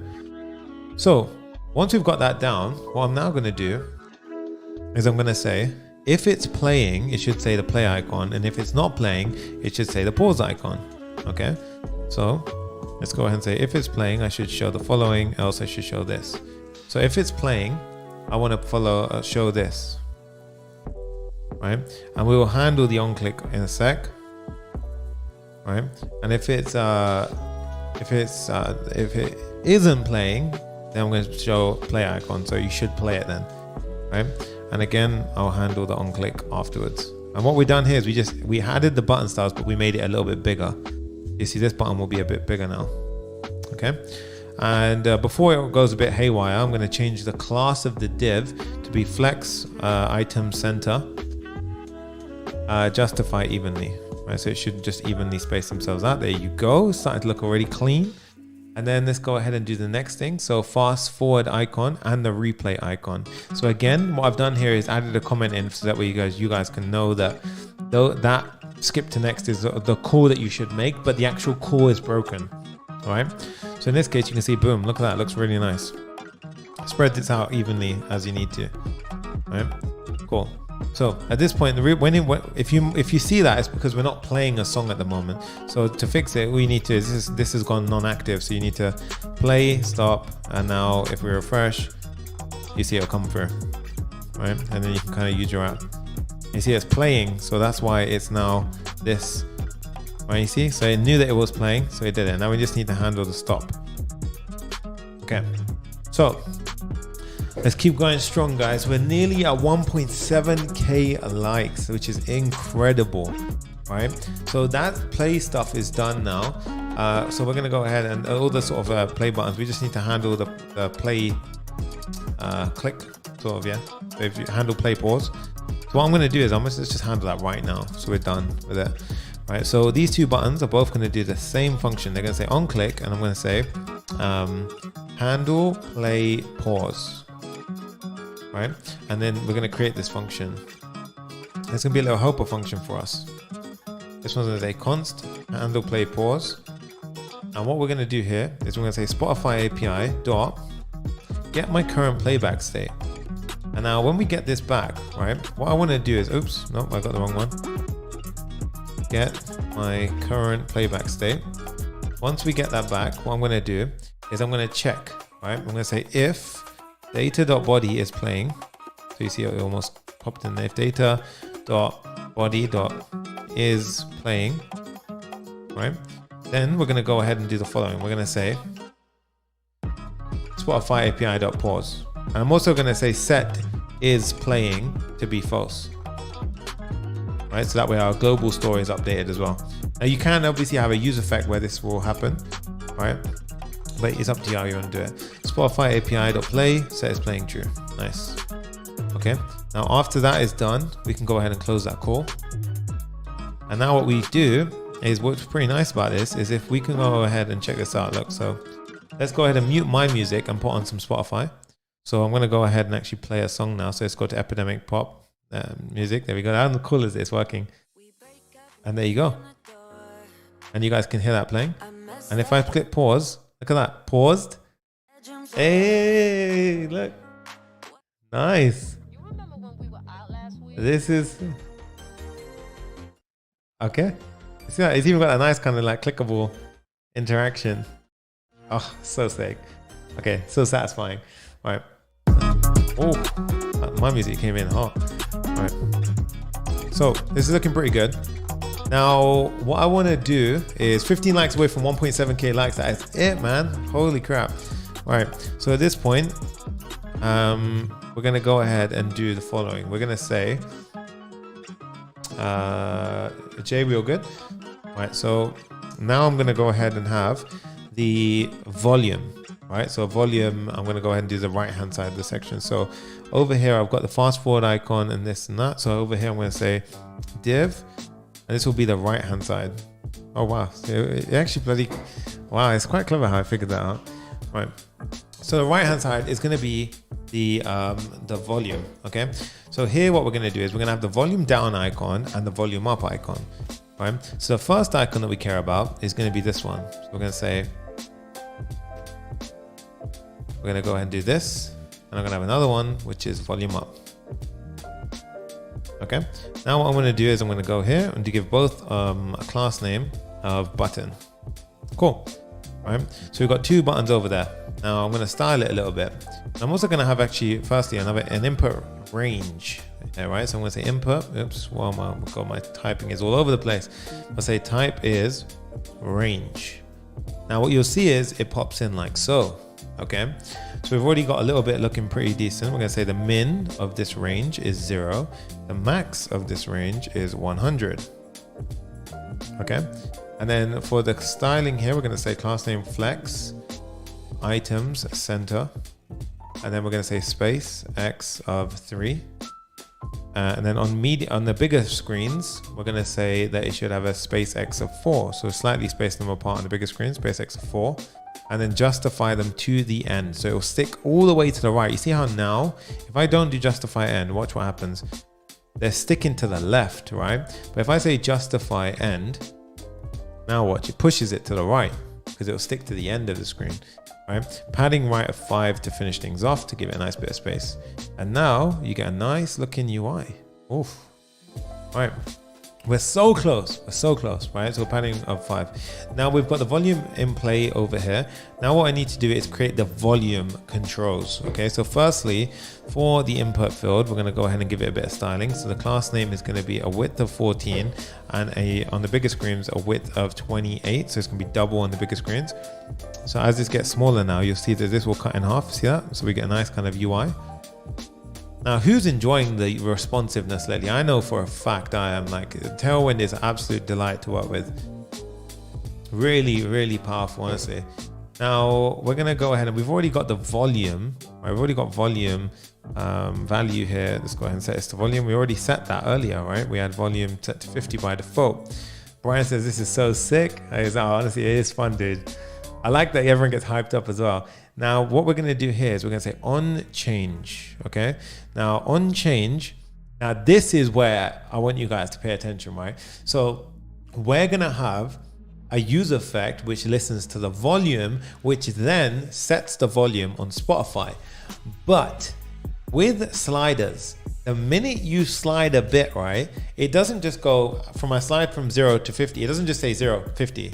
In a computer, it's 0, 1, 2, 3, 4, 5, 6, 7, 8, 9, 10, 11, 12, and all the way up to 50. So if you make a call on every single on change, you're making 50 requests. 50 requests to Spotify. At some point, you're getting rate limited and your API request is not going to work. They're going to stop your key. That's a problem. So the way you fix this is you do something called a debounce. And a debounce is awesome for when you've got high frequency things such as this, or when a user's going crazy typing. For example, if you're Googling something, Google, if you type in it, Google's really good at this, but if you type in and it'll wait a second and then it'll show you the results because it debounced. It's not making these requests every single character you type in. So the way we're going to do it today is as we sort of slide that thing over, it's going to wait a certain timeout period, so like a second, 500 milliseconds, and then it will change the volume. So that way, rather than 50 requests to go from 0 to 50, it's going to go ahead and just do one request to do it after you. So basically, it'll wait for all the requests to finish, and then it will go ahead and set it, which is incredible. So rather than 50 requests, you make one. That's just sick in my eyes. What's up, Luke Menton? What's up, dude? Diamond member in the house, absolutely killing it. Landed a huge job, and he's absolutely enjoying his life right now. So that is awesome, man. Good to see you here. So we've got E, and we're going to say set volume.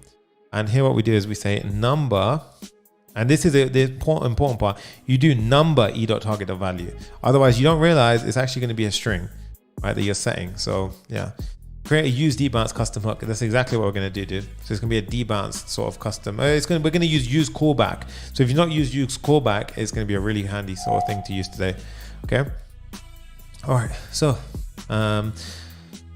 Aziz says, yo, I actually learned this as part of input validation on every keystroke. Exactly. So that's exactly where you could use it, right? So at this point, we're going to go up into the volume buttons. Now for this one, what I want to do is I want to say on click of the lower volume button, I need to do a slight little quick arrow check, right? And obviously you can clean this up if you want, but I'm going to do it like this. I'm going to say volume, if the volume is greater than 0, then allow them to click the volume down button. Okay, so then you can set the volume to volume -10. Okay, otherwise on the upside, so you can say on click, we're going to do a similar thing, but we're going to do the opposite. We're going to say if volume is less than 100, then I want to set the volume to volume +10. So that way you'll never go over 100. Volume plus 10. Yeah. Okay. So now if we try this, so you see I can go up, I can go down, but it'll never let me go past that, right? I don't get any like sort of, I have to click it 7 times to go back. It's always 1. So nice. Okay, so that's working pretty good, and I can slide. Okay, so now I want to do an on change, and now the clever part here is I'm not actually creating any special function. The use effect is doing the heavy lifting for me. Okay, so less than or equal to 100. You can, yes, you can do it. The reason why I haven't done less than or equal to 100 is because we're starting at 50 and doing increments of 10. So it doesn't really matter too much. And plus when you're sliding, it might go up a bit more. So it's fine for now. All right. So at this point, what we're doing is we're going to do a use effect. And right now, I'm just going to have an empty use effect. So I'm going to pop this in like so. And what we're going to do here is we're going to have a volume use effect. Okay. So I'm going to go ahead and say when the volume changes, I should check, and I should say, okay, if the volume, so I want to be extra safe here, right? If the volume, because it does throw an error if you try and increase it above 100 or something. If the volume is greater than 0 and the volume is less than 100, yeah, then we want to say debounced adjust volume. So I'm going to create a function called debounced adjust volume, right? And this will change the volume to whatever the new volume is. So this is what we need to create now, the special debounced adjuster, right? So what do we do? How do we do this, right? We're going to use something called use callback. And if you've ever used use memo, this might make sense. So what use callback does is it essentially allows us to have a memoized function. And this memoized function, basically, we can say on the mount of this component. So if I have nothing in the dependency array, create this function once and don't keep creating it ever again, right? So I don't want to keep going crazy with this thing. What I can then do is I can debounce that function. So whatever the input is to that function, it will wait 500 milliseconds so that the input stops, and then it will call the function. So I'm going to show you how to do this, right? So now what I'm going to do is I'm going to say const debounce adjust volume equals use callback. I need to import use callback from React at the top. Right, so here, use callback. Now, what we're going to do is we're going to say use callback, and then as the first argument is a normal thing, and then the second argument is going to be, sorry, it's not this, it's going to be use callback. Wait, 1 second, I'm going a bit blank. Okay, my bad. So here we have a use callback, and then what I'm going to do is I'm going to say debounce, right? Now this debounce, I need to import from Lodash. You can see import debounce from Lodash. Now this debounce, what I'm going to do is you pass in a function. So in this case, I'm going to pass in an arrow, and it takes volume. Okay, so this is what we'll pass into our sort of, you know, a function. So in this case, we'll do Spotify API dot set volume to whatever the volume is. Now what I can do here, which is the key part here, is I can change this. I can add this timer at the end of it, right? And then what I do is after that, I've got a use callback, right? So it's going to take a dependency array. So there we go. Yeah. Okay, so the first thing to take attention of is this is just like a normal use effect, right? So really all you have is a function, a comma, and a dependency array. So just to simplify the look of it, right? You have a dependency array, just like a use effect, and you have a function. And what we've done is for the function part, I put a debounce with an arrow function. So we adjust the volume like so, and it will debounce after 500 milliseconds. Okay, so now imagine if I do the following. So what I'm going to do now is I'm going to test this out. Okay, so you see how it says no active device. This is because it's trying to debounce the volume or adjust the volume when I have nothing active. So what you can do here is we can actually go ahead and say if so you could check for an active device, but in this case what I'm going to do is I'm probably going to go ahead and say set volume is catch. Let's do a catch error. But now I'm just going to do throw the error. That's fine, right? So in this case, just for now, it's fine. All right. So I'm going to mute my music. I'm going to pop on a song. Okay. So if I refresh now, so now you see this. So let's try it out. Whoa. Okay. So that went up. And if I go down, okay, super quiet. Nice. And you see how it waits 500 milliseconds before it increases. So watch when I let go, right? So I'm going to let go when I say now, right? So now, right? Now. See how there's a 500 millisecond delay because it waits for the events to stop, and then for 500 milliseconds, then it triggers the set volume. Same thing for this. So if I click, and it does it. Click. And you can make that less if you find that's too drastic. If I change this to like 100 milliseconds, it'll be super aggressive now. So you see that?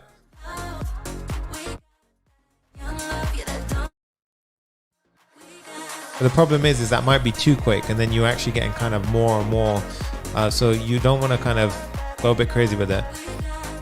But that's pretty cool. Look, now we can control the volume. And that's actually changing the Spotify volume. So if you look at the Spotify, that's the real Spotify on the left. Oops. Let me show you. Let's say that's the real Spotify. See? Look at that. Nice. And it looks goddamn good. And look, if we change song. Hey, look at that. Oh, it is a clone of what? Right? And ours is actually a bit more responsive than theirs, right? But I think that's pretty damn good, right? So I'm going to go ahead and put our music back on.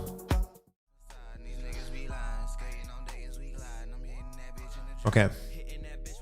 Now. Okay. So he's saying, why are you not using absolute imports? I don't need to use absolute imports. I got quite good type definitions when I do it this way. Sanjay says, looks amazing. Brian says, actually looks like a platform build more than normal Spotify build. I know, right? Crazy. So this is pretty much, I think we just finished, right? Let me just double check. So we've got all the sort of interactivity over here. I can go through my different playlists. Cool. I can play songs. I can play pause. And then I've got my music on right now as well. But if I was to do this, I can play pause. I can go ahead and just, there you go. That works. Awesome. Okay. I'm gonna put my music back on. And then let's have a look. Let's do a quick little sanity check if I've missed anything. Okay, I think I think we just finished. That was a quick, like, sort of a surprising flex. Right, so in that case, like, fully responsive build. Nice, looks awesome. Let's log out. Let's try and go back to the home screen without, and middleware should kick in. Boom, it kicks in. Log in with Spotify. Nice. And that is how it's done, Papa Fam. That is sick. And just like that, with 1.7k likes. Wow, I'm taking a water break. And then we're gonna go ahead and deploy this thing. That is incredible. And we have such good retention. It blows my mind. I actually can't believe it. Like, I'm just fully taking my time, and everyone's like, you're still watching around and everything. This is crazy good. Okay, now let's go ahead and deploy. Guys, if you're ready for this, let me know in the comments right now what your favorite part of this build was, because remember, what we're going to be doing is deploying this to Vercel, and then what I want you to do is take advantage of that hosting a Black Friday sale right now. $199 per month to get a custom domain. It's the cheapest ever going to be, and use code SUNNY at checkout to get a free extra discount. Right, so do it. I want to see the comments dropping in saying I bought a domain, this is my one, and I'm gonna go ahead and shout you guys out afterwards. Okay, so we're gonna deploy this right now, and yeah, this is so sick. Let me know what your favorite part of this build was, by the way, guys. Look how clean it is. I mean, come on, like look at that. Like, it just looks so good.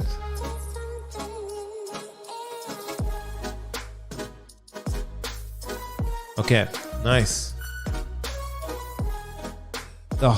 This was for the clones guy, for the web domain now, because we're going to deploy it to get a custom domain. You have to pay for domains. It's not free. It's like a parking spot, right? You obviously can't have sunnysango.com for free. You have to pay for that.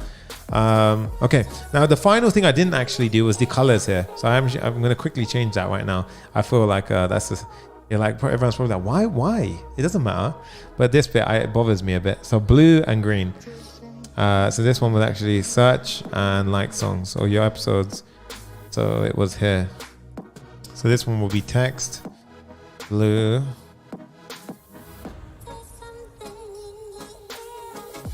And this should have been a heart icon, which was on a field, right? So this should have been filled heart icon. So this one, what we'll do is we're gonna go ahead and copy it, paste it, the heart icon out of here. And these ones, I actually want the heart icon. Boom, boom, boom, boom, boom, boom. And get solid. There we go. Nice. Ikram, that's not, we're literally saying for the domain name, dude. So all good.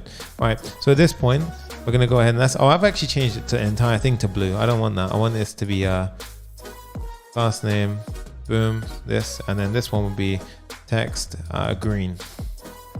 Nice. And then we should have it. So there we go. That's it. Icing on the cake. Yeah. So things you do, right, to get it perfect. Right. So you guys can see now that's pretty much the awesome build that we did today. I am going to now deploy it and show you how to do it. So we're going to go ahead and go to GitHub. And I'm going to go, we got the Papa GitHub repo here. So if you want to go ahead and check it out, feel free. The link is in the description to go ahead and grab it. Oh, nice. Faijan says, I love this song. Jay said this song's absolute fire. Note this song down. We blast this in the future. This is Bedroom. Bedroom, yeah. He said, Faijan said, just complete your signal clone tour and now hit nice. That's awesome. I can always have the code knowing it works. Personally at Vercel. I'm not sure what he's mean, but here we're going to type in Spotify to YouTube. And I'm going to say private, and then I'm going to click on cancel, create. And now what we're going to do is we're going to click this line, right? I'm going to show you how we push it. So we're going to go ahead and say git remote add origin. There you go. And then I'm going to do git add all. So I'm going to add them all to staged area. So I'm not going to go over exactly how you push to git, but this is how I do it. Git add all, git commit -m, and we're going to say this is the final YouTube build. Enter. And you see this will all get pushed into a branch. You see it says publish branch. I'm going to say git push. And then I'm going to copy this and push it to my branch. And now you should see that it would push over. If I refresh my GitHub, boom, we have our code over here. So what I can do now is I can go over to Vercel, Vercel.com, and check this out. Edward says, discovered your videos last weekend, and this is my first live stream viewing. Awesome tour, great work. What's up, man? Good to see you here. Gabriel says, always having a good time being here. That's what I'm talking about, man. Click on new project and you should see your Git repo. So you have to connect your repo, super easy to do. Here we click import. Now what you need to do here is environment variables, okay? So what I want you to do now is go over to your environment variables in here, right? Now what I'm actually gonna do is I'm gonna pull this off the screen right now and I'm gonna read out the environment variables that I have and that I'm gonna be using, okay? So what I'm gonna do here is I'm gonna have NextAuth as my first one. Okay, so NextAuth, like this one, and this value right here is going to be, in my case, the production value. So in this, I've got www.sunnysanger.com, but yours is going to be the deployed URL. Okay, yours is going to be the deployed URL. So if you want a free one, you can use that. But if you buy one of hosting, which I highly recommend because that is the cheapest thing ever that you're going to get, and it's not going to get cheaper than that, then you can go ahead and put it in there once you've got it. Okay, so I'm going to click add. And I'm going to keep on repeating this, right, for all the environment variables. So I'm going to do next public client ID, right?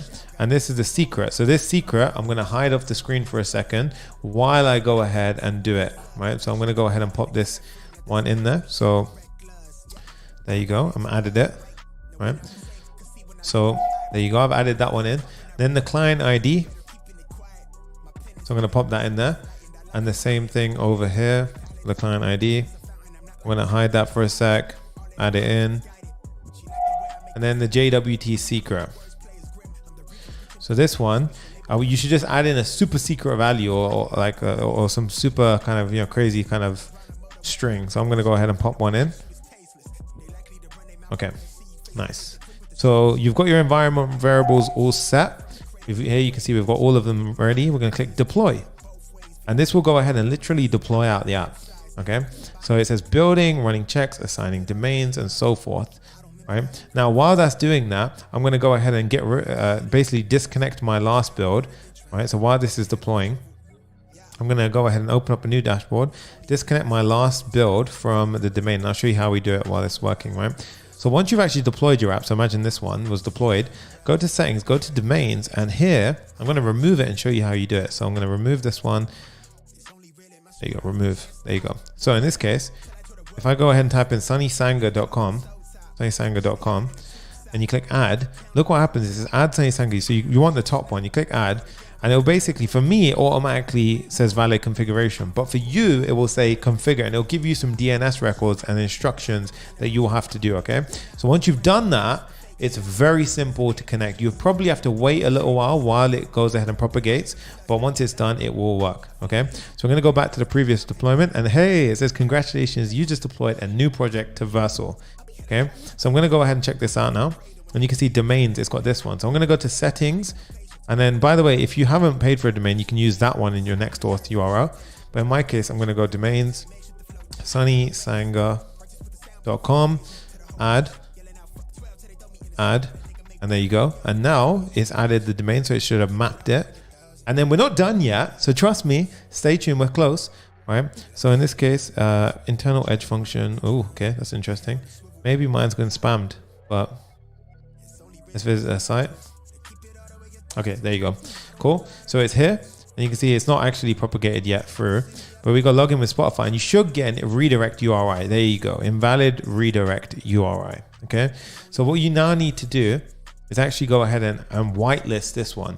Okay, so I'm going to show you an example of where I did this before. So if I go over to my Spotify right now dashboard, so in edit settings, remember this right here? Yeah, so oAuth says I get invalid client, invalid redirect URI. Exactly. We need to add in the redirect URI here, dude. So this one is going to be HTTPS blah blah blah your link now. So if for me it's sunnysanger.com, this one, and then it will actually work. So in this case, if I do HTTPS /www.sunnysanger.com /API / all of this stuff, It's add. And now if I go ahead and do save, and let me just double check that this actually did it. So let's go ahead and do login. I think I actually didn't do it. So edit settings. Yeah, I didn't do it. So let's do https www.sunny.com/. There you go. Add. Awesome. Save. Cool. Now if I go back to my app on Vercel and let's just refresh and let's go to the domain. So this one here, and it should say sunnysanga.com/login, login with Spotify. And now it should let me through.